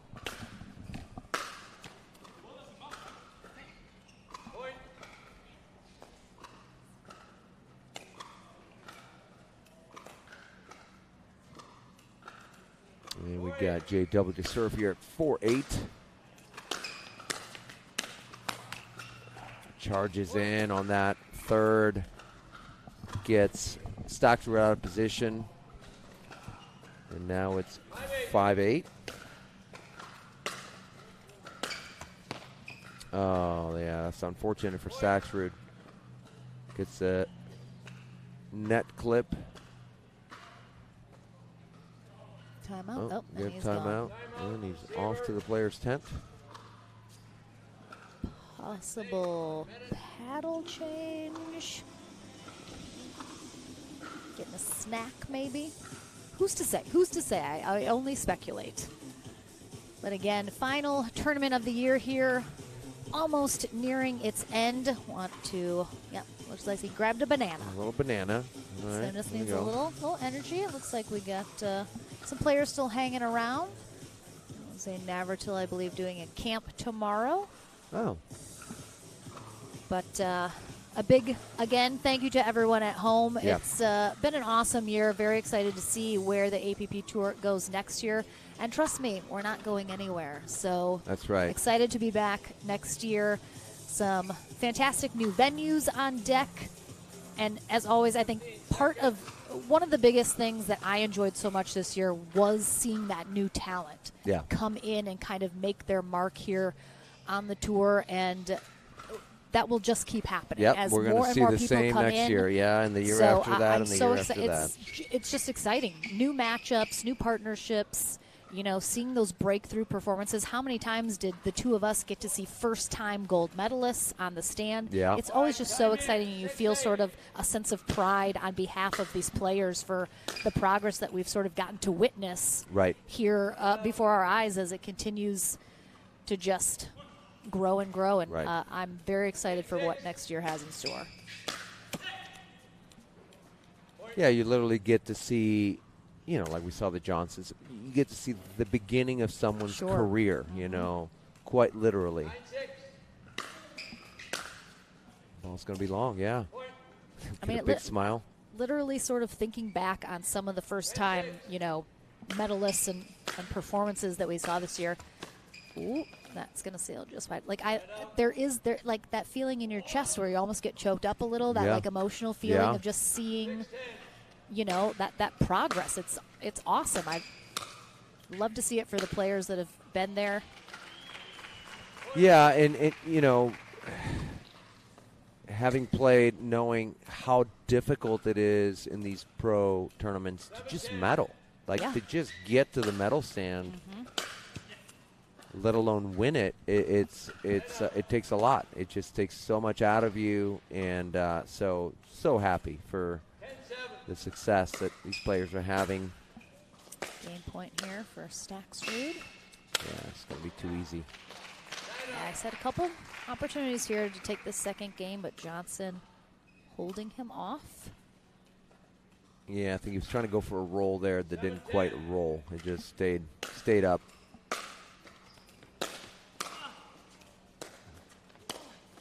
Yeah. Yeah, well done from Stocksrud. Keeping that first volley nice and low. And then just kind of flicking that next one up the line.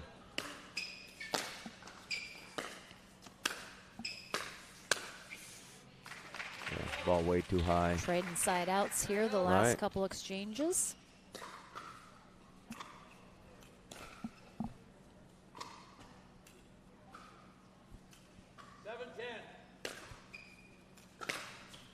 Loopy serve from J.W. Johnson. Yeah, again, that backhand didn't quite roll down. It just stayed up, allowing Johnson to attack it. Within two now. Oh, that serve was Yeah, I mean, that was like right on very the close. baseline. Very, very close. And Timeout There from you go, Stacksrud. 9-10. I'll take this moment for a couple more thank yous. Of course, big thank you to Pickleball TV, who was our production team here at this event, as well as several of the last tournaments that we've had. That's Doug, by the way. I don't know Doug's last name, but Doug he helps with setup and teardown at all of our tournaments. Wow. And he does so much. So absolutely a massive, massive shout out Let's to go, Doug. Doug. No last name Doug. I'm so sorry, Doug. I will actually learn his last name. But he does so much. So much. Packs up the truck, gets all of our stuff to each tournament. And that is I can't do it. I couldn't do it. And so hats up. Tip my hat to Doug and his team. He uses a lot of sort of local contractors at each stop that we go to help with that. But, I mean, couldn't do it without the team that we have here at the APP Tour. Just there's too many people really to name and say thank you to. But, excuse me, Pickleball TV, rocking our production. We got Spencer Laurent, Mitch DeVoe over rocking out CC2 while we have that coverage. Sam West and Ashley Merced were our team here this weekend, crushing it as always. And JW all And we are tied tied up. up. Yeah, good volley, good get. Wow. Oh, it's in. How does that stay in there? It's amazing.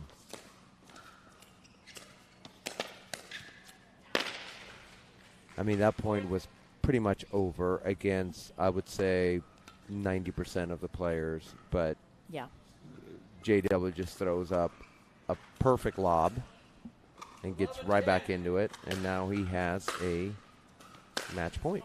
Ooh, missing wide. Yeah, I mean, again, Stacksrud has that safety net Right. of the match to 15, Right. which he Not is a in gold danger medal of having point, to but pull it is out. a match point.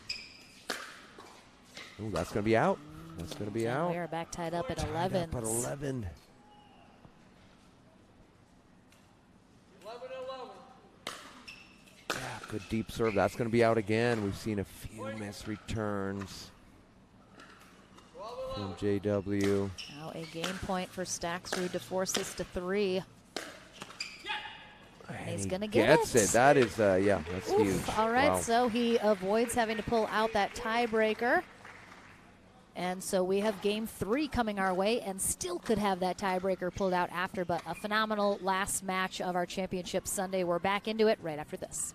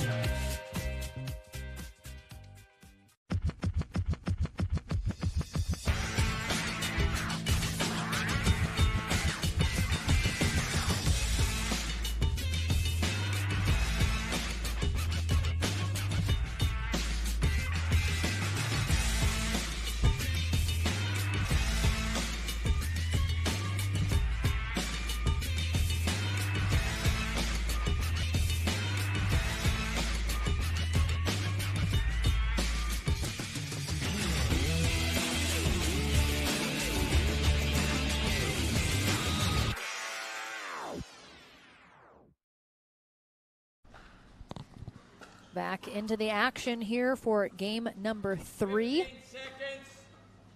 here in our final gold medal match. And I am wondering if Staxrud is possibly feeling some cramps coming on. He went and got that banana during the last game during a timeout. He just pulled out a massage gun out of his bag and was hoping to use it but didn't quite have time here. So we'll see if he needs to use that maybe in a timeout, but that worries me a touch that he's maybe starting to feel the possibility of a cramp coming on. And again, unlike a championship Sunday, he did play earlier this morning, finishing up the men's doubles bracket where he did get back into the gold medal match with Chuck Taylor. So that ball was out. That's good.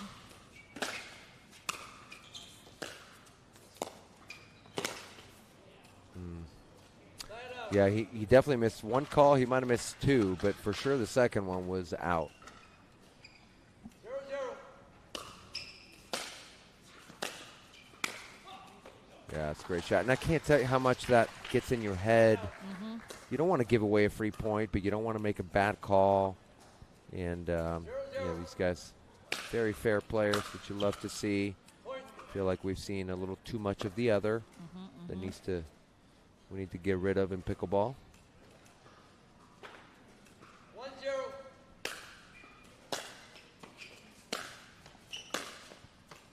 Wow. Gorgeous. I mean, you Just saw Staxrud crushes think that about backhand. coming in right here and then puts the brakes on, comes back. See, when you short realize it's a little backswing. short. Yeah, Yep. short backswing and just nails that cross-court ball.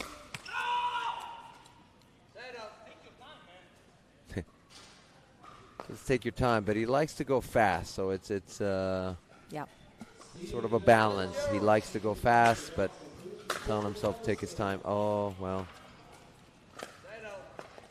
He's just smiles. It's not a good smile. Staxrud smile. Yeah, Staxrud, yeah. I was going to say, I was like, usually when Johnson's smiling, sometimes it's not good.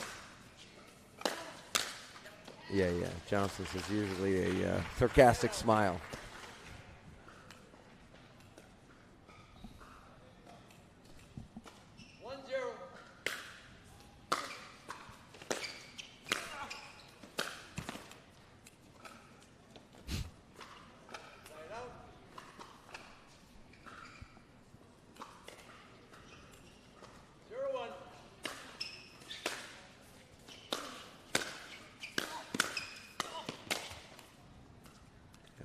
like Staxford taking those balls out of the air. He knows he got a little lucky because he didn't do enough with that first one, but comes out on top.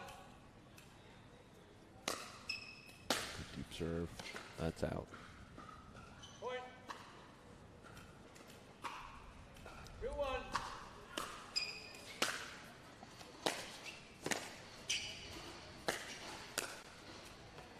Yeah, just a nice little slice. Yeah, I think he needed to kind of roll that cross court, try to buy himself more time, but couldn't quite get around it.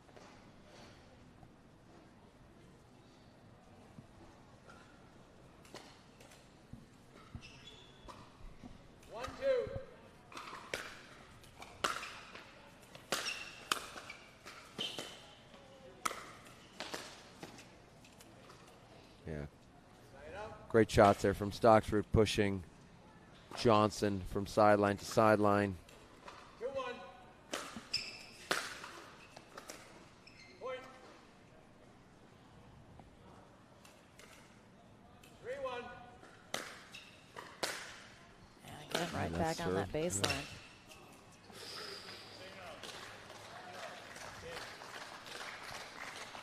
Here comes the replay. I thought it was in, but very close. Yeah, but stayed in.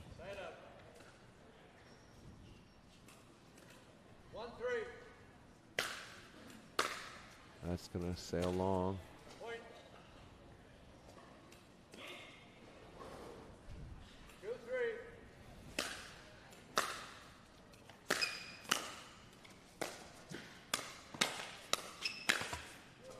Ooh. That's fortunate for Stocksford there. JW certainly had a winner until it clipped the net, made the ball sail wide. And Stocksford did have a decent lead in 2, and Johnson came back almost snatching away game 2 from him, but he did hang on, so he knows he's got to stay out in front of Johnson here if at all possible. I've seen him go up the line with that backhand several times, and it hasn't worked out for him yet. I think he needs to pull it cross court. For Staxford, I mean, he's kind of gone up the line with the backhand. But was able to get the side out. Yeah, we'll see it again.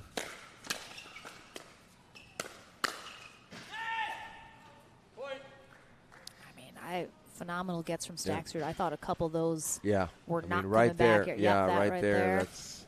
I thought that JW might flick that cross court, but it chose to go up the line. Staxford guessing correctly.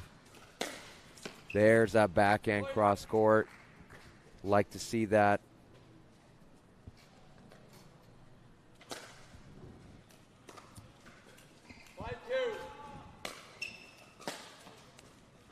Gets a freebie there. We're going to see a side out. JW clearly upset. Yep. End change here at 6. Yeah, end change. Sorry, not a side out. Not a timeout, but yep, end change. Game 3. I mean, built-in timeout with it. I was looking to see if Staxford is going to pull out that massage pistol, but he does not. Is eating some more of that banana, though.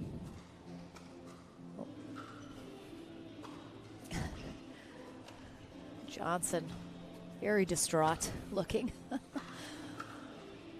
Just contemplating life, I think, over there.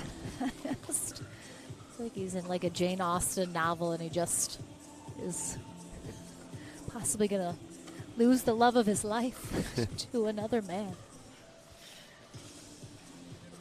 Winning is the love of his life. I know.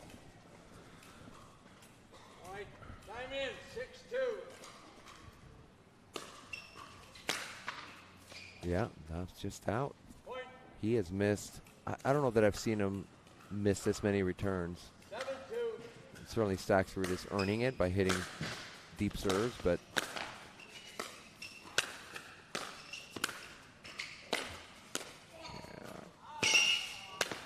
oh, wow. Great effort from Staxford. But from the beginning, JW was in control of that point.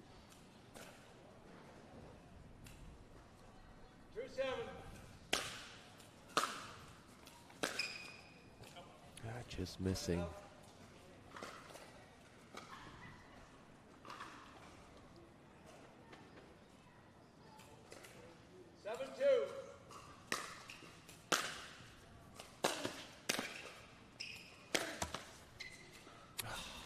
It's unfortunate because that ball was going in, but clips the net. And as we said many times, net does not discriminate. 2-7.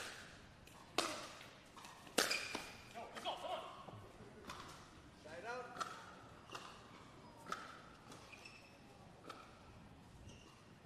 I'm a little 7-2. worried that J.W. Johnson is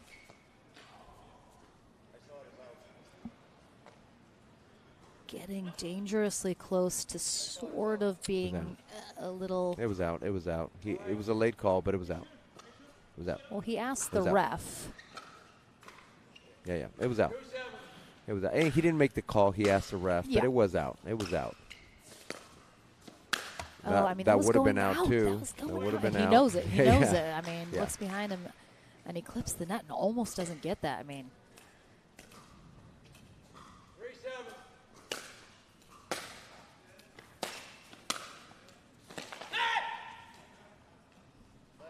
It's a big side out. Big side out for Staxford here as JW got a couple points in a row. The side out, of course, controversial for Staxford, thinking he had a winner.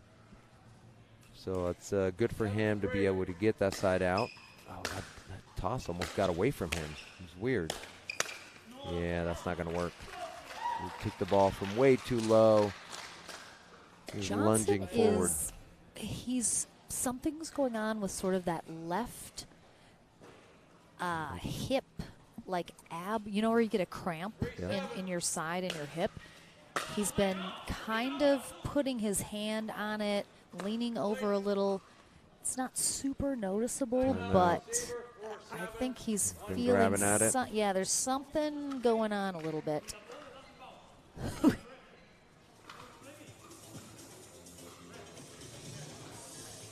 I'm not sure Staxford has ever played in a final in singles when he hasn't gotten upset at the ref for not something. making line calls. He doesn't like it when the refs don't make line calls. Right. Which, as a reminder, not their main job. Right.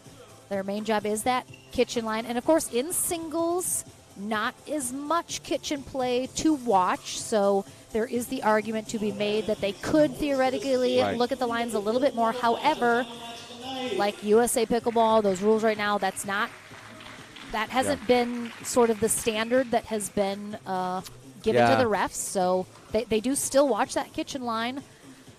Try to, of course, see the lines as they can in singles, but I think in that particular case, he was upset. He felt like the ball is not bouncing, so he asked if they could switch the ball. Of course, both players have to agree. JW had no issue with it. He chose the ball. He even tossed it to Staxford to check it, and Staxford just kind of hit it back to him. He's fine with it. In the end, of course, it's not about the ball, but everything can kind of get in your head when you're gold medal match. Yeah, it's too good there from Johnson. Yeah, just that flick that we've talked about so much with that backhand. Yeah, leaves it in the net.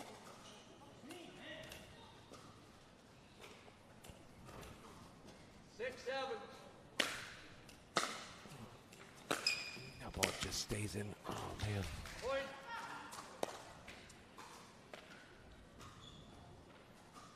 again, I mean, That Staxford lead was just up evaporated. 7-3. Yeah, Now it's gone. And a couple have been because of errors on the side of Staxford. Oh, got it. Did that stay in? Mhm. I want to see that replay. Oh, yeah, right on the line. 7-7.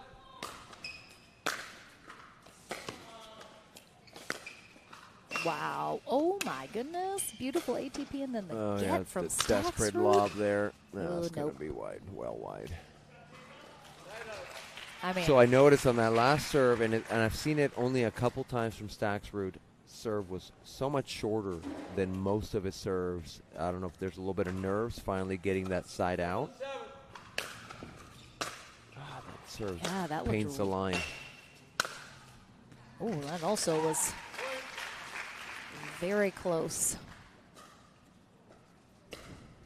And again, I mentioned it earlier, when you have two players of this caliber, they go for those lines so much more often because they're trying to keep it away from the other. Oh.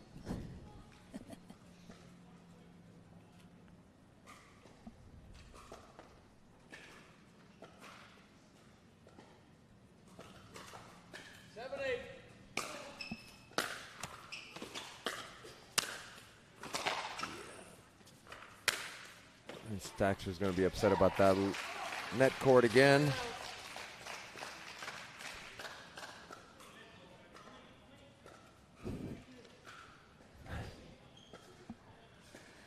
Having a Can't tell if he's full-on talking to Zane conversation or there. Deckel or Simone back there. How many net cords is he going to hit?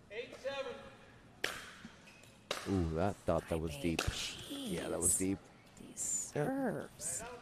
I thought it missed, so I kind of feel like glad it went Staxrud's way because that serve was out and he played it, but he still needs to.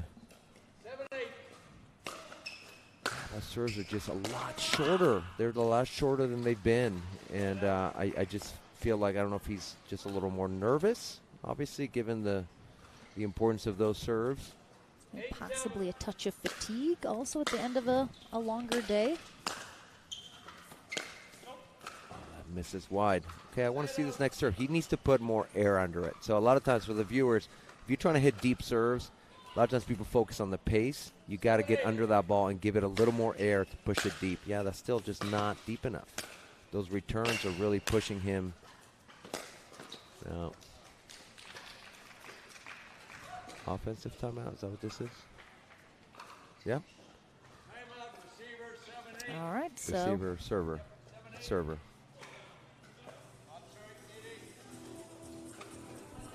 All right, so that is going to be an offensive timeout here. I believe, did I hear it was 8-8 though?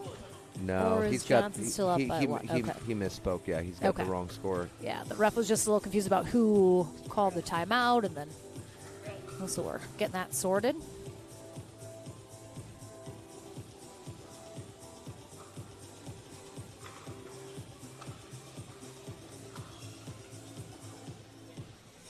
All right, well, let's take a moment to thank all of our referees who have crisscrossed the country with us this year. Of course, we're ending up here with the team of USA Pickleball Certified referees here in Mesa, but certainly different groups of referees sort of stick to certain parts of the country, so we have had the chance to have a lot of tremendous referees join us here on the APP Tour. Appreciate them immensely and the work that they do, especially the ones that sort of travel all over the country who are perhaps retired. This is sort of their later stage in life passion that they have, and we super appreciate everything that they do and contribute here to the tour. You have one timeout left. Receiver, you have two.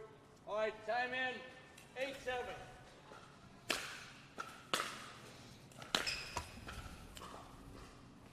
If that went over for a winner, I think Staxrud might have tossed his paddle outside of the stadium. 7-8. That's going to be out. Point. 8-8. 8-8. Again, if Staxrud wins this third game, he is the gold medalist. Great drop. Yeah, this is not going to be enough. Yeah. Yeah, I mean, when you're doing the half splits to slide to get a ball into the kitchen, the chances of you getting that next one, very slim to none.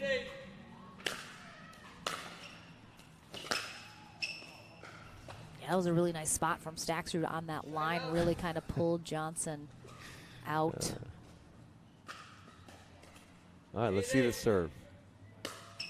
That's well short. It's well short.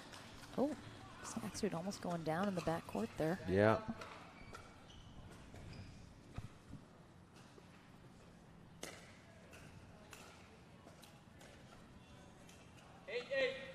Notice how far back JW stands when he serves, which players will do that to allow themselves to just really let it rip and really swing out as hard as they can, not worrying about hitting it long. Stocks are still feeling like, I don't know, ball's not bouncing right. I'm not sure what, or if he's just upset at the execution of his return. But now we have He has 2 timeouts. You have 1 timeout left. Oh, I thought he had 2. I'm sorry, you have both your timeouts, Federico. All right, he is going to take a timeout. We have 10-8, 1 minute. And we are going to have a match point again for JW Johnson coming out of this timeout, which will force our tiebreaker to 15. Have only had 1, and it was in our other singles match that kicked off our championship Sunday this morning. Yeah. Mary Brasha pushing Georgia Johnson to that tiebreaker to 15, ultimately ending up with that silver medal, though. So, again, Federico going to get, I never know what he's doing. He's always just walking off here, walking over there. And again, a big thank you this time. I'm trying to, every break we get, I have a big thank you. Right. This time for our pickleballtournaments.com staff. Dee Davidson is running our tournament here in Mesa. We often have Nicole Hobson running our tournaments, as well as, of course, our next gen tournaments also. So a big thank you to the PT staff for all they do. And we've had a couple tournaments this year with some rain delays like we had today here in Mesa and yesterday. So that is a big undertaking to do when you have to sort of juggle everything to make it work. So I know find new venues, yes. It's a tough job, and we appreciate so much the people that are at our tournament desk, sort of taking the brunt of everything that comes with that. So big thank you. Dee Davidson is here, though, in Mesa, so a big special shout out to her. 8-10. Much better serve. Just missing it. But definitely a better serve from Staxford on that one. Another chance to bring out that tiebreaker.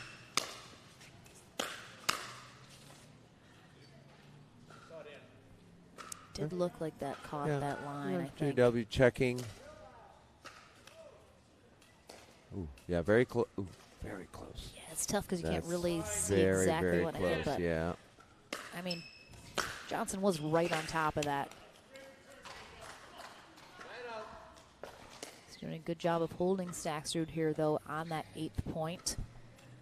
So a third opportunity. Such a deep serve, not allowing Staxford to come in. Yeah, sets himself up.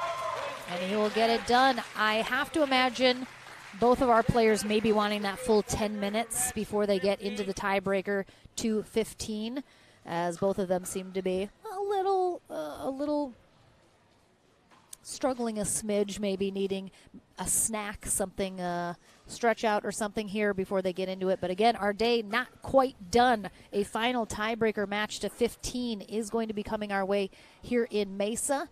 Let me think, should I quick thank anyone before we go to that?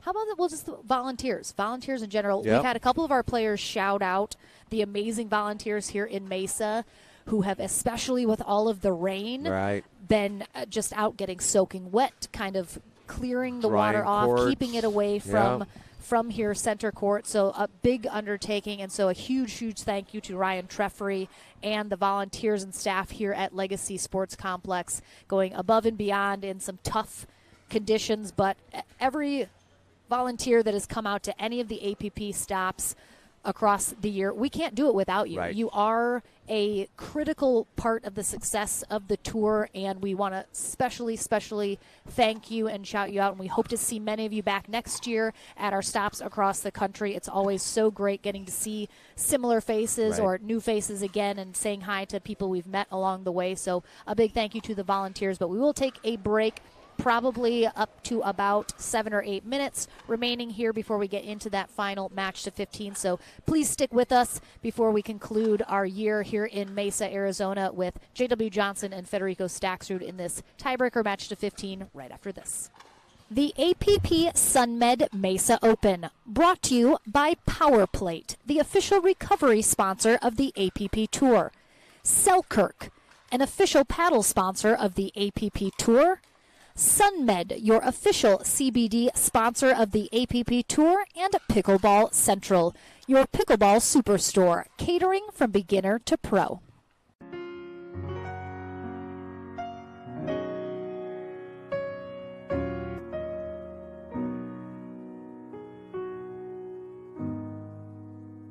There was a time when I was young, my brothers were young, and we actually lived in just a small motel room for about 9 months, my brothers, my dad, and I.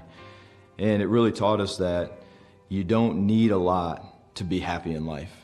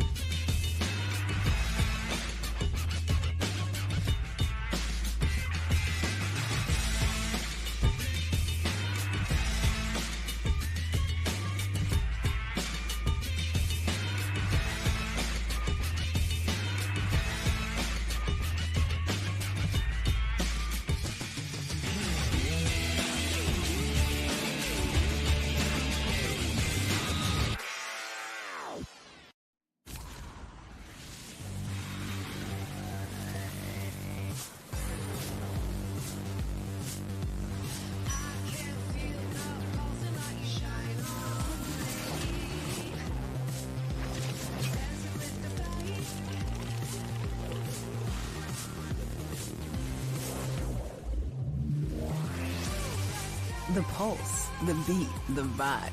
You have a place to turn it on. Talking Stick Resort.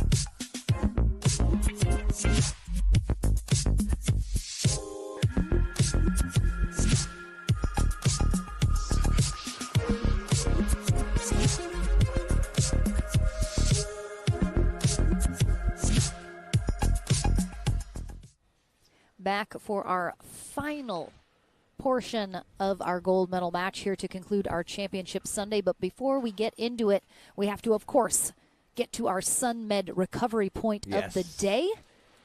It took place in our mixed doubles gold medal match. Simone Jargin and Dylan Frazier on the near end against DJ Young and Georgia Johnson. Like 30 lobs. Yep, that's the one. All right, massive overheads here from DJ Young. Couple fabulous gets from Simone and Dylan, and they are right back up to the line. And now a lob of her own. And it is going to hit that back corner. And they're pushed right back off again. Dylan Frazier off camera, getting that from DJ Young, and then he puts it into the net. Yeah. Young hit 5 overheads. Recovery indeed, point of the day there. A big shout out for SUNMED, our title sponsor. Oh, look, there's 3 of them right there. Look at Look at that. The 4th is on court, though. He is trying to win himself his 2nd gold medal of the day after getting one in men's. Well, it was Georgia was the 4th, but yeah. Oh, you're so correct. I'm Johnson. sorry. I mixed up the Johnsons. Yeah, Baby Dill in the corner. That's what we call him. We call him Baby Dill. Baby Dill. All right, so final tiebreaker match to 15 here after J.W. Johnson won 2 out of the 3 in the first portion of this, giving Federico Staksrud his first loss. Right. Therefore, pushing this tiebreaker. We'll switch ends at 8. Did see Staksrud using that massage gun on his right thigh during the time here.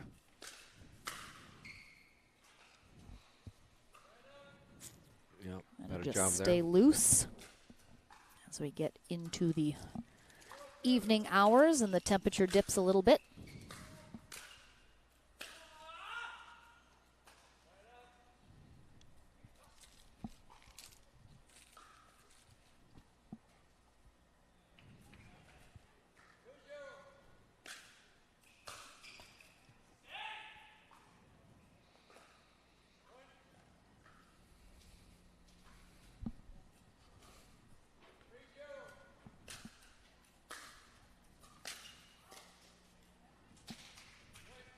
Yeah, just too much there from JW, set up by that deep serve, not allowing Staksrud to get all the way to the kitchen before he had to defend.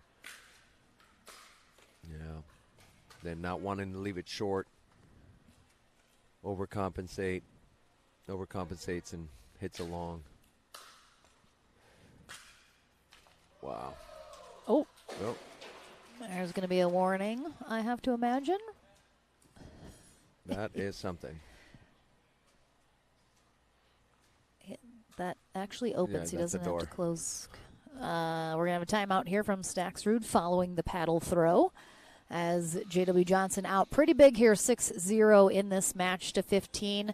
Seemed to struggle a little bit in the 2 out of 3, but pulled it out in the end, as J.W. Johnson so often does. And, of course, I've been going through our final thank yous for the 2022 year. And, of course, I want to give a big thank you to Intersport, who partnered with the APP Tour this year, helping to create a lot of fantastic changes, and still to come more next year. A couple big announcements coming out of the APP Tour, I believe, to finish off this year after we sign off here from Mesa, that are in the works. But a big thank you to them, all the hard work they are doing, trying to help create a fabulous atmosphere for amateur and pro players alike, creating opportunities, working with sponsorship deals as well. So, again, it really takes a village to put on a professional pickleball tour. So just so many people to thank, and that have partnered together and come together around our love of this great sport of pickleball. And we have, of course, the tried and true here in Mesa, finishing up their Sunday evening with us here. Had a very good crowd all day today, even after the rain cleared up. But again, it's getting late on a Sunday evening. You know, we got school in the morning, we got work in the morning. Back, people traveling home. So we do appreciate everyone still sticking with us here for this final portion of our evening. Yeah, that's what Staxford needed. He needed kind of an easy one to get a side out. Now I'm curious to see the serve here. A little better, but still not deep enough. Yeah, Staxford's kind of gotten himself pinned back. Yeah, just too many way times. Too good from J.W. Johnson there on the drop. I still want to see Staxrud pushing that serve deeper. I believe that's part of the difference. J.W.'s hitting his serves quite deep. Yeah, often hitting that line. Yeah, and it's just, it really, when you're the returner, it just puts you in such a difficult, yeah, that's out. I mean, a little too deep that time. Yeah, but he's going for a deep serve. Yeah.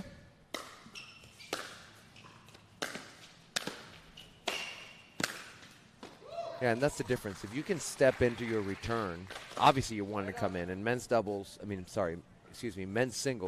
the guys are going to be coming in. Sure. Every opportunity they get. And so that serve is so crucial. Let's see, that one's short. Federico, he pushed that missed wide. it, and I think he's calling it on himself because JW did not call it. Yep. Like, he didn't even wait for the call. JW didn't call it, actually. Even asked the ref, but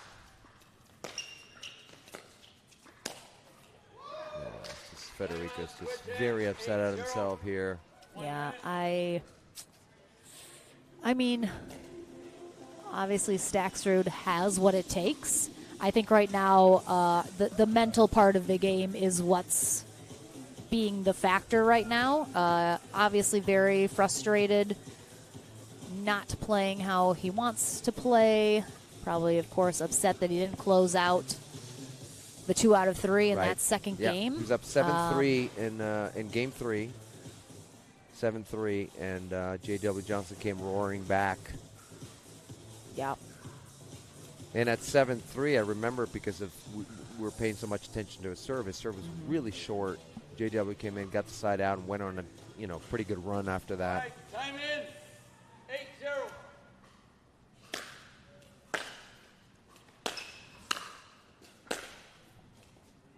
That one a little wide, but you could see Staxrud on Johnson's serve. He's getting he's sort of having to lunge at the serve. That ball wasn't long, but it had it just stayed low, like you said. Just it's a good serve, much better serve. Yeah, but even on that good serve, JW able to get enough on the return to not allow Staxford to just drive that third.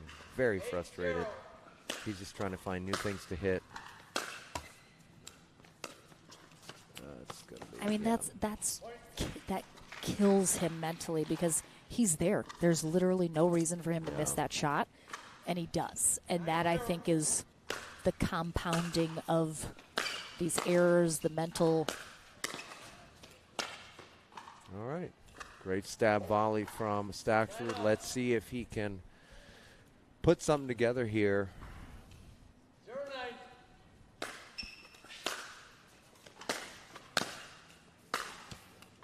Yeah, that's a frustration backhand. That's not a that was just more out of frustration. He's just upset with himself that he's not executing as he often does. Great deep serve.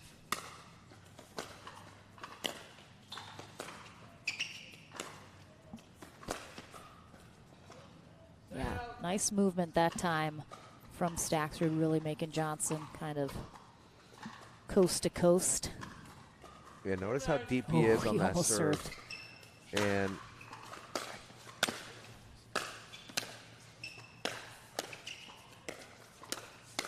wow. That's the first one that's kind of gone his way there. We got a little smile from JW. Yeah, sorry, viewers. It's just fun to watch JW between points. It's fantastic. There it is.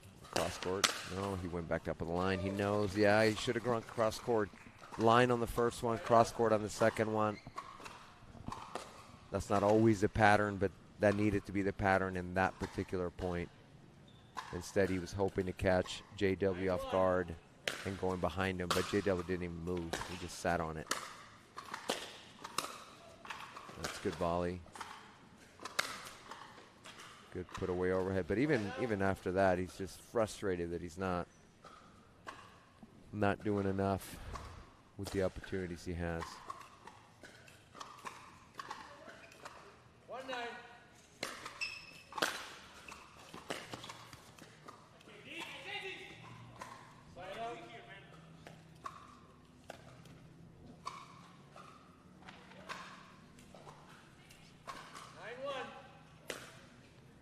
Yeah, loopy serve, misses. Crumples to we're the getting floor. a few squats here from JW. Yeah, much better serve. He hit that off the court. Why was he hitting that?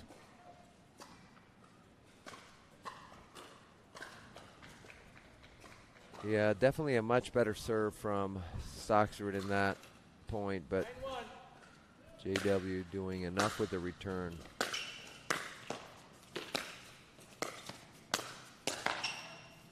That's going to go along.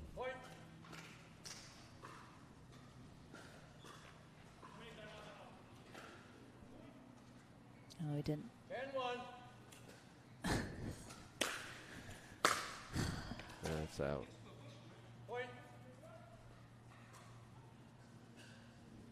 Staxford asked Bill, the ref, how many timeouts he had, Yeah. but Bill didn't hear him. Nope.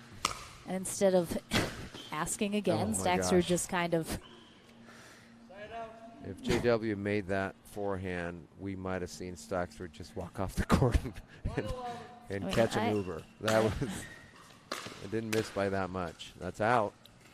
I've never seen Staxrud break a paddle, but I mean, We might in be the as realm of close. possibilities. Cross court, yeah. Oh, beautiful. Yeah, I think he needs to be that aggressive. He needs to really be coming at Johnson like that, not allowing him to dictate so much. Ooh. Yeah.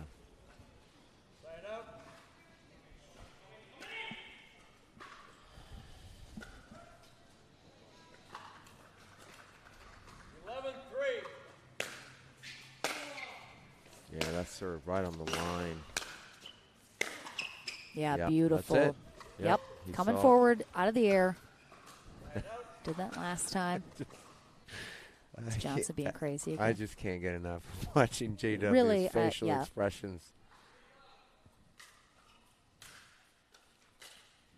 Yeah, it was a good shot there by Staxrud.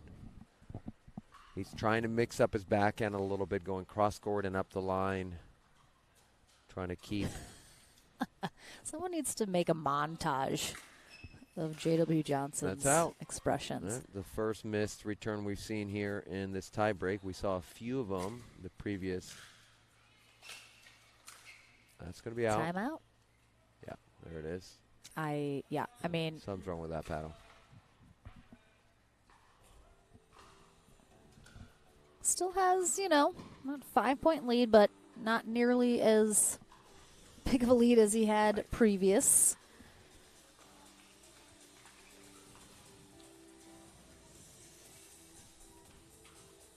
Just a couple errors creeping in. Simply, I think really, execution has sort of been the theme of the weekend in terms of who is able to come out on top of these exchanges. And it certainly was Staxrud having quite a few more errors in the beginning of this match to 15, but he's tightened them up a little bit these last few, and Johnson's had some creep in, which is what can happen so often in pickleball, especially singles. The tide can turn quite quickly.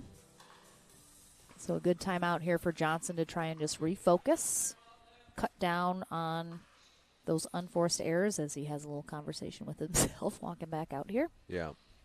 Yeah, and Federico Stockton is still a little frustrated with himself, which I understand, but he's got a little bit of a run. I just want to see him more positive, more confident as he's, narrowing the gap. I mean, he was down 10-1. He's only 4 points away.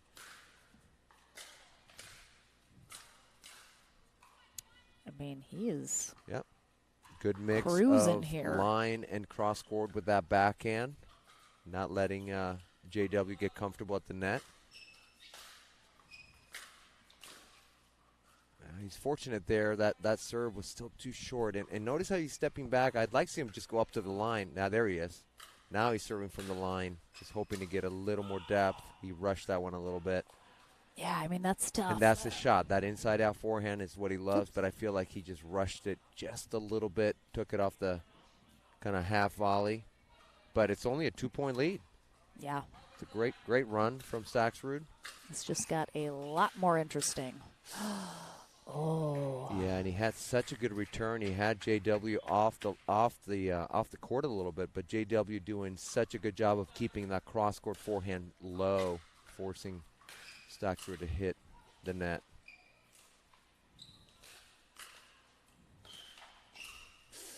Yeah, that's going to stay up. Yeah, that's that. Wow, that was some good effort from Johnson in that backcourt. Thought he was in trouble a couple times, but he has broken off a little bit. We're going to have a timeout loudly called. Staxrud. All right, I mean, J.W. Johnson 2 points away from the double dip, the only one we would have today if it happens. Georgia Johnson got close to being double dipped by Mary Brasha, but was able to hang on. So we'll see if Johnson can stay calm here. Staxrud obviously doing much better than he was previously in this match to 15. Yeah, got just right back into it. Got a late start. They got a late start, right? Give up too big of a lead, but he's not out of it. I mean, he obviously needs to side out here. That goes without saying.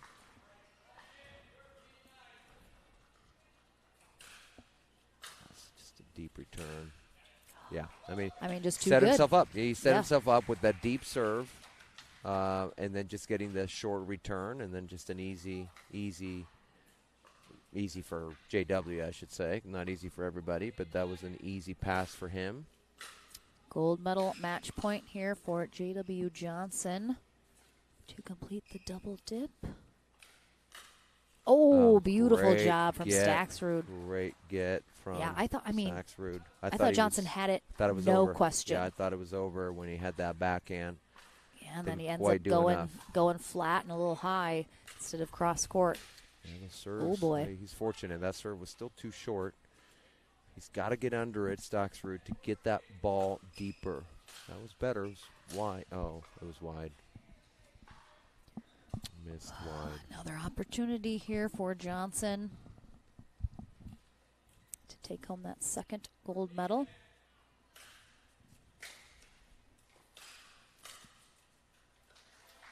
And he will get it done. So a really tough finish there for Staxrud. I mean, 2 silver medals here in his final tournament of 2022. Still a phenomenal result. Right. But, of course, we saw him frustrated in the men's doubles match, and here probably more so in singles, as this was the one he was coming through the winner bracket. So getting double dipped, never fun. Ask anybody that's been there.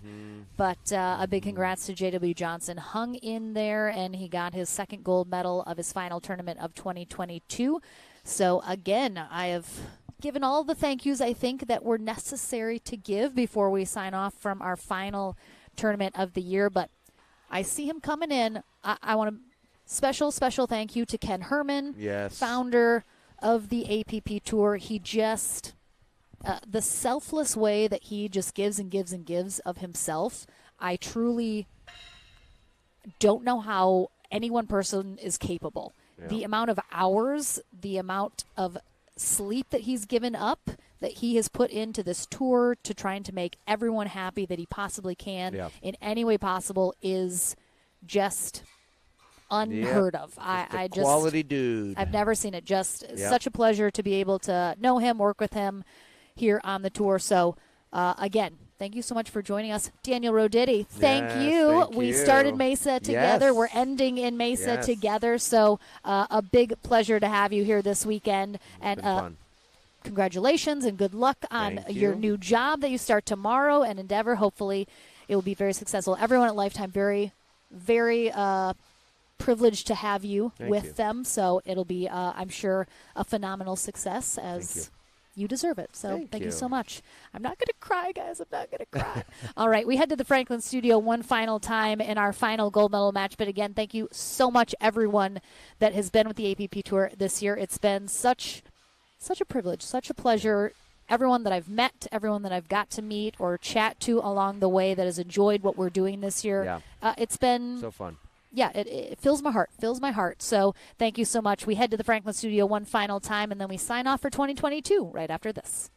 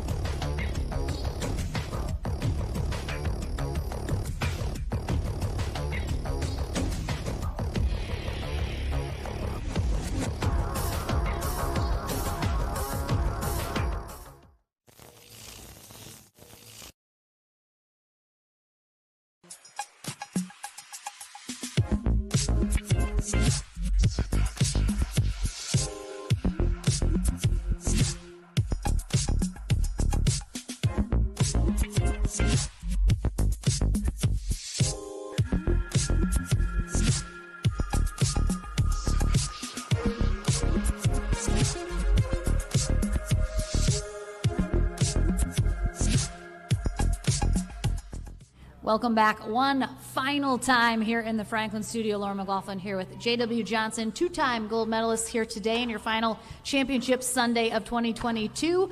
Had to double dip Federico Staxrud. You have played each other many times. It can go either way, of course. How did you feel sort of in that 2 out of 3 when you knew you needed to push it to that tiebreaker to keep this hopes of a gold medal alive? Well, yeah, I mean, I just kept fighting, even though I was down in the third pretty big. I just had to keep fighting, not give up, so I did that, and luckily I got to the 15. I just noticed you have like steam rising off of you here after all the work that you've put in the cold Mesa, Arizona. Jack, oh, I love it. The Johnson family has been just so much fun to have on the tour. Just side note. Again, looking back sort of over the year, you know, hoping for I assume even more success next year as you continue your pickleball career. Do you have anything that sort of stood out this past year as a highlight for you, or something that you want to build off of, friendships you've made, etc.? Anything from this past year? Yeah, I mean, like, winning with my sister in New York was pretty good. Other than that, I mean, getting Triple Crowns was exciting too, so it's been a fun ride for sure. All right, well, let's bring in Ken Herman one final time before we sign off for the year. JW, congratulations. Terrific playing today. Tough conditions the last day or so, and it's been a long year. So you are well-deserved of our champion, our gold medalist, the APP SUNMED Open Men's Pro Singles. Well done, JW. All right, this is your final interview of the year, J-Dub. Do we have anything special that we'd like to leave the people with? Nothing, speechless.